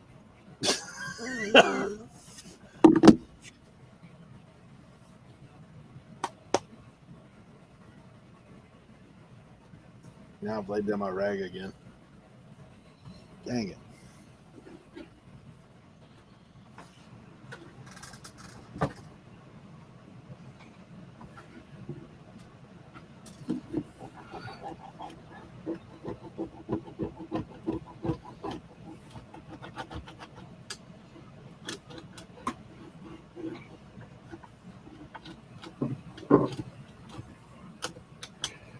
I should lay this.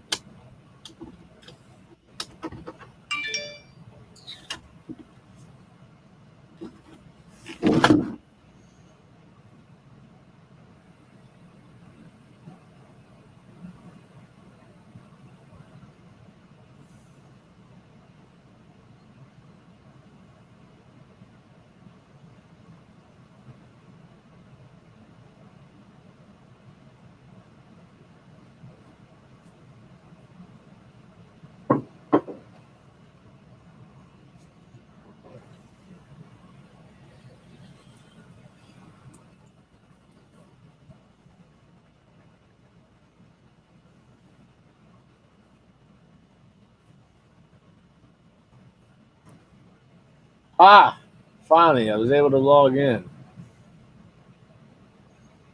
That is weird, right? Oh, I sold something else. Boom. Nice. We're cranking. We're cranking. The antique booth is on the board. I sold a work apron for $15. Hey, Let's go. Let's go. Now I feel like there's 2 empty spaces in my booth.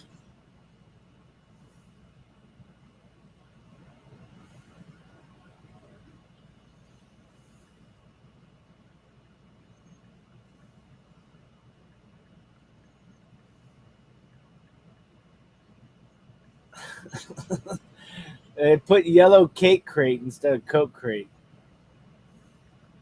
There you go, Susie. We be boofing.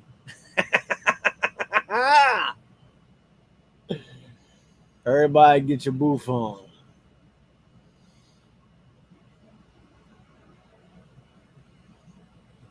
I know, man. I was so stoked. My first month, I actually got a check, so I was happy.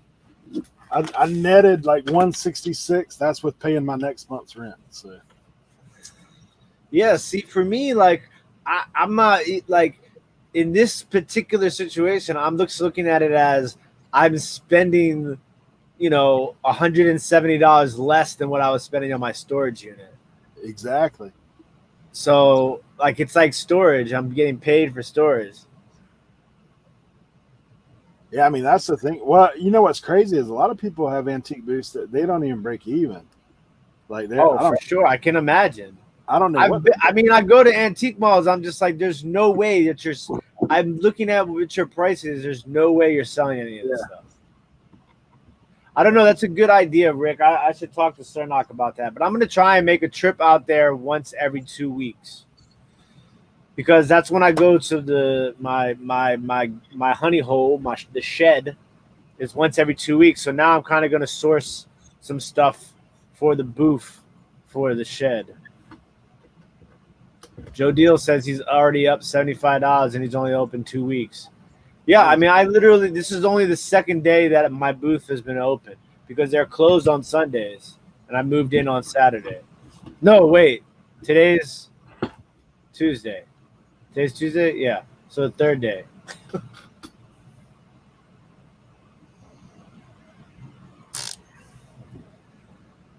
Nice. Nice.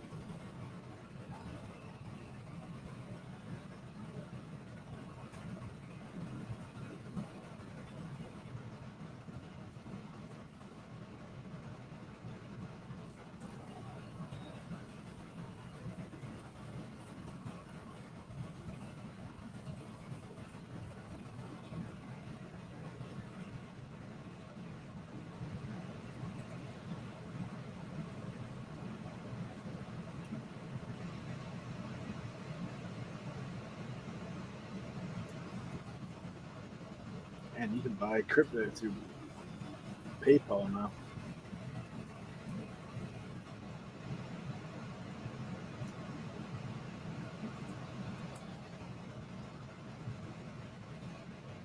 I just gotta wait for one of those big ticket items to sell in there, man. I got like a World War II chest in there. I got that Coke sign, the Coke crate display, store display. I got the Monroe oil barrel.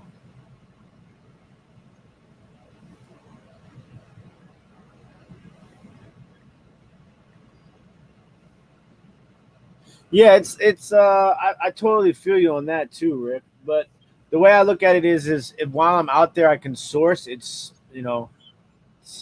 as the big wigs always say, it's a tax write off. An accordion. You heard that? Did you put your accordion in the booth, Eric?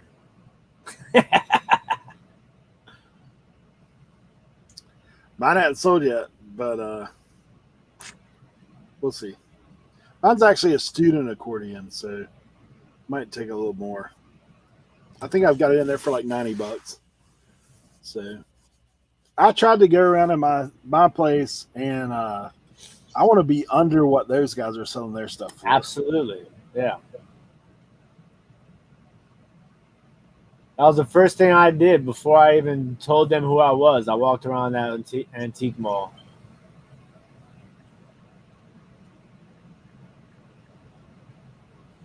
I think I am going to start doing the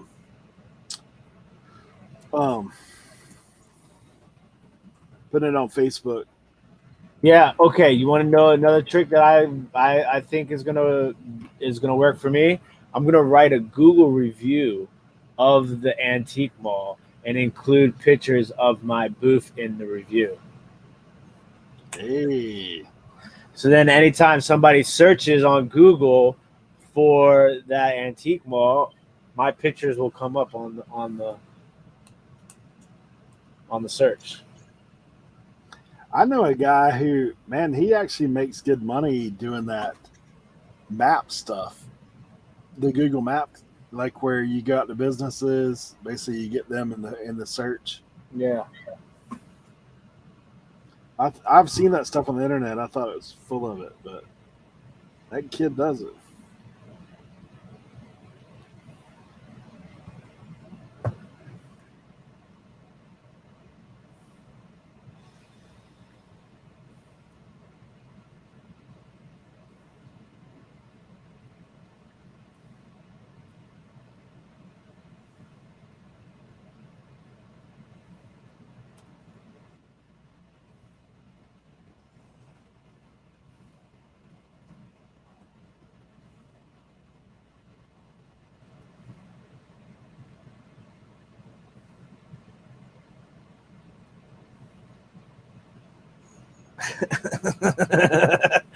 Joe said, "Oh, you genius, you." Yeah, man.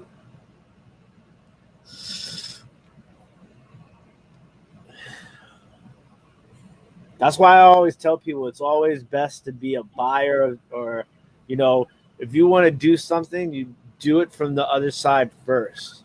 Because like I think about all the times that I like Google an antique mall or a thrift store and like, I look at the pictures. So I'm just like in my head, I'm just like, so now that's how I'm gonna do it.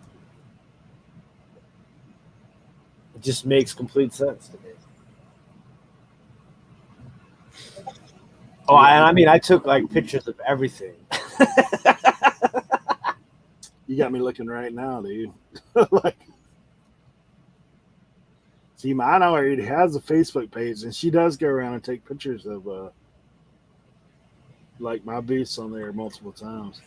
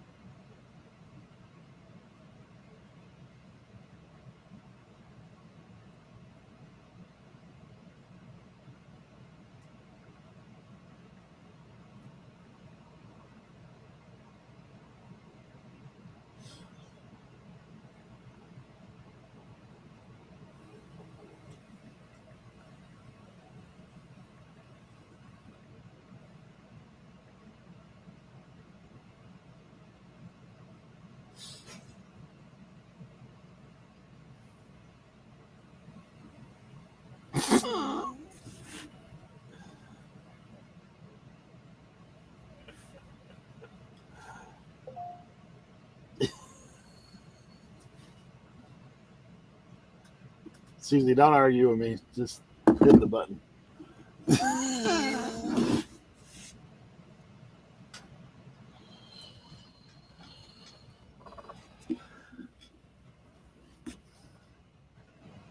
told you it was going to be cheap.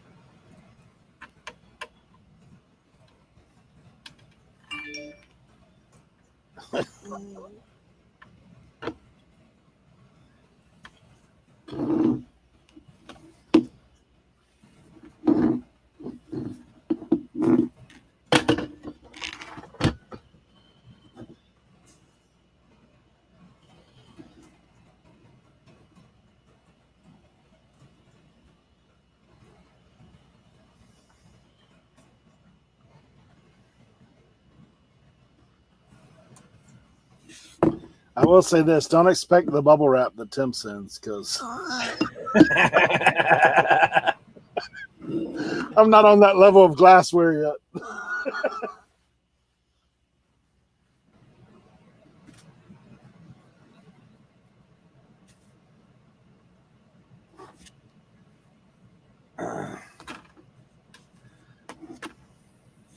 I'll just put you a roll of Bubble Boy in there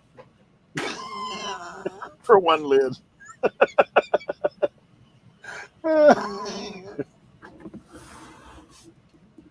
Maybe a pillow or two.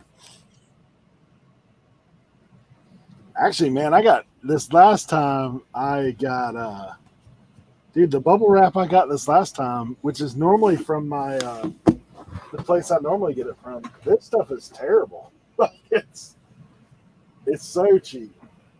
Is it small bubble or big bubble? It's medium, Uh, but it's just not very good. It's not Bubble Boy. It's something else. But I used to order it from Amazon all the time. When I got this last in, I was like, gosh, dude. Even by my bubble wrap standards, it's low.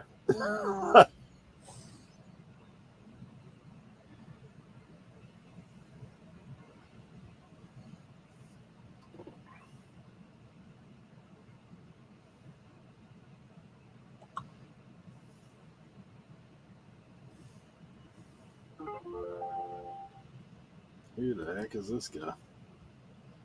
Fabrizine Cali.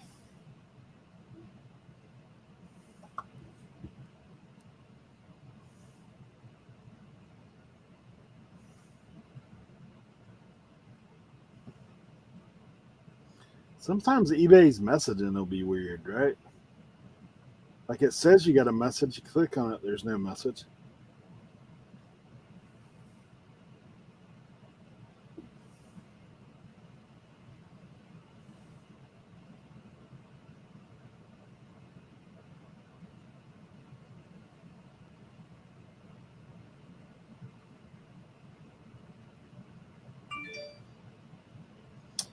Oops, severe thunderstorms tonight at 7 o'clock.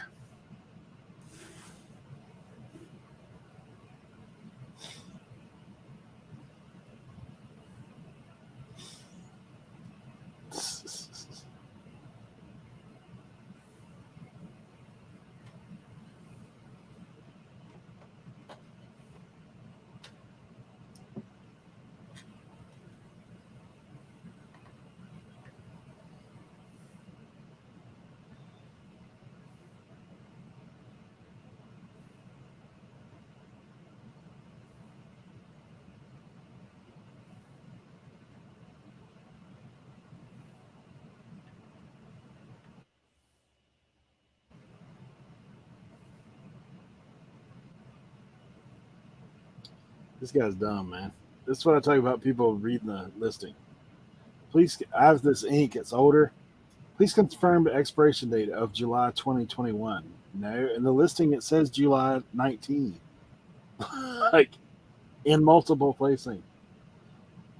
Come on, bro.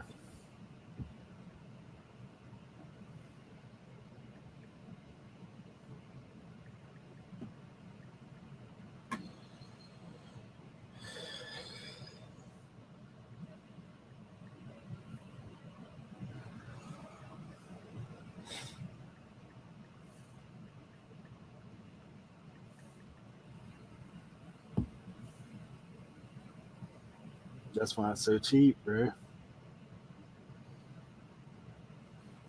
Hey, so I forgot to bring this up.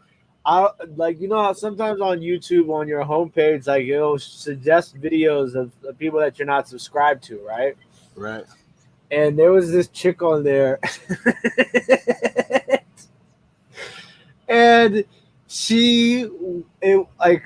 I can't. I wish I have to figure. I gotta remember. I gotta go back to my watch videos because I don't want. I want to like properly, talk about what this is.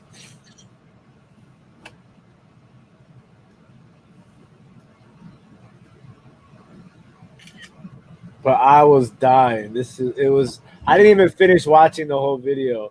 I'm gonna go back and finish watching it. I have to because I got caught up and I had to do something. Okay, so the name of her channel is Honey Rags. She has 20.1 thousand subscribers, and I guess I'm assuming she like specializes in clothes. And she posted a video that said reseller rant, why I personally hate garage selling as a source of income. It is absolutely. I got about five minutes into it, and then before I had to stop watching because I had to do something, and I was dying, hysterically laughing. She was like, she's like in the car with her kids, and she's like, they told me garage selling would be a great resource for sourcing or something like that. And it's just like, they told me it would be fun. They told me that my kids would have fun. They told me that I'd find great stuff. And she's like, she literally looks like she's in the middle of a nervous breakdown. Like, she's like, it's 9,000 degrees and my kids are this and I only have $2 left. And like, I mean, she is going in, like she is just not having a good time. I don't know. Like, obviously, I think it was kind of cool in a way because it's like, it does show that like not every, you're not going to go out every Saturday and have a wonderful experience going to yard sales. Like there are those times. Like when I was in Cincinnati and we went yard selling after we went to the flea market on Saturday, I found 3 golf clubs the entire afternoon. Like it was miserable. But like, yeah, that's going to happen. But just the way she was like describing it, like it's Honey Rags is her name. But yeah, it's definitely not for everybody. Like for me, I grew up on yard sales. Like, like And I understand that some people are just strictly thrift store people, but I loved it all. Like it doesn't matter to me. Like I garage sale, yard sale, flea market, thrift store, estate sale, like it's all the same to me. You know what I'm saying? But she was on a rant for sure. She was like, "Look, if you normally watch my videos, this might not be the video for you. There's going to be some cursing. There's going to be yelling. Like she's like, this is a real life rant." And I was like, "Oh, this is going to be great."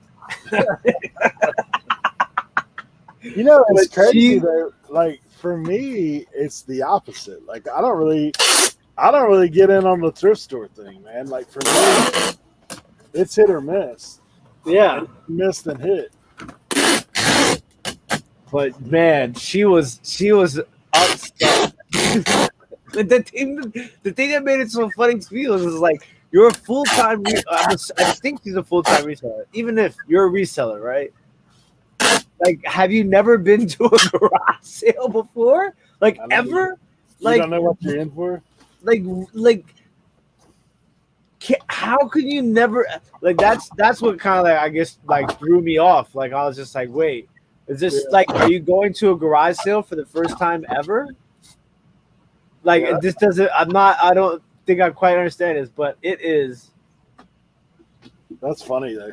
It was, man. I was like, yo, this is YouTube gold. It's funny because you do think about that, but I know when I go to thrift stores, I kind of feel like that. But I don't know. It's weird. Like most of the time for me, like you see how fast people move. Like when I go to my estate sales, I'm loaded like in an hour, dude. I've got like a load because I just go through and fly. And then I see people, I was like, dude, I can't spend like 3 hours in a Goodwill, dude. I just can't do it. I was like, maybe like, I mean, like yesterday I went to the thrift store and I was in and out in like 25 minutes. And I found like, I don't know, I found like a good $200 profit. And it was like, I hit every section. I hit the glass. I hit all the sections of the glass. Yeah. I hit the sports. I hit the electronics. I hit the kids section, the toys, because I'm trying to get myself more involved into looking at some of the toys. And then I hit the hats. And then I hit the sports jerseys, and then I hit the T-shirts, and then I was in line. Yeah, I'm like, it's funny, man. Every yard sale for me is a little different. I mean, every yard sale, every thrift store is a little different. Like all my thrifts, I kind of know the drill. Like there's exactly that helps too. Yeah, depending on which thrift store it is, as to where I go first. Like there's one thrift store, I'm headed to the hard goods right out the gate because I know, like electronics, I know that if they got something good in there, it's at a price where I can make good money at. Yeah. Like I went in the other day and got actually I'm gonna list it here in a minute. CD player. Hey Rebecca. It's got both remotes. It's got the manual, comps out at about 125. Last guy sold it didn't have the remote or the manual. And they got it in there for $10, and they test all their electronics. So, like every time I hit that store, I'm dead to the electronics. If I go to Goodwill, I actually go to the bin first because they've got like 4 or 5 bins that are just clothing, and you can find good hats and shirts in there occasionally. But like I'm mainly looking for the hats and the shoes. That's where I found the Kobe's at. So I go there, then I go to the media. Because I found good media in there before, but their electronics, they don't leave no chicken on the bone on that stuff, man. Like if it's good, like they're selling it for like $50 and $60. You're like, yeah. I mean, I see stuff sometimes and I pick it up and I'm just like, I saw this like ginormous tripod. I don't even know what it was, to be honest with you. I couldn't I tried to look at it, but I was like, I didn't have much time. But it was like $59.99. I was like, man. Yeah, it'll be there looking at you next time you come around too. That's what I'm always telling them. Like one time, man, I used to know like a couple of people that worked at the hotlines like here because we have three hotlines, and I used to know all of the people that worked in each one of them. But like when COVID hit, they closed, and then when they reopened, it was all the managers. So they have paid and volunteer staff. A lot of people that are on community Disability. service, yeah, and older people. So you got older people when they're working that just want something to do. You got the guys that are on community service, they're having to log hours that are in there, and then you got the people that are getting paid, like which is mostly the management. So man, you go in there some days and the prices are right. You go in there the next day and the managers got over there and broke out the eBay app. Yeah. Looking at $60,000 chef pigs or something. Yeah. You see that? So they started, man, they're doing that like crazy. I was like, guys, I mean, I've actually went to the head manager on numerous occasions the one that's over all three stores. And I'm like, dude, what are y'all doing? Like, I mean, y'all got it priced higher than I can sell it for on eBay. And he's like, well, what would be a fair price? I was like, dude, you gotta, if it sells for $100, like you're not gonna get 75, $80 in a thrift store for it. I'm sorry, you're just not. Like maybe 25, you'll get it. But like I don't understand. Like for me, if I had a thrift store, I would want as many resellers coming in as possible. Because if they're coming in all the time. Yep. Like, I mean, and if you're a thrift store that's getting just donations, like what do you got in that? Like you're paying like 2 people to work there. You got a bunch of volunteers, like obviously the rent, but you're getting your stuff for free. Like, it's crazy. It's all a money grab eventually. All right, I'm gonna load up on some coffee. Mountain Dew Rise, if you're listening, we're looking for sponsorship.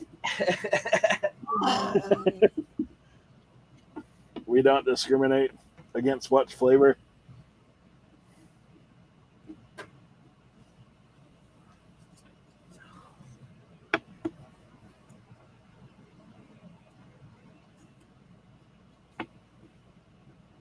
Yeah, there's a couple of stores that we have that are more about like selling in mass versus.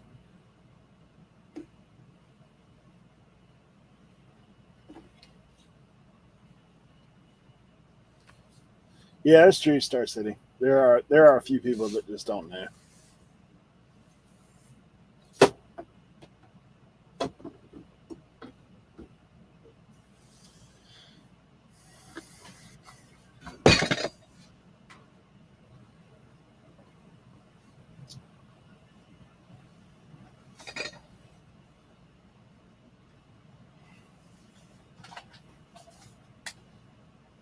This one needs a screw.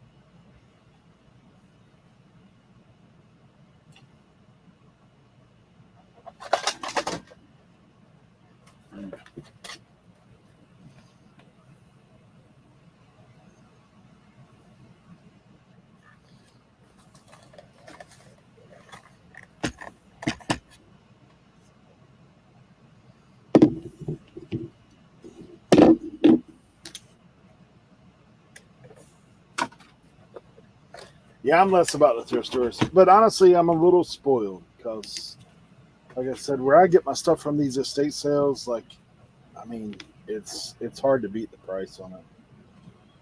So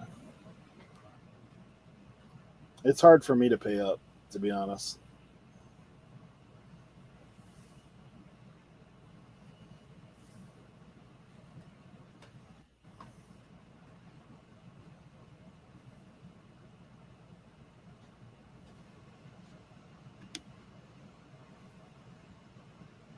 Yeah, I mean, Goodwill's different, obviously, because they are a for-profit organization.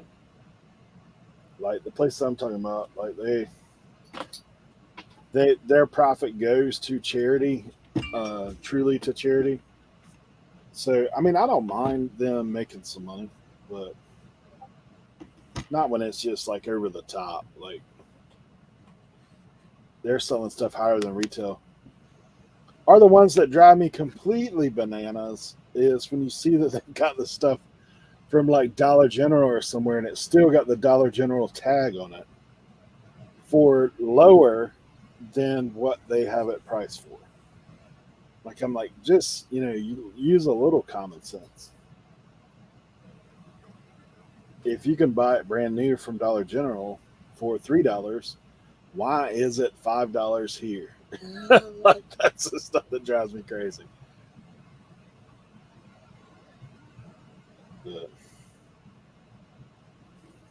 and the other thing I have noticed, like this is just my little take on thrift store. Sorry for the rant. If that's how you source, get on you. But the other thing, it really depends on who's doing the pricing and what that person likes. Because if you've noticed that, things that people like I mean, if you have the lady who's collected Pyrex her whole life or whatever, then you're not going to buy that at a cheaper cost in there. It's going to be priced higher. If you have somebody who knows a little bit about clothing, like obviously the better brands of clothing, they're going to pull out and price higher. I think it's just kind of a natural progression.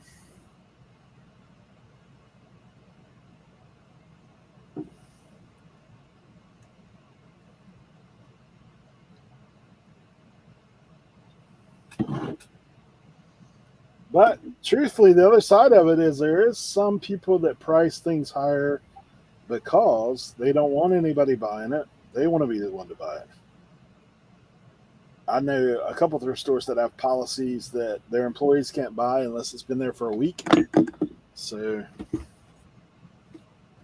they will do that. They'll make sure it's there for a week. Oh, this thing's busted.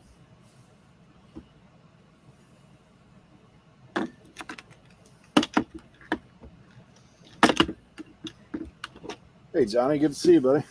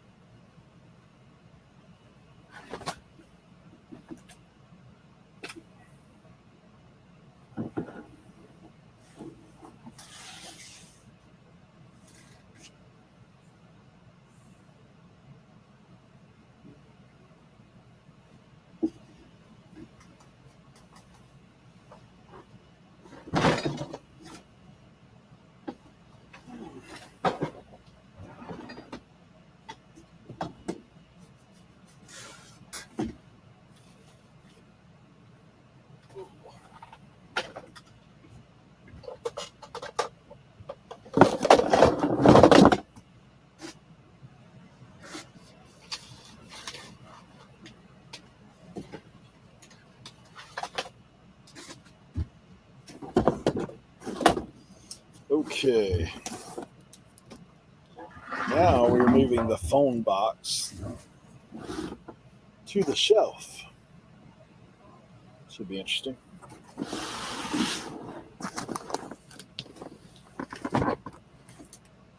I'll be right back. Give me 1 second. Or 1 to 2 minutes.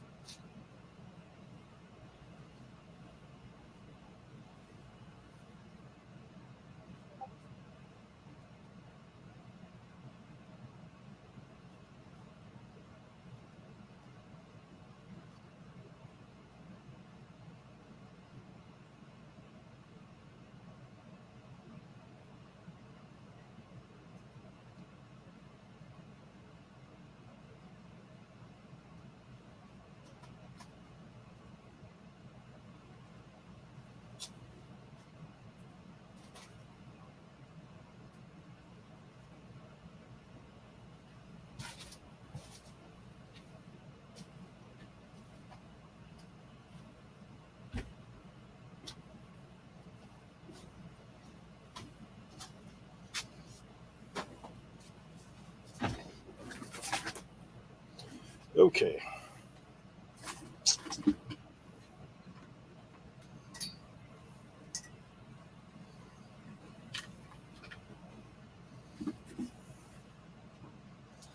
Let's see. Let me go ahead and list some of these hats.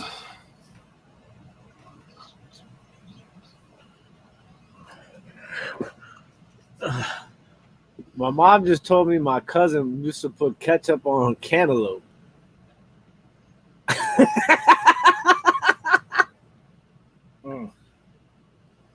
Everybody has one of those cousins.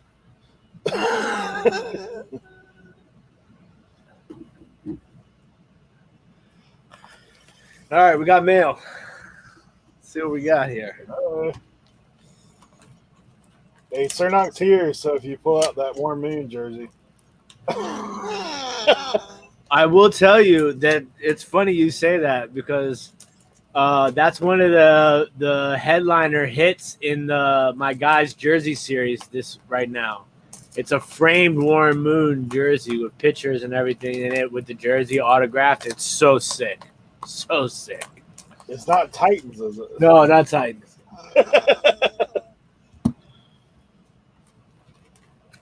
I don't think I have any big hits in here. I might.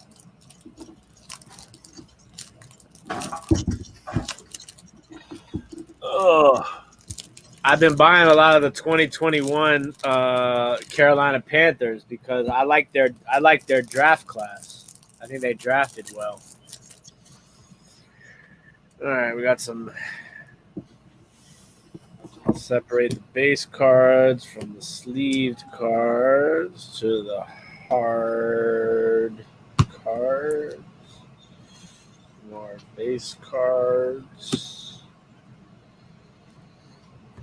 All right, let's see what's in this one.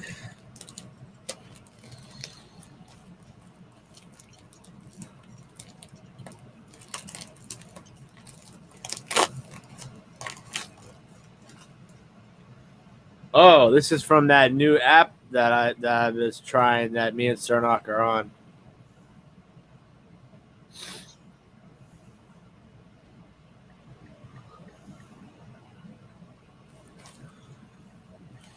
It gives you like a little packing slip inside of it. I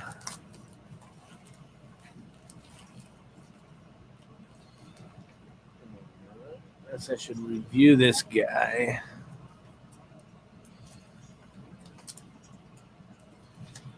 Nice packing job. So where is that unopened box from last week? I sold the box of cards, the basketball ones that I was showing you guys last week.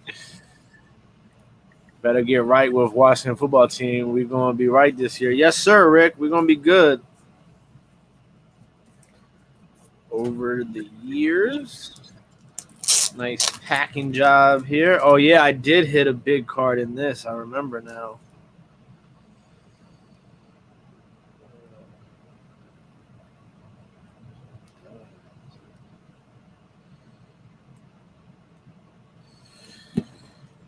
All right, so we will start with base cards. Andrew Thomas, J.K. Dobbins rookie card. I like that. Robbie Anderson, Christian McCaffrey, Bridgewater, Gronkowski, Von Miller, Robbie Anderson, Cooper Kupp, Demaryius Thomas. Demaryius Thomas, man, what happened to him? He was a beast. Sleeve cards, pink DJ Shark, CJ Henderson, LaVisca, Javion Hawkins, Chubba Hubbard. That's my guy. Tom Brady, Henry Ruggs.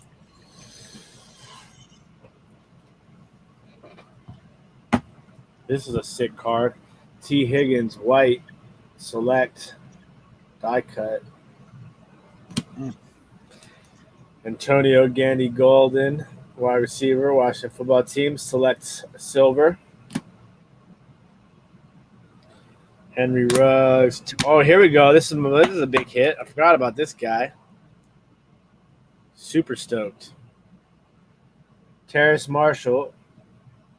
rookie wide receiver for the Carolina Panthers out of LSU autograph. Nice. And that is numbered 49 of 50. That's a nice hit. Kyle Pitts rookie card. Javonte Williams. Kyle Trask. Oh, yeah. James Robinson. Panini Prism Black. Mm. And then I got a James Robinson Prestige. And the big hit, Jalen Hurts. Rookie. Select. Purple. Die cut. Prism. That's wild. That's a nice little mail day. Not too mad at that.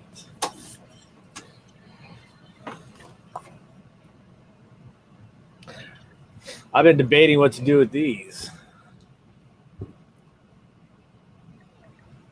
I saw you pick those up at the yard sale there. Yeah, I should probably just sell them. I heard you had the.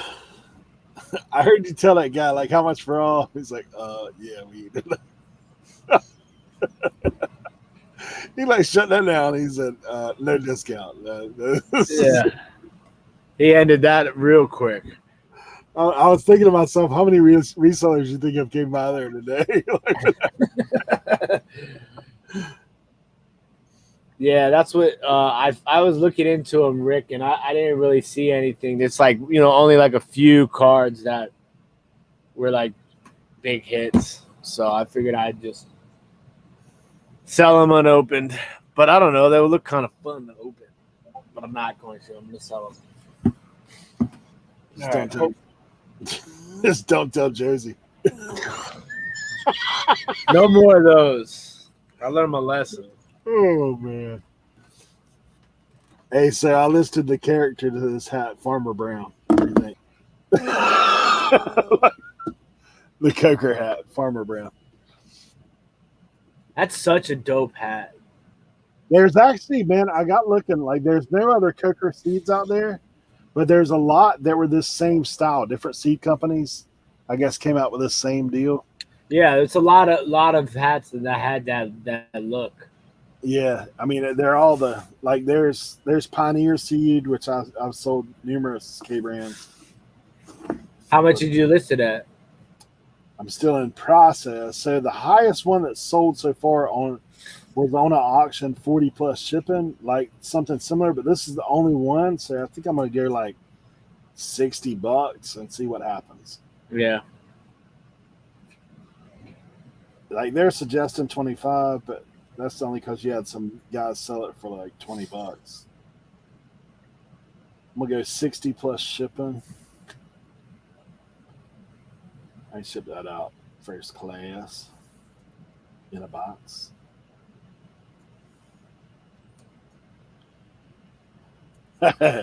Susan says, you should be lurking from now on.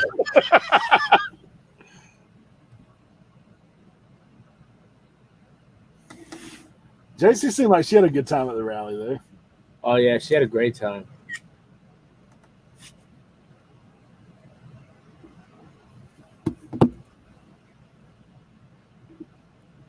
Yeah, my wife's coming out to the 127, but she's done told me she's not yard selling every day.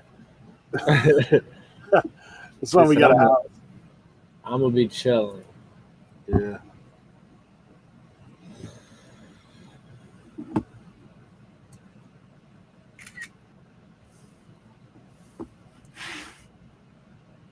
I was able to find a house right in Crossville there. So it's nice.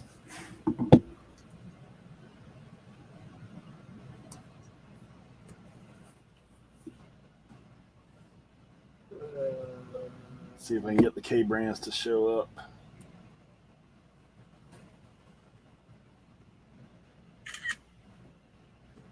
That's the hard thing about, man, some of these pictures trying to get the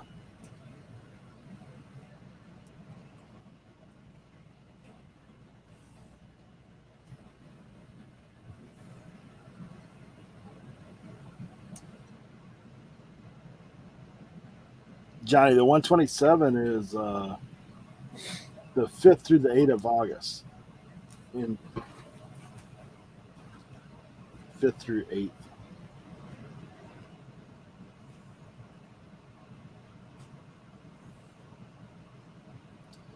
K Products, K Brands, nice tag. Orange City.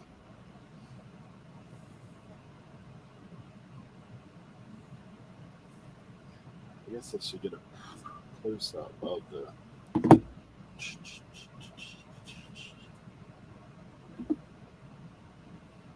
tag. The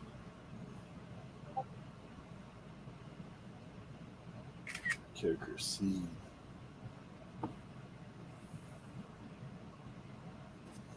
Very nice.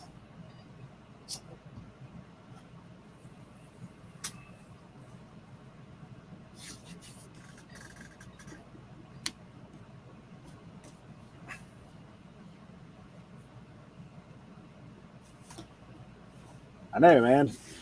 Missing out on Sir not being here today with all these hats.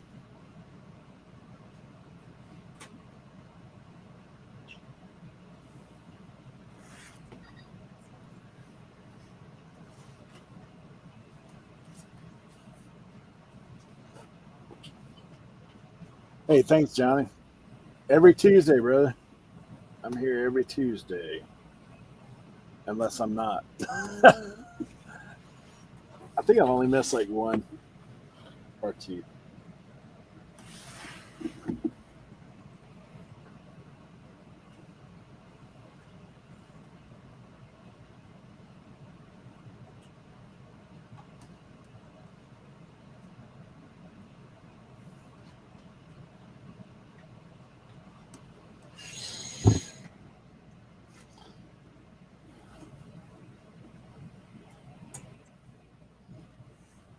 Sand Sun.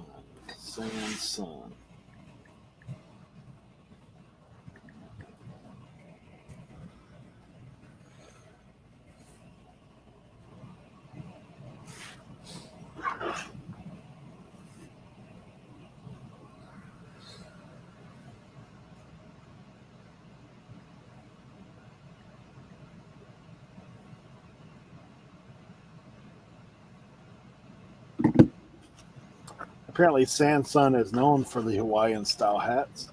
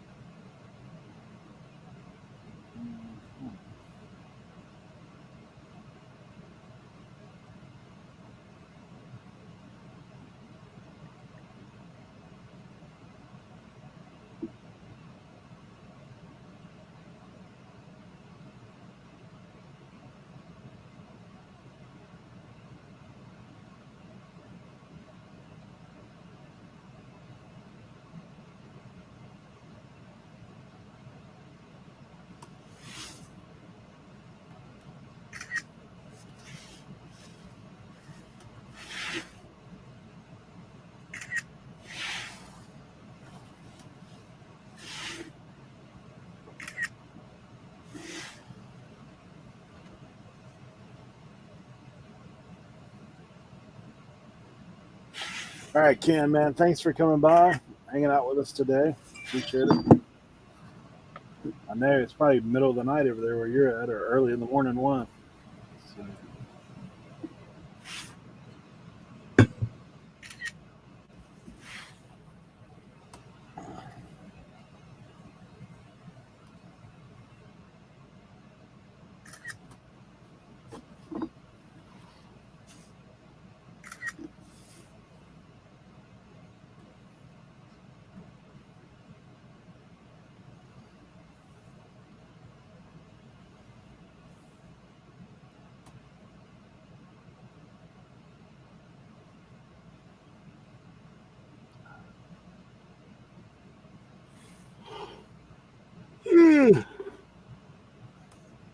Almost 5 a.m. 100 listings. That's awesome, man.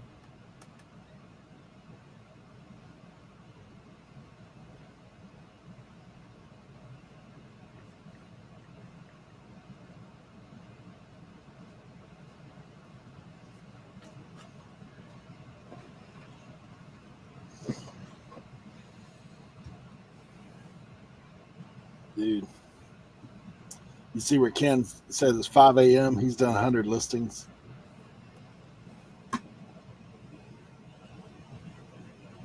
That's crazy. All right, Ken, have a good one, brother.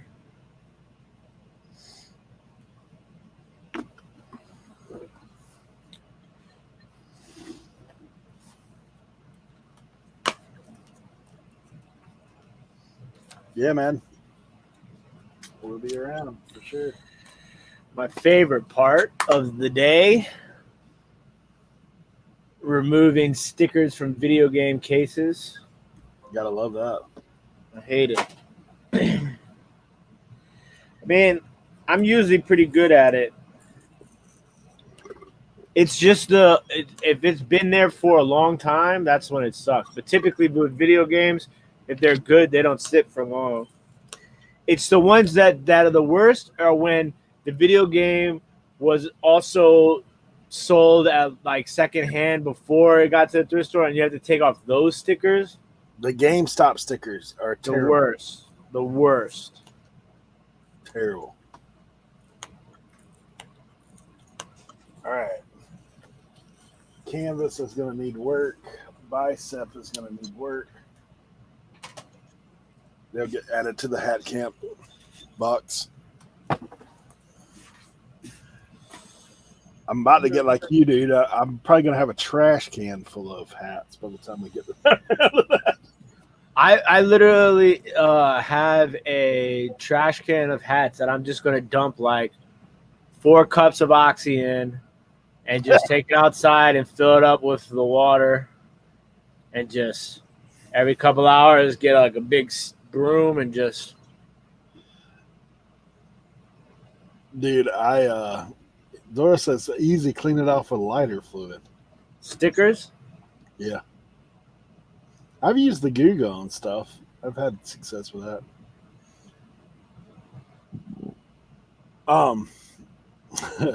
So I don't know, I've been getting, like everybody else, I've been getting suggested a lot of different resellers that I don't even know, like on videos. So, man, it's crazy. Like I was in one the other day, the guy was showing his haul. I forget the guy's channel. So he's like, he had found some nice hats and he was talking about like how to clean them. And like people were dropping like crazy about like just throw them in the washing machine, put them in the dishwasher, all that kind of stuff. I was like, dude, you know what I pictured in my mind? I pictured Cernock sitting there with his eye starting to twitch, like going, like, what are you doing? so I'm sitting there, and I actually typed out a big long thing. I was like, don't put them in the dishwasher, or don't put them in the washing machine. Like you're gonna beat them to death. Like, cause he had nice hats. I was like, dude, you're gonna kill those things, man. And he's like, so I left like a super long comment about like, hey, you should check out Cernock's like how to clean a hat kind of thing, even though we know that's out of date, but it's better than what those guys are working with. And I was like, yeah, use some Dawn, buddy. Like a little Oxy, like. Metal Yeah. Scotty Pillar. I use Gugon. Gugon usually does the trick for me when it comes to any of this sort of stuff. Yeah, man, I had the plastic Scotty Pillar, but I destroyed that thing pretty quick. Like, that was like when I first got into reselling, I felt like everybody was talking about Scotty Pillar. Like, you got to have a Scotty Pillar. It's like, what the heck is that? Like, it took me a while to figure it out. I think I'm like, there's so much stuff that I know nothing about because when I first got into this, I didn't know anything about YouTube. I didn't even know that I was a reseller. I just thought I was out here hustling. It's because of the bill. The bill. You will mess up the bill.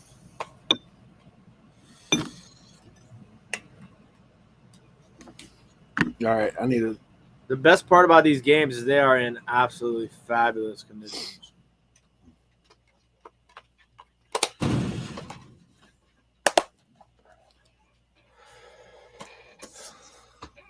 Normally, one of the guys that's in this show all the time, he is like the hat guru.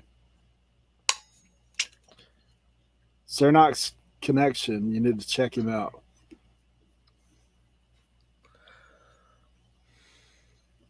Sir Snapback. Cernox, Sir Snapback. Cernox, Sir Snapback.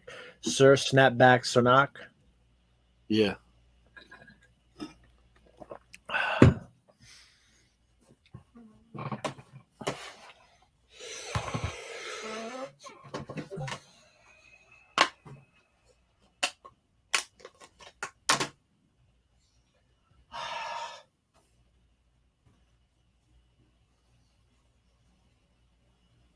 Yeah, check out his YouTube channel. He has a thing in there about cleaning hats.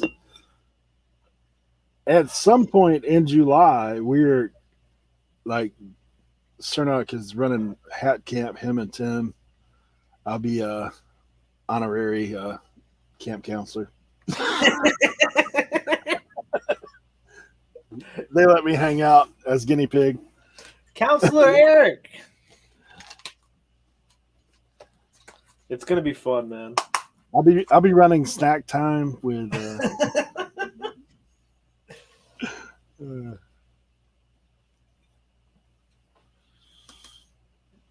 We're gonna be playing with lawn darts and. I will tell you this: if you find lawn darts, that is a bolo for sure. The real ones, not the later ones.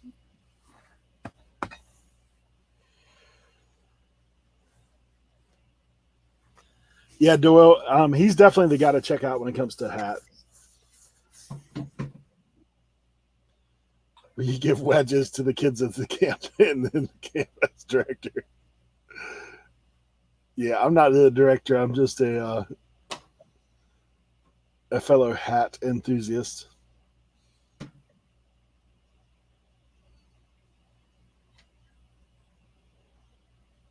Yeah, I've been looking for lawn darts, man. After I saw how much they go for, I was like, that's insane. But it has to be the ones that aren't zeroed, right? I don't know. You talking about the big giant ones? Yeah, the ones that put your like go through your foot after you land on you. No, you can't sell those though. That's Dave. Dave got he got zeroed on those. Really? Yeah. Look, you can sell the box for $140. Yeah. That's crazy. Hey, that's why they have Macari. Yeah.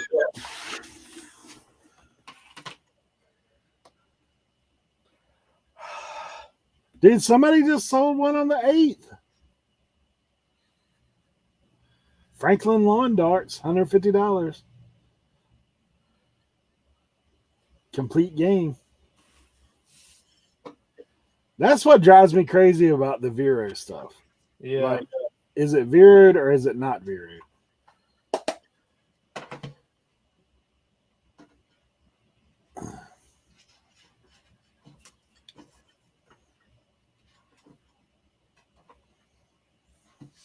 Apparently, you can sell everything but the dart.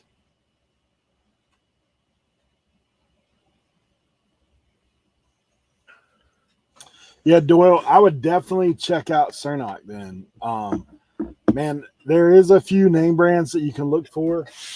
I'll show you one because I've got one right here handy that has a name on it. Let's see. See if we can get it to actually show up on the camera. That'll be the harder task. I'll try to give you the little hand model thing going on. Will it pick it up? Faintly so.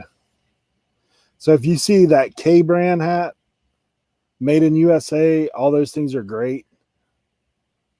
Louisville manufacturing. I also have some Swingster hats here. That those are pretty good. The mesh, the patches, like that's the kind of stuff you're looking for. Preferably snapbacks, but there are other Swingster. Sorry guys, I've been messing with the chickens. I got little dirt under the fingernails. Dude, earlier I didn't tell you this. Earlier when I went outside, Tim, like you were talking about that dog. Dude, there's some dog like sniffing around my chicken pen.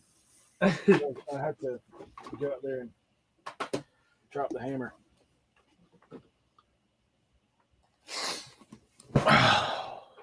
Yeah, Louisville manufacturing, Swingster, the K brands. K brands is the ones that if the dust is falling out of it, you want to bring those to Hat Camp because Cernoc has the solution. Yes, sir. Yeah, at 10 for $5 or $1 a piece all day. All day. Yeah. That's the life. And honestly, at that price, even if you didn't want to fool with them, you could get somebody to at least double you up. Yeah. Triple you up. Yeah, sports specialties for sure.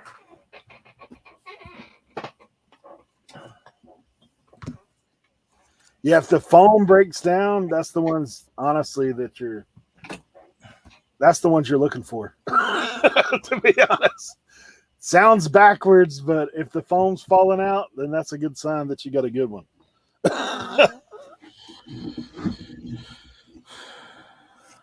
Because those particular brands are actually known for the foam deteriorating. Which honestly makes them rarer because people throw them out. Slingshot for the chicken poachers. Yeah. I used to have a little pellet rifle, but sold it.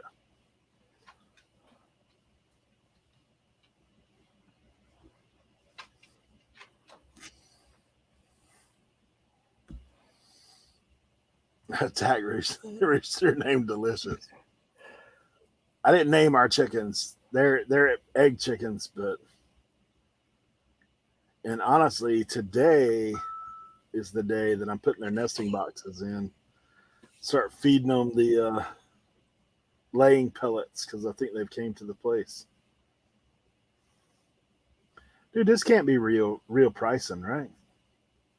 Some guy just put up a autographed 2002 Patriots football for $1. That's not real. All right, I'm sorry it says something stupid in the description. Ships for free. Come on now.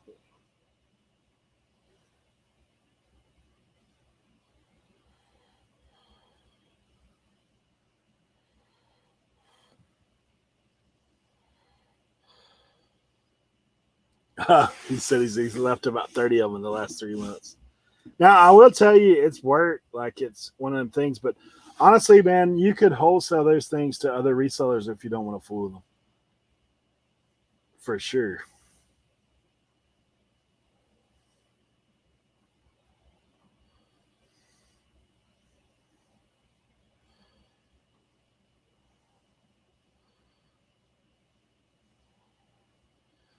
what it is, man, is like college age kids are into them. Like they're eating them up right now.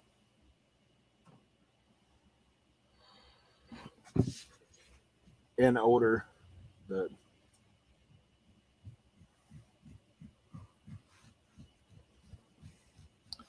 barbecue, lemon pepper, garlic and cheese, Cajun delight. That's funny. My chickens are fat enough to eat right now, but I'm wanting them to crank out eggs for about a year. So.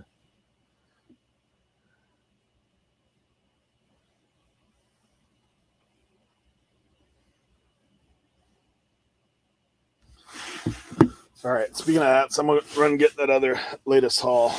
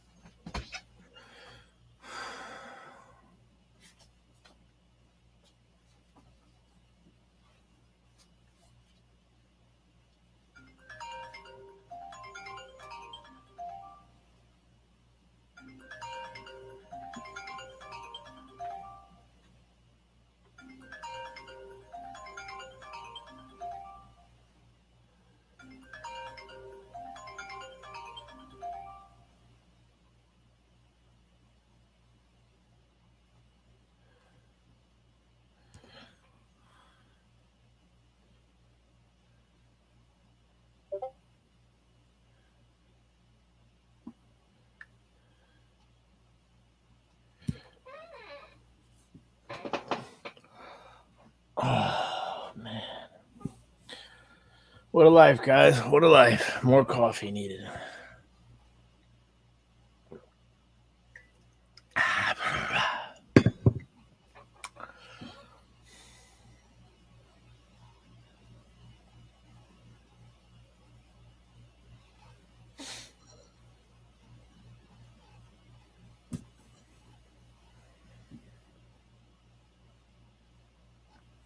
Is it weird now that I want to check my if anything is sold in my antique booth like every 5 minutes now? I'm like, well, maybe I made another sale. Let me just check really fast.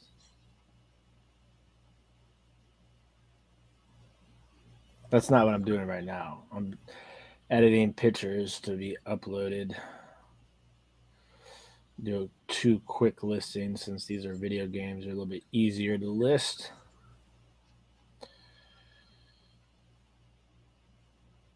And then I'll start taking pictures of some of the. No, I'm good. Yeah, I'm good. I'm just, you know, focused, Walter. Focused. I am obviously extremely tired. But no, I'm good. I'm just trying to get as much work done as possible today.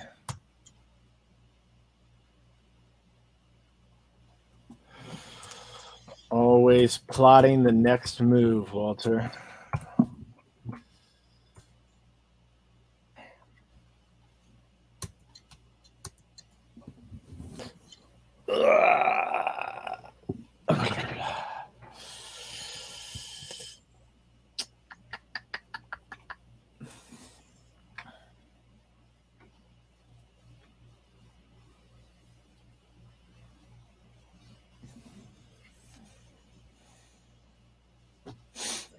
Oh yeah.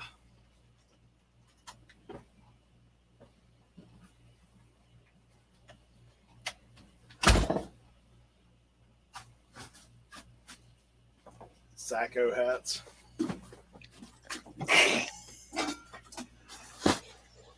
Oh man. The trash bag load. Yeah, I got one of those. So these top ones are like the ones that are the better ones. The rest of those are like the $10, $15, $20 ones.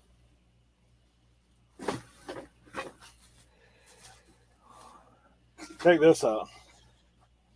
This is not like it's actually unbranded, no tag. Haagen-Dazs. I thought it was funny. That's the a rope cool hat, one. I Yeah. like that. it's clean. And we got the Bull Durham. Oh, dude, that's so rad. This one's actually made in USA, like local M&B Headwear, Richmond, Virginia. Yeah, that's a sick hat. The Budweiser I Newsboy saw hat. that one. Yeah. Yeah. Your boys, the Painter hat.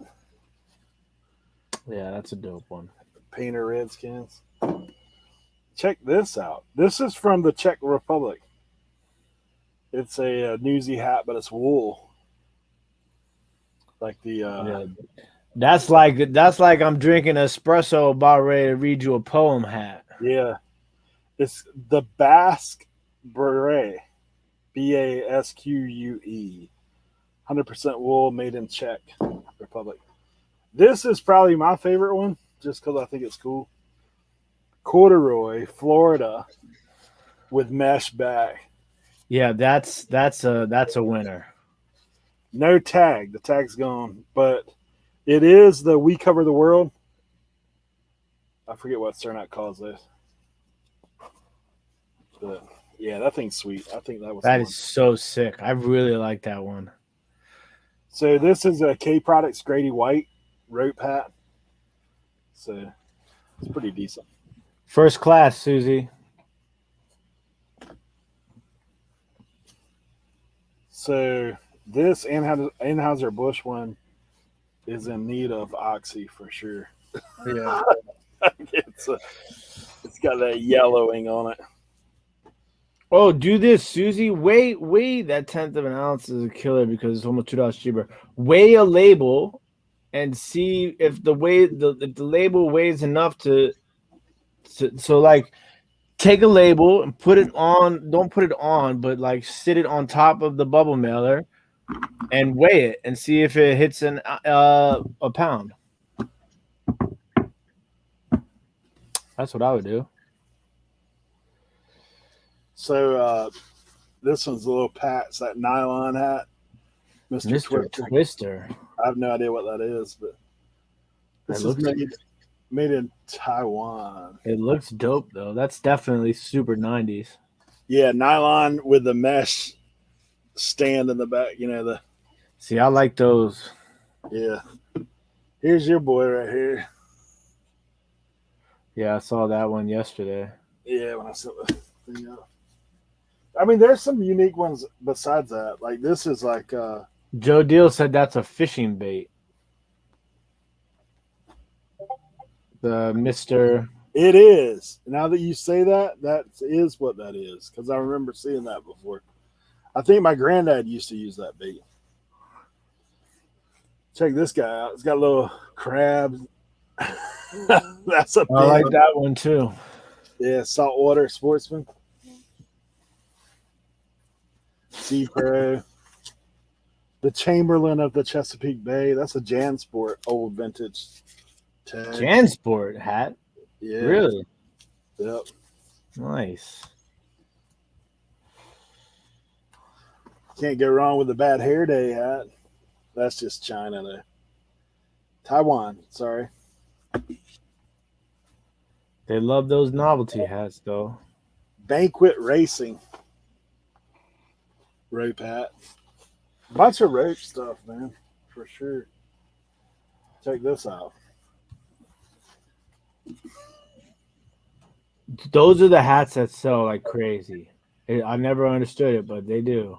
Yeah, because they're old fishermen never die. Their bobbers just quit moving. Oh God. Sportsman. That's a China hat.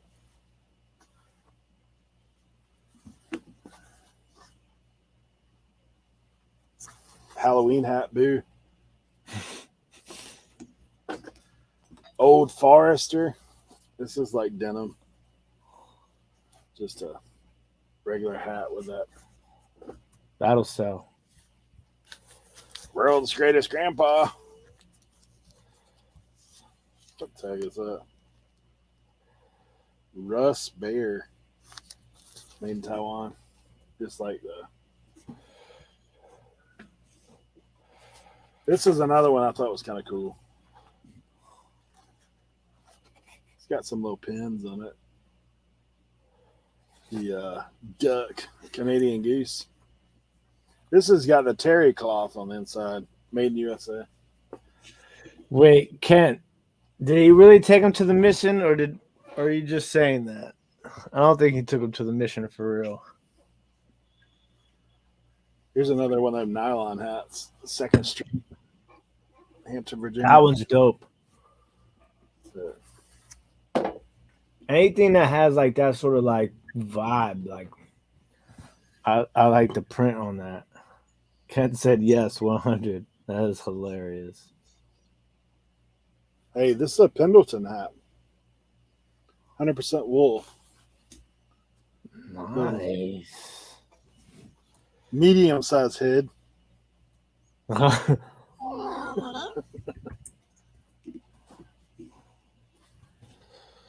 Yeah, this guy must have been into these hats, bro. Like he's got a lot of these cabbie hat, like Newsy boy.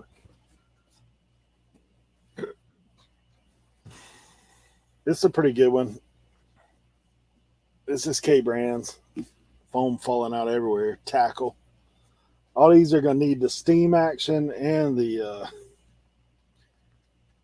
They need the full body treatment. These guys. Full body treatment.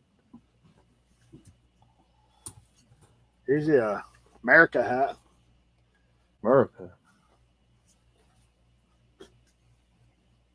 The Baptist Men, we cover the world hat. Here you go. This is typical tourist hat, right? Somebody went to Florida and all I got was this stinking cap. Tourist. They were making fun of me because we ate sushi when we were in Kentucky, when we were at the rally. And somebody said, you need to make that into a t-shirt. I came to Kentucky to go garage sailing and eat sushi. Youngin hat. Safety sense. I'd see those hats will sell though all day. I know, because they're just different. I did get a couple military hats, like the USS Virginia. A couple of those in there. Victory USA, America. Check this out. Skull Bandit. Now that's a dope one. Yeah, it's got the terry cloth inside. Oh yeah, I like that one a lot. Like that. It's got a little. The Yeah, felt. I mean, if somebody's wearing it, that doesn't matter. Yeah. It's because it's on the bottom of it. As long as they're shorter than the guy standing beside them. This one's going to need the snap replacement. World's greatest green dog. Ken said he's trying to find a 7-Eleven hat. Dude, I just saw one online. Dude, what are you talking about, Shazad? My beard is really nice right now. Look at that. I got it all. I mean, look, it's looking good, bro. What you talking about? I'm in. You know, I'm like a week off from a shape up, Shazad. Hey, Kevin, how was the pick, bro? Yeah, we're still live. We still got about another 40 minutes or so. King Cat. See, I'm starting to learn these things hanging out with Cernot. Like I'm starting to know what the tag says. You know, I have a bag that I never even really went through. And you're kind of making me itch to see if Smithfield Station. I like that one. Got the leather back, made in USA. Yeah, I like that one. Terry cloth. There's another America hat. American Needle. Kevin said they had good stuff, but just too high on price. Here's a nylon Winston hat. That's a good one. Concepts International tag, made in Taiwan. So most all these are vintage. A few of those China hats are newer. All right, let me go through this. While we're talking hats, I might as well go through this bag. I need to know what exactly is in there. I've been putting it off. See now, they're not this hat, man. There's Young Ann. Like if you ever see that Y, where's it at? YA. That's Young Ann Hat Company. They sometimes are good. I'm not sure who the Redbirds are. Oh yeah. Yeah, guys that want you to do consignment. That's tough. I'm pretty sure most of these are for hat camp. Yeah, that's what a lot of this stuff is, man. Oh, I hear you. Hey, have you ever heard of this? Redbirds? Does anybody know what that is? I have a couple of. They wanted me to sell for them. Oh yeah, no. Like this one needs a. This is a nice. Look at this one. Airplane mode. Oh, that's cool. America. But it needs a snap replacement. Yeah. Yeah, this is a nice hat too. Oh. Old school, but look at this one is definitely needs some. Ooh. Oh, this is K brand, Lake Powell. That's cool. But it needs some. Is it supposed to be white? No. It's supposed to be yellow. You might need to break out the bottle of Oxy. Hey, look at this painter's hat. Oh yeah, that's sick too. Oh, look at that. I love that. Yeah, this is made in the USA, Miller Lite. Oh yeah. This one's kind of wild because it's got the snapback on a painter hat. That's kind of crazy. Oh, see, I need to I tried to work on this hat and I felt like I needed to redo it some more. I bet you I could take the steamer to this and it'll be perfect. Oh yeah. Yeah. Look at that. Oh yeah. Them Tar Heels. But I got a couple of these too, nylon Hershey's rope hats. Oh, those are sick. See, those are the type of hats I like to wear. This one's cool. Oh yeah, that's nice. Nice water company hat. That's newer. Oh, this one's got to get cleaned. It's not USA, but it's a dope 3-stripe. Here's your Arizona. Newport News, USS Enterprise, SummerSlam. Yeah, see those? I love those. I like that the way it has the bill, like the little extra. The line on it. Yeah. I don't know what this is. Think Tink. I don't know. Hey, you should send that to Nana Tink. Think Tink. It's a Vietnam hat. Oh man, I forgot about these too. Look at this. Oh, there's pretty nice. Pretty nice. 95. Yeah, I just got the old fishing hat. Oh, see? I love those though. It's got the full foam work up on it. Those are going to be the tough ones to figure out. The all over foam ones. Yeah. Hey, Wally, you just talking about OP, Ocean Pacific? This is an OP hat, but it's OP sale, sponsored by Ocean Pacific. Oh, these. Ooh. The Winston Cup. Yeah, that's pretty good. Look at Seriously. She said this almost sounded like nah, we ain't getting down like that. that. Here you go. Corduroy. That's nice. Dude, there's so many. Here you go. Charlotte Speed Week. That's pretty good. 1990. 30-year-old hat. That's not bad.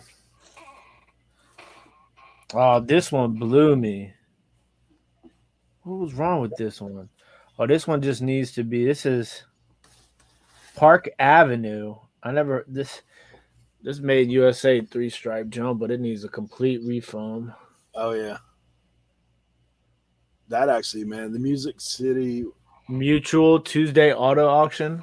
Yeah, that's cool. Bro, Yeah, there's this is another Winston hat. The spirit of freedom, Winston. yeah. There's just this one I might have to keep. I don't know if it'll fit on my head though. Man. That's pretty wild.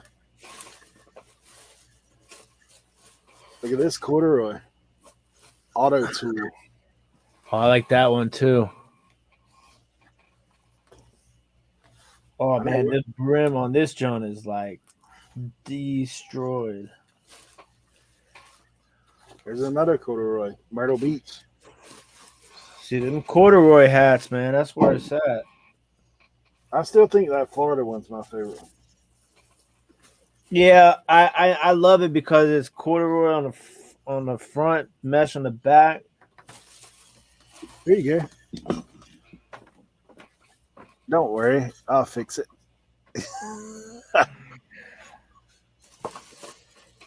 What am I gonna do with all these hats, bro? Oh, Nah, if Tank was seeing this at all, he'd be like losing it right now.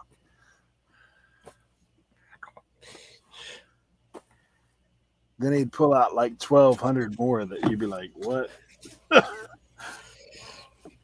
Well, we gotta have to get this hat camp cranking because I got some hats in here. Yeah, this is just a small sampling. Stock Dog Association. Tank is preoccupied. He's hosting. Look at that. Oh, yeah. Instagrow.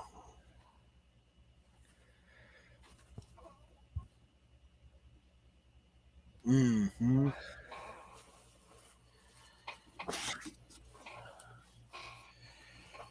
Dude, I did not realize.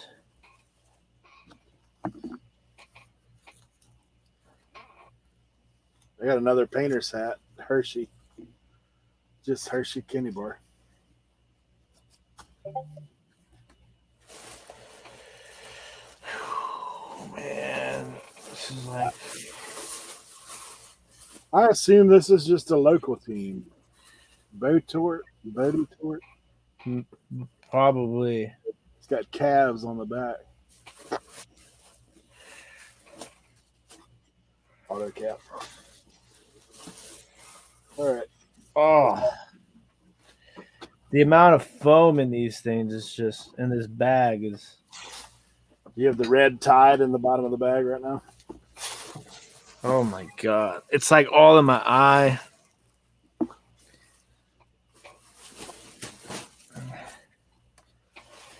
It's gonna take me a whole day just to like organize all the hats for hat camp. Like How many hats? How many hats do you think we can clean in a day and process? I mean, if we do one every 1 to 2 minutes. I just I think you may have the idea, man. Just like I guess we need to separate it out, right? These ones need to be clean, deep clean. minor, replacing snaps. Yeah. I don't have the materials to replace snaps unless I just start cutting old hats. Honestly, I sent a bunch of my project hats to Tank, so he's already got them. I almost want to work on this hat a little bit. Yeah, I think I'm gonna put up the Florida hat, to be honest. It's in pretty nice shape.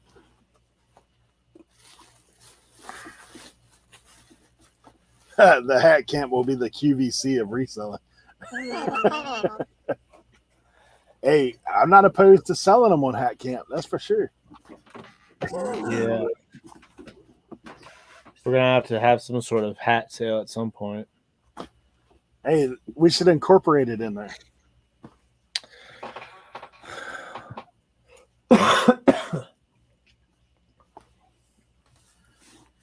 Honestly, probably before Hat Camp, we probably need to do like, hey, here's a reseller pack. Like That's it. That's what Cernock's been working on. Yeah. I mean, because I've got hats to spare for sure. Well, also they need like the cleaning supplies, like Yeah. Get your list together. I got to get all the foam off of here.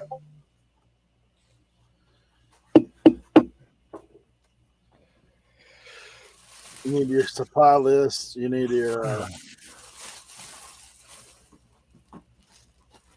Oh my God. Kevin said to sell them all to me. Kevin, I can hook you up, bro. I've got some.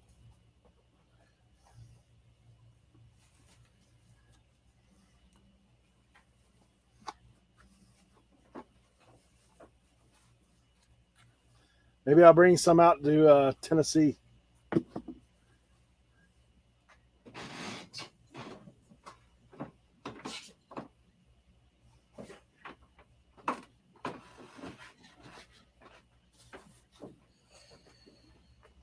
I usually buy them in the bulk buy.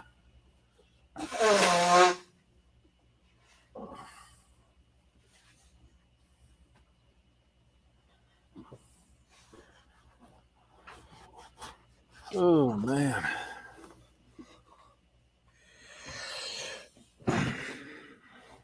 I think of all the headlights in that bag you handled. Urban Picker selling hats for $1 each. Dang. Who the heck's Urban Picker? I don't know. Doesn't sound too smart.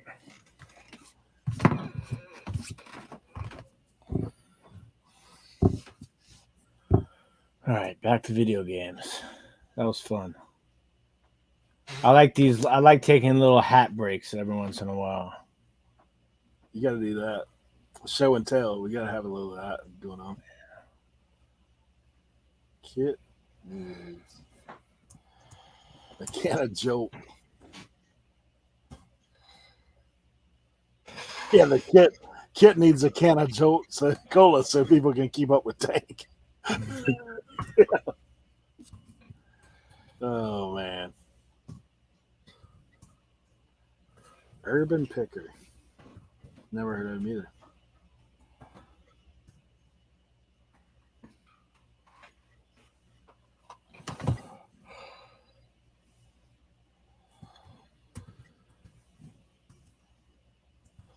What's he do? Just auction them off?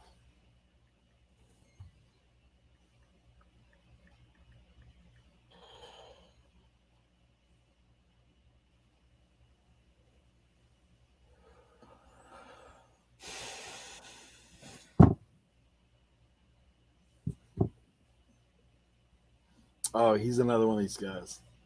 How to list 100 to 500 items a day.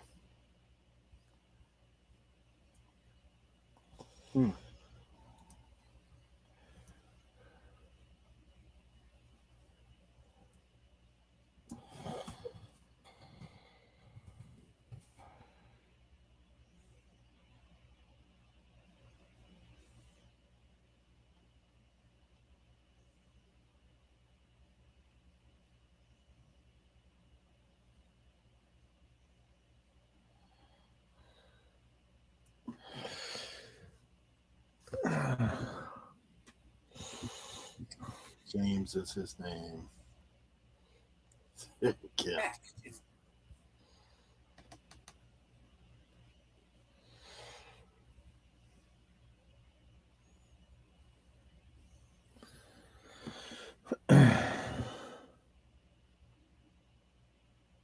They just must have just came back because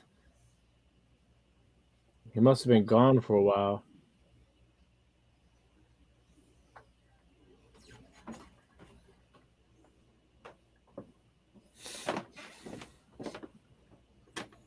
Oh yeah, I see what he's got there.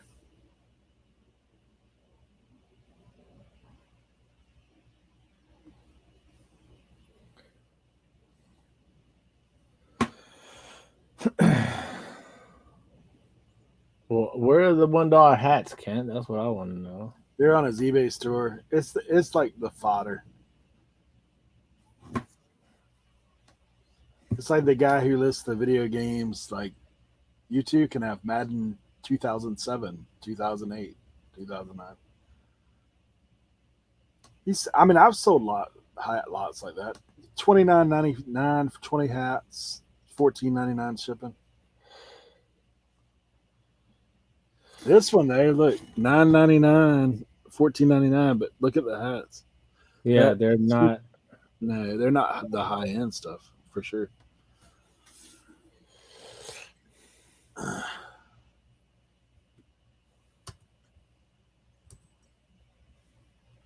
I mean, he's cherry picked them just like everybody else does.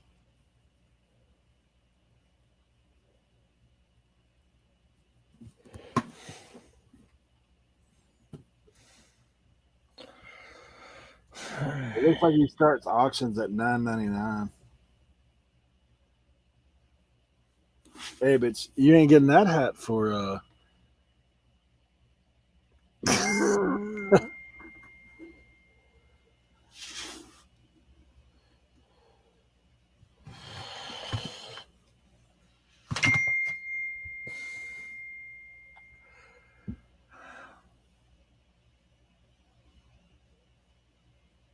yeah, he's probably like the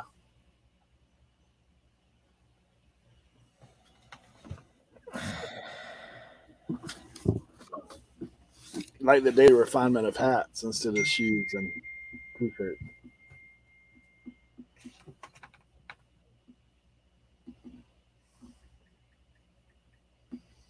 Yeah, I went to his YouTube channel. He has his eBay store up there.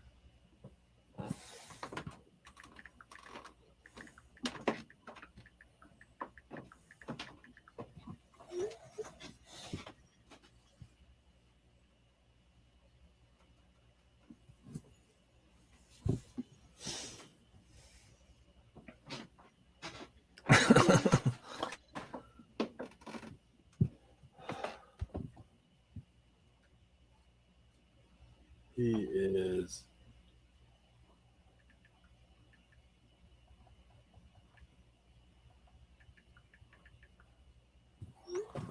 Yeah, the one video I watched, like he's got well, I mean, I pulled up how I organize and store 20,000 eBay items. How I stay motivated, list on eBay, list 100 to 500 items a day. Oh, man.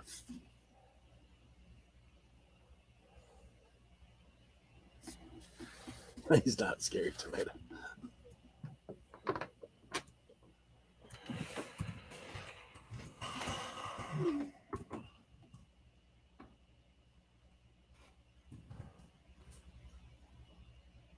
Yeah, yeah.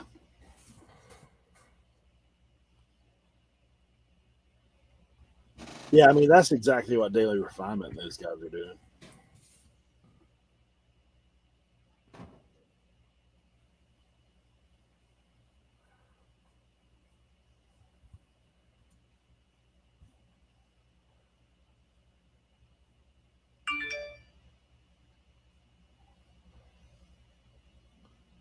Yeah, no doubt. No doubt.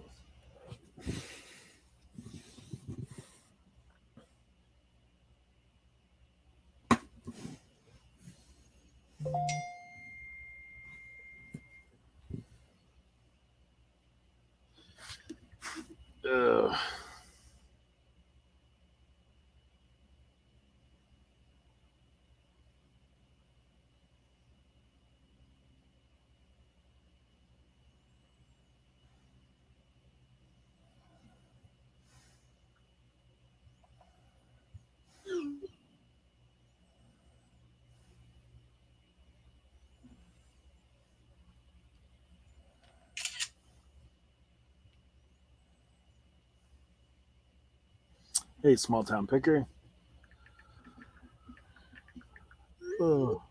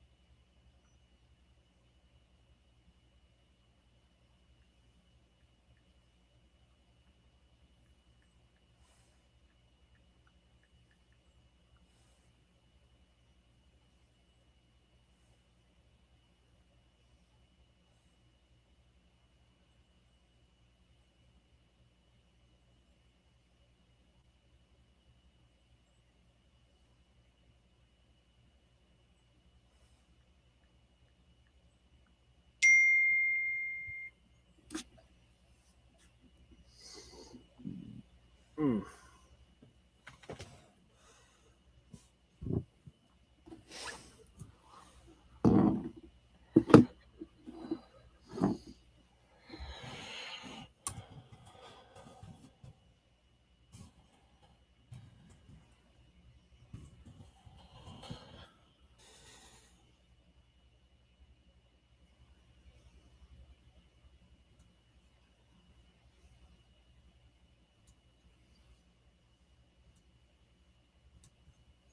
Sorry. You just missed. We had this whole long rant going.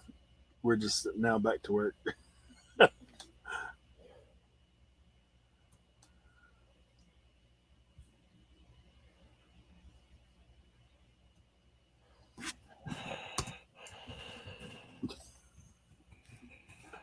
Probably said your hot pockets are done. All that dinging.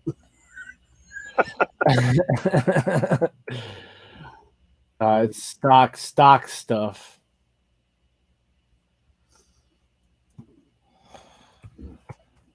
Ugh.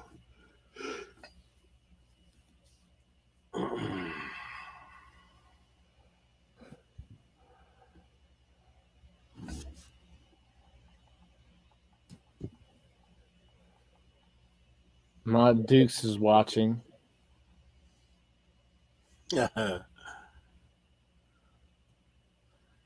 She's sliding in under that her alias.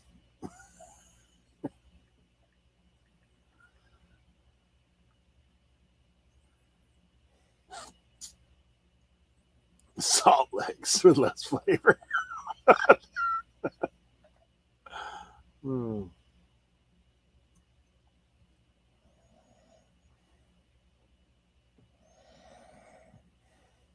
What is a salt lick? It's something you put where they raise animals. Like you ever see like this brown something in a horse pen or something? Yeah. It's basically so they get minerals. I've tried one before when I was a kid. My granddad used to raise all kinds of farm animals. So he had salt licks and where his horses are at. It's basically so they get their minerals. It's literally a block of salt. Kind of. Gotcha. And I wish this tag weren't gone. You could actually tell who it is. This hat's extremely clean though, so no hat camp required.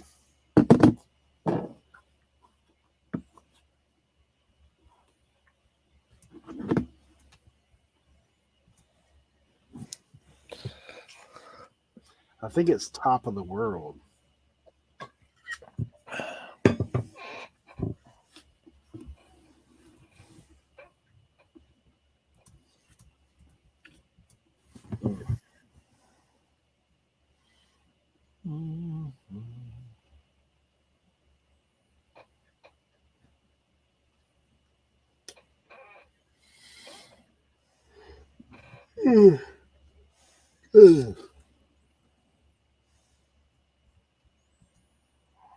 Purple.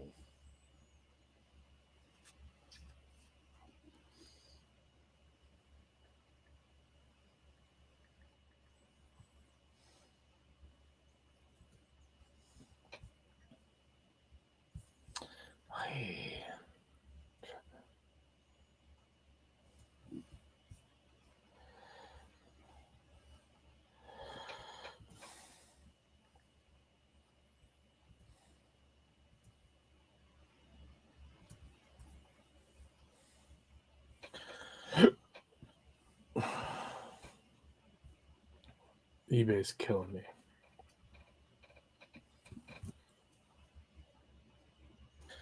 Why they ask me for the game name? The game name is in the title. It's in the description. What more do you want from me?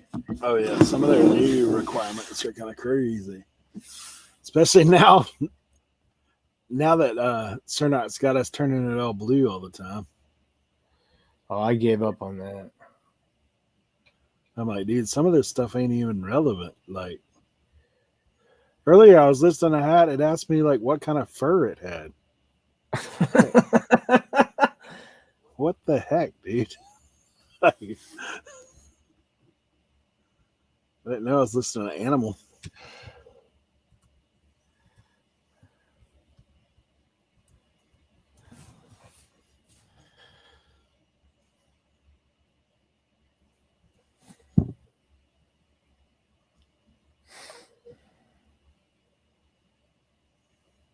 Sweet. I sold some speakers. It's been a Radio Shack kind of day.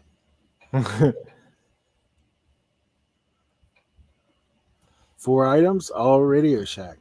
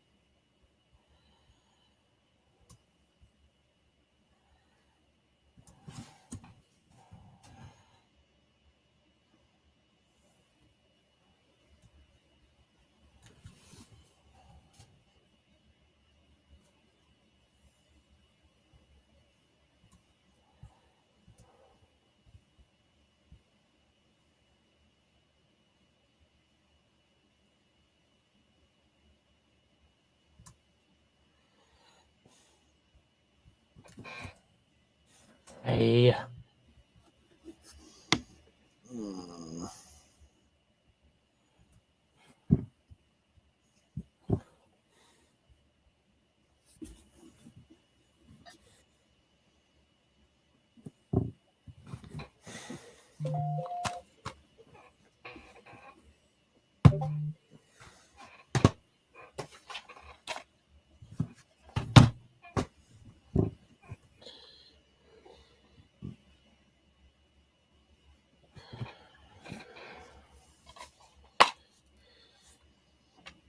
Dang.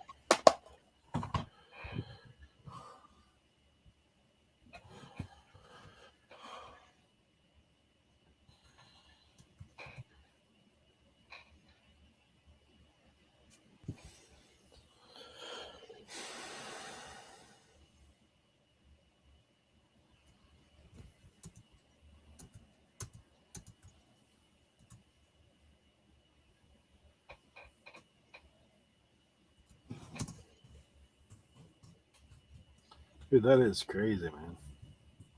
What's I'm that? just now seeing Jacob's thing on Instagram. Oh yeah, the hats, NK Products. boxes. Gosh, man. That's how I be out there in the Midwest, man. I know.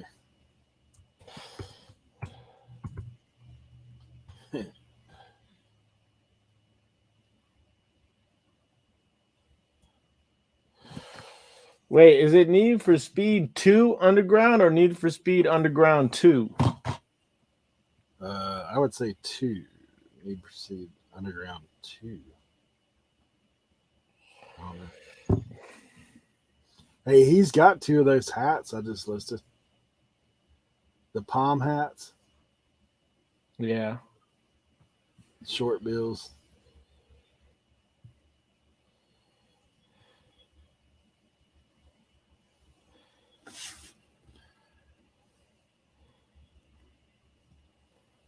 Yeah, Jacob's dad's always finding stuff, man. Dude, he got a load of comic books too.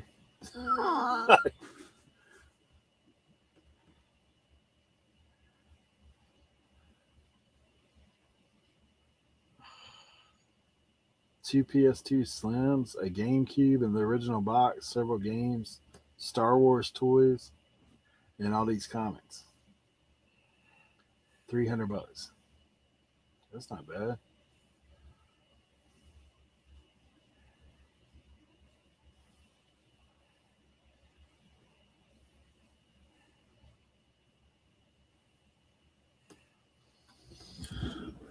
Oh.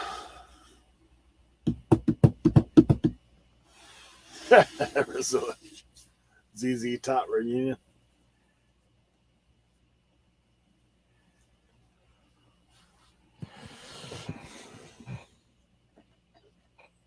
Dude, I'm about to run aground, I think.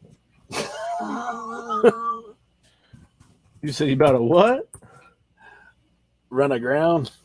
What does that mean?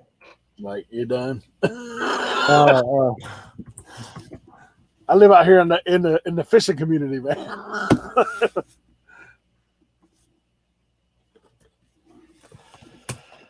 I understand.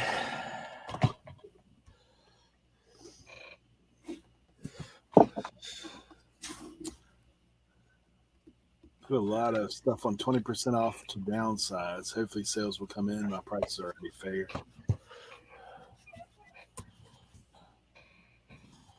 You never heard that one? What? Danica said the same thing. Oh, yeah, no. Google says Need for Speed 2 Underground. Really?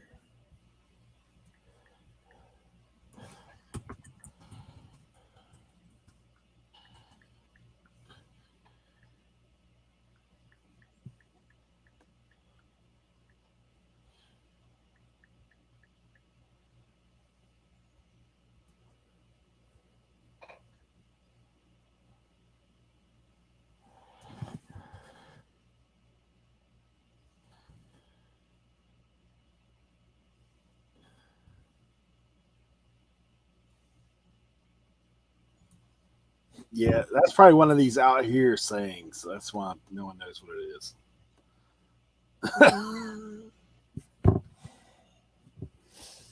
I actually looked it up on Google. There's nothing that talks about run aground. Don't worry, there's a lot of things that I say that nobody knows what it means. Yeah, I mean, out here, people know what it is. Yeah. Danica said, well, heck, let's run aground. Is it fun? No, run aground means like you're done. Like, It's over, Danica. It yeah. means last call. Yeah, like you can use it in various things. Like when you're done, hey, I run aground. If you're like, if you've ate so much that you just like you're at the end, I've run aground, like that kind of stuff. No, not run into the ground. Run a ground. Run a ground. Yeah.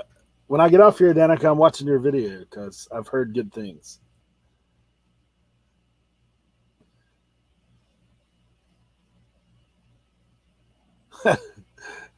Wally says it's fun as long as you're not in your boat. Hey, I will tell you because I got to come with a story. So my brother-in-law's granddad is kind of infamous out here.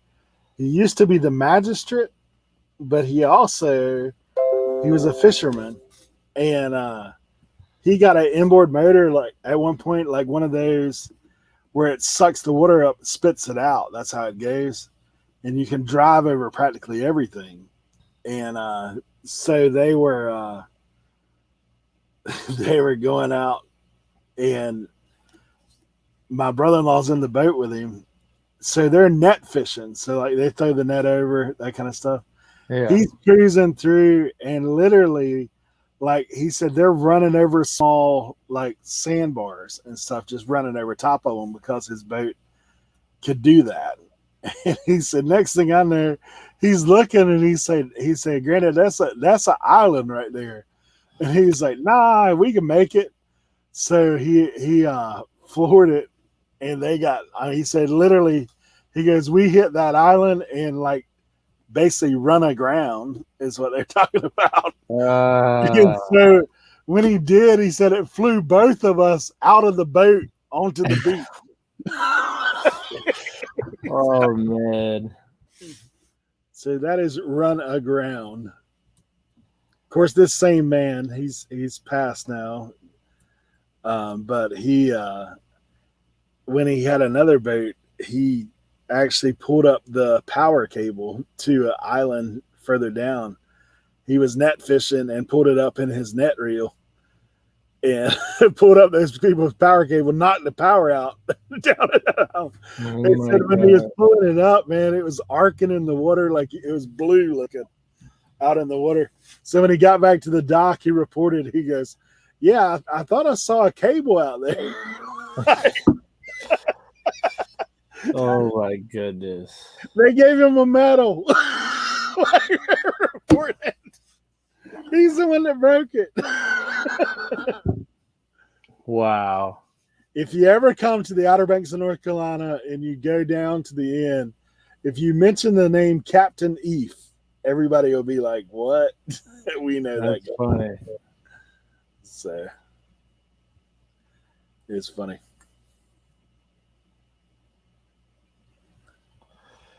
My pictures are taking forever to load. Susie's saying the same thing. Back in the day, camping on the river, one guy's small boat was completely out of the water on the beach. He got out and said, we're here. Oh my gosh. He was from Gonzales, Louisiana. Hey, Kent, I actually lived there for a little while. Prairieville, Gonzales.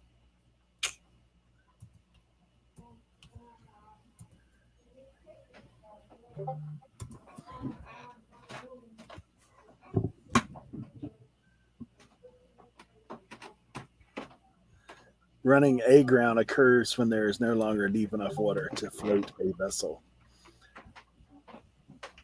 Yeah, so we use it for different definitions, but that's exactly what it means. You have run aground. Yeah, I've heard, man. I got my aunt and uncle live out that way, so they live in one of those McMansions.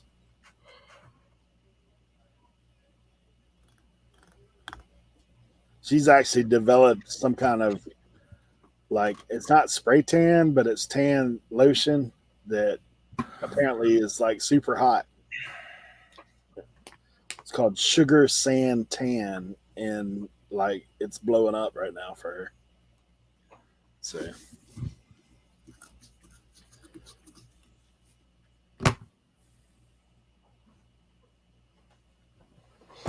Man, this is killing me. My pictures aren't loading on eBay.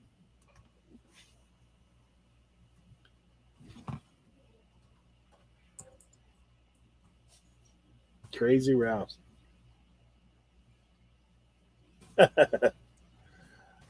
What do you say if you want to get things started? I don't know. Start her up.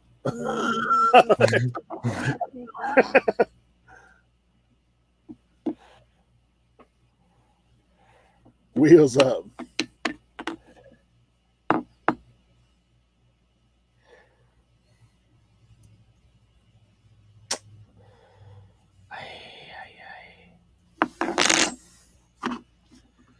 I can say, being I don't have this on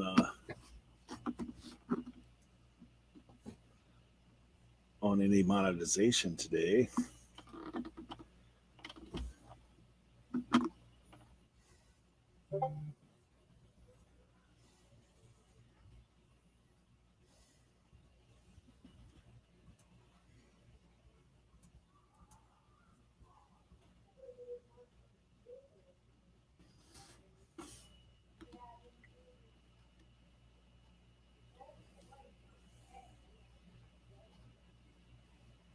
As you can get.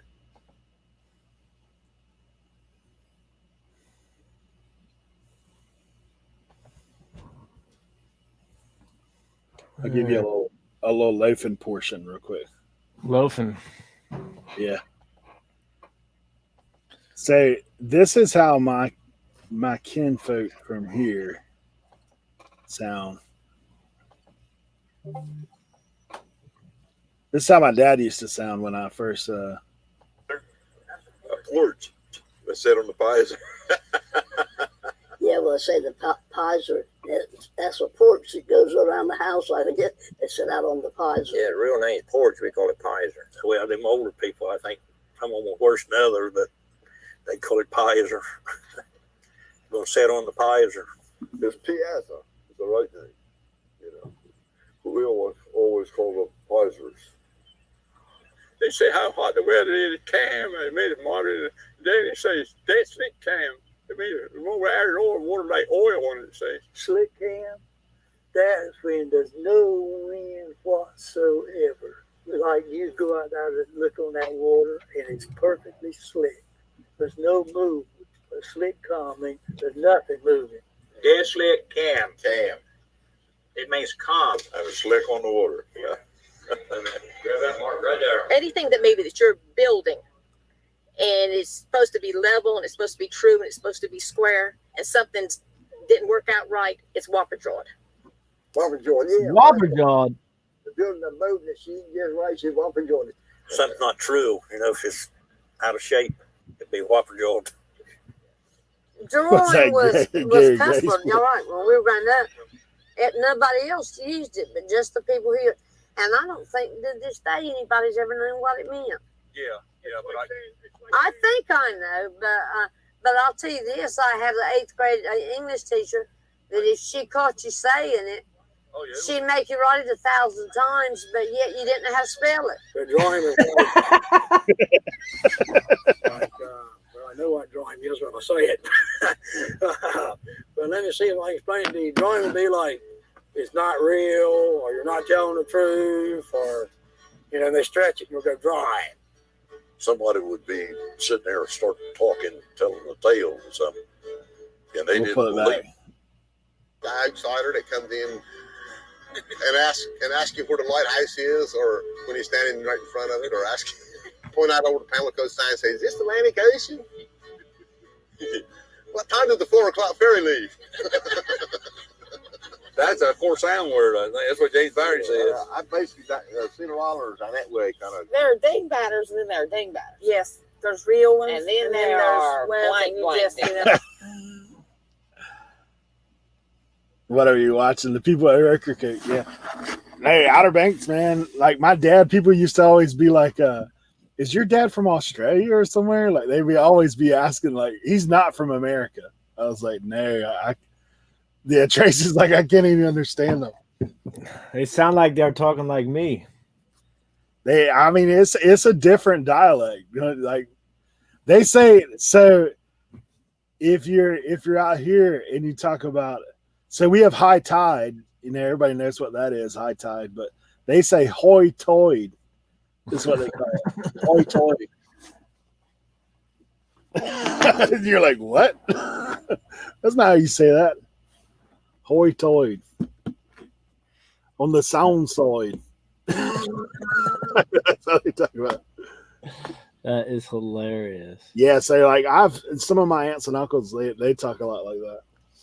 You get around them, you're like, what? Like, you gotta listen. Pay attention. But it's fun. Tracy's like, I can't even understand them.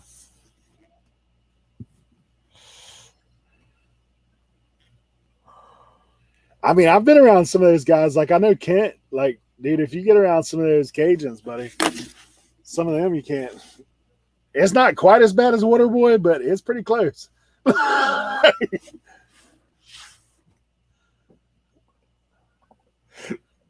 Kevin, the good thing out from where you guys are, man, out in Tennessee, everybody talks slow enough. If you don't understand what they're saying, you got time enough to figure it out.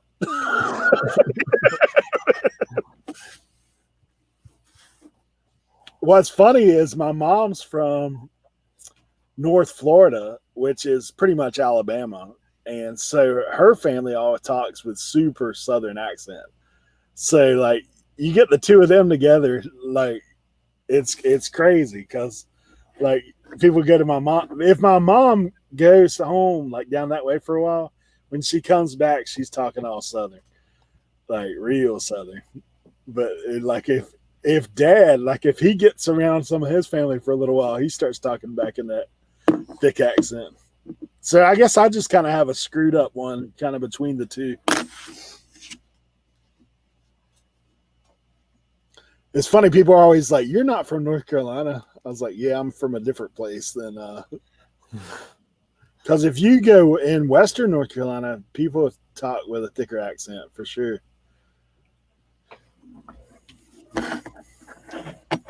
Yeah, I was trying to think of some of the other stuff. They say salt instead of saying salt, it's like salt. Salt. Yeah, it's funny.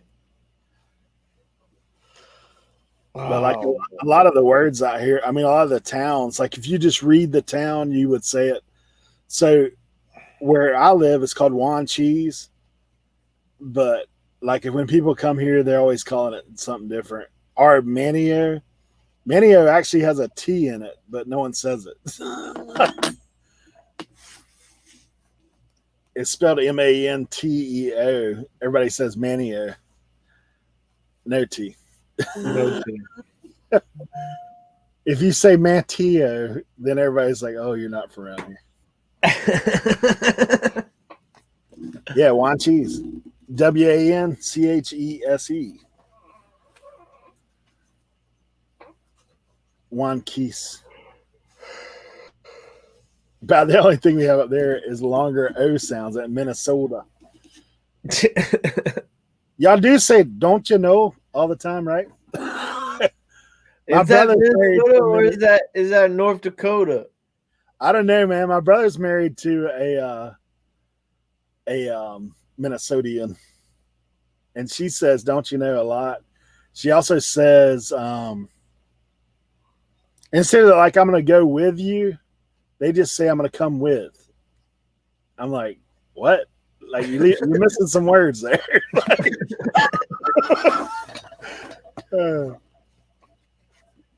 Yeah, it's funny. My brother's picked up that accent, man. He talks like that, says those things. See, it's weird. Here it's a nice mixture of because we're right on the Mason-Dixon, so you get a little bit of everything here. Yeah. No, don't you know here? Yeah. They say that. There's something else she says all the time. I don't know. Wells Fargo slang. Yeah, I think if you live in an area where, like, well, even out here, a lot of that accent's disappearing because we have so many people move from all over the country out here or vacation out here. So you're around different people, like ways of talking. But this town where I live, we don't even call it towns, it's a village. But our village is like if you go to certain parts in the village here, like the old timers, you go talk to them, you'll see it sounds just like that clip on YouTube. Yeah. I mean, it's thick like that, like you're like, what? Like I think I missed something. But yeah, it's funny.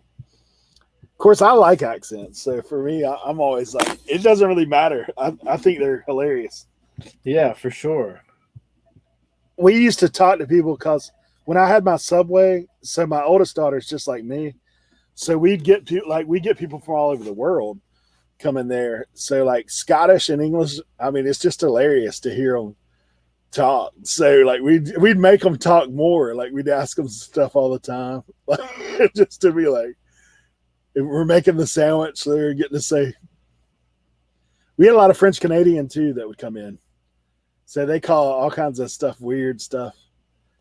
Like instead of saying lettuce, I want lettuce. They're like salad, please. No. Or cheddar. Do you have cheddar? Oh my gosh. Yeah, they would say that stuff. Oh my god. It's funny. New show coming soon, interviews with Eric's family. We could do it. We could do it. For sure. Well, I think we're about part of the day. We've got our listing in. We've got our loafing in. We've got our laughing in. Yep. I'm about ready to take a 30-minute power nap. Got to get your napping in, and then the day will be complete. Yeah, 30-minute power nap, and then I'm going to probably take pictures of 10 more things, and then I'm going to head home, edit a video, do another 10 listings, and then watch some Riverdale, probably with Josie. Oh, Outer Banks Season 2 is coming out next month, I think. I'm excited for that. It's kind of interesting watching that show. There is a glimmer of truth in there. It's actually not filmed here. But it's tough to film out here because the Park Service owns so much property that you can't really get federal permission. Just don't get momicked. True. What You is found the video. Momicked. That's like beat down. Yeah. Or messing something up. Films in South Carolina, yep.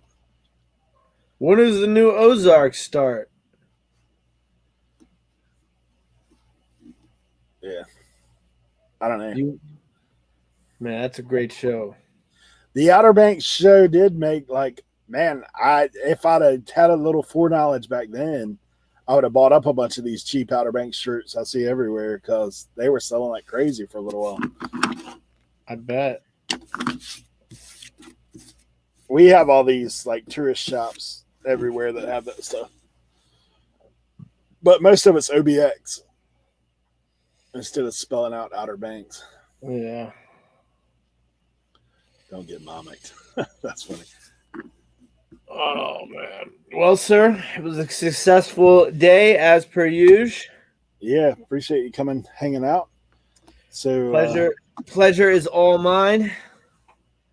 Yeah, we'll see. I'm going to be thinking on the maybe having a listing and loafing channel. Yeah, we'll figure it out. But I will say this, tomorrow at 5:00, I'm premiering my What You Pickin'. It is an interview series. I do not have my family on there talking in wine cheese brogue, but we'll be interviewing Kevin on that first episode, so that should be a good kickoff to that. And then I'm looking to start doing a regular Wednesday What You Pickin' episode. So been putting some work into that one. So hopefully you guys can pop in and watch 5:00 tomorrow. Walter, y'all come back now. You hear? Jimmy, you're late. I know, man. We're leaving. What do you got going on the rest of the week, Tim? So I'll probably drop part 2 of our road trip video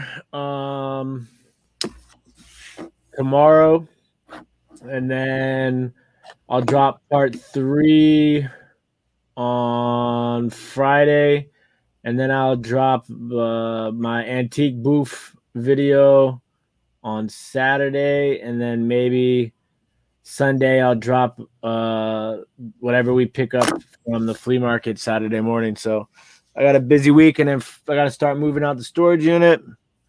Yeah, it's going to be one of those weeks. Yep. If one of you guys start a live stream, everybody can go that direction. We'll talk to you guys later. Appreciate it. Thanks, all right, brother. In the chat. Y'all have a good day. As always, Tim, it's been good. Yes, sir. I'll see you soon. All right. Later. All right, buddy.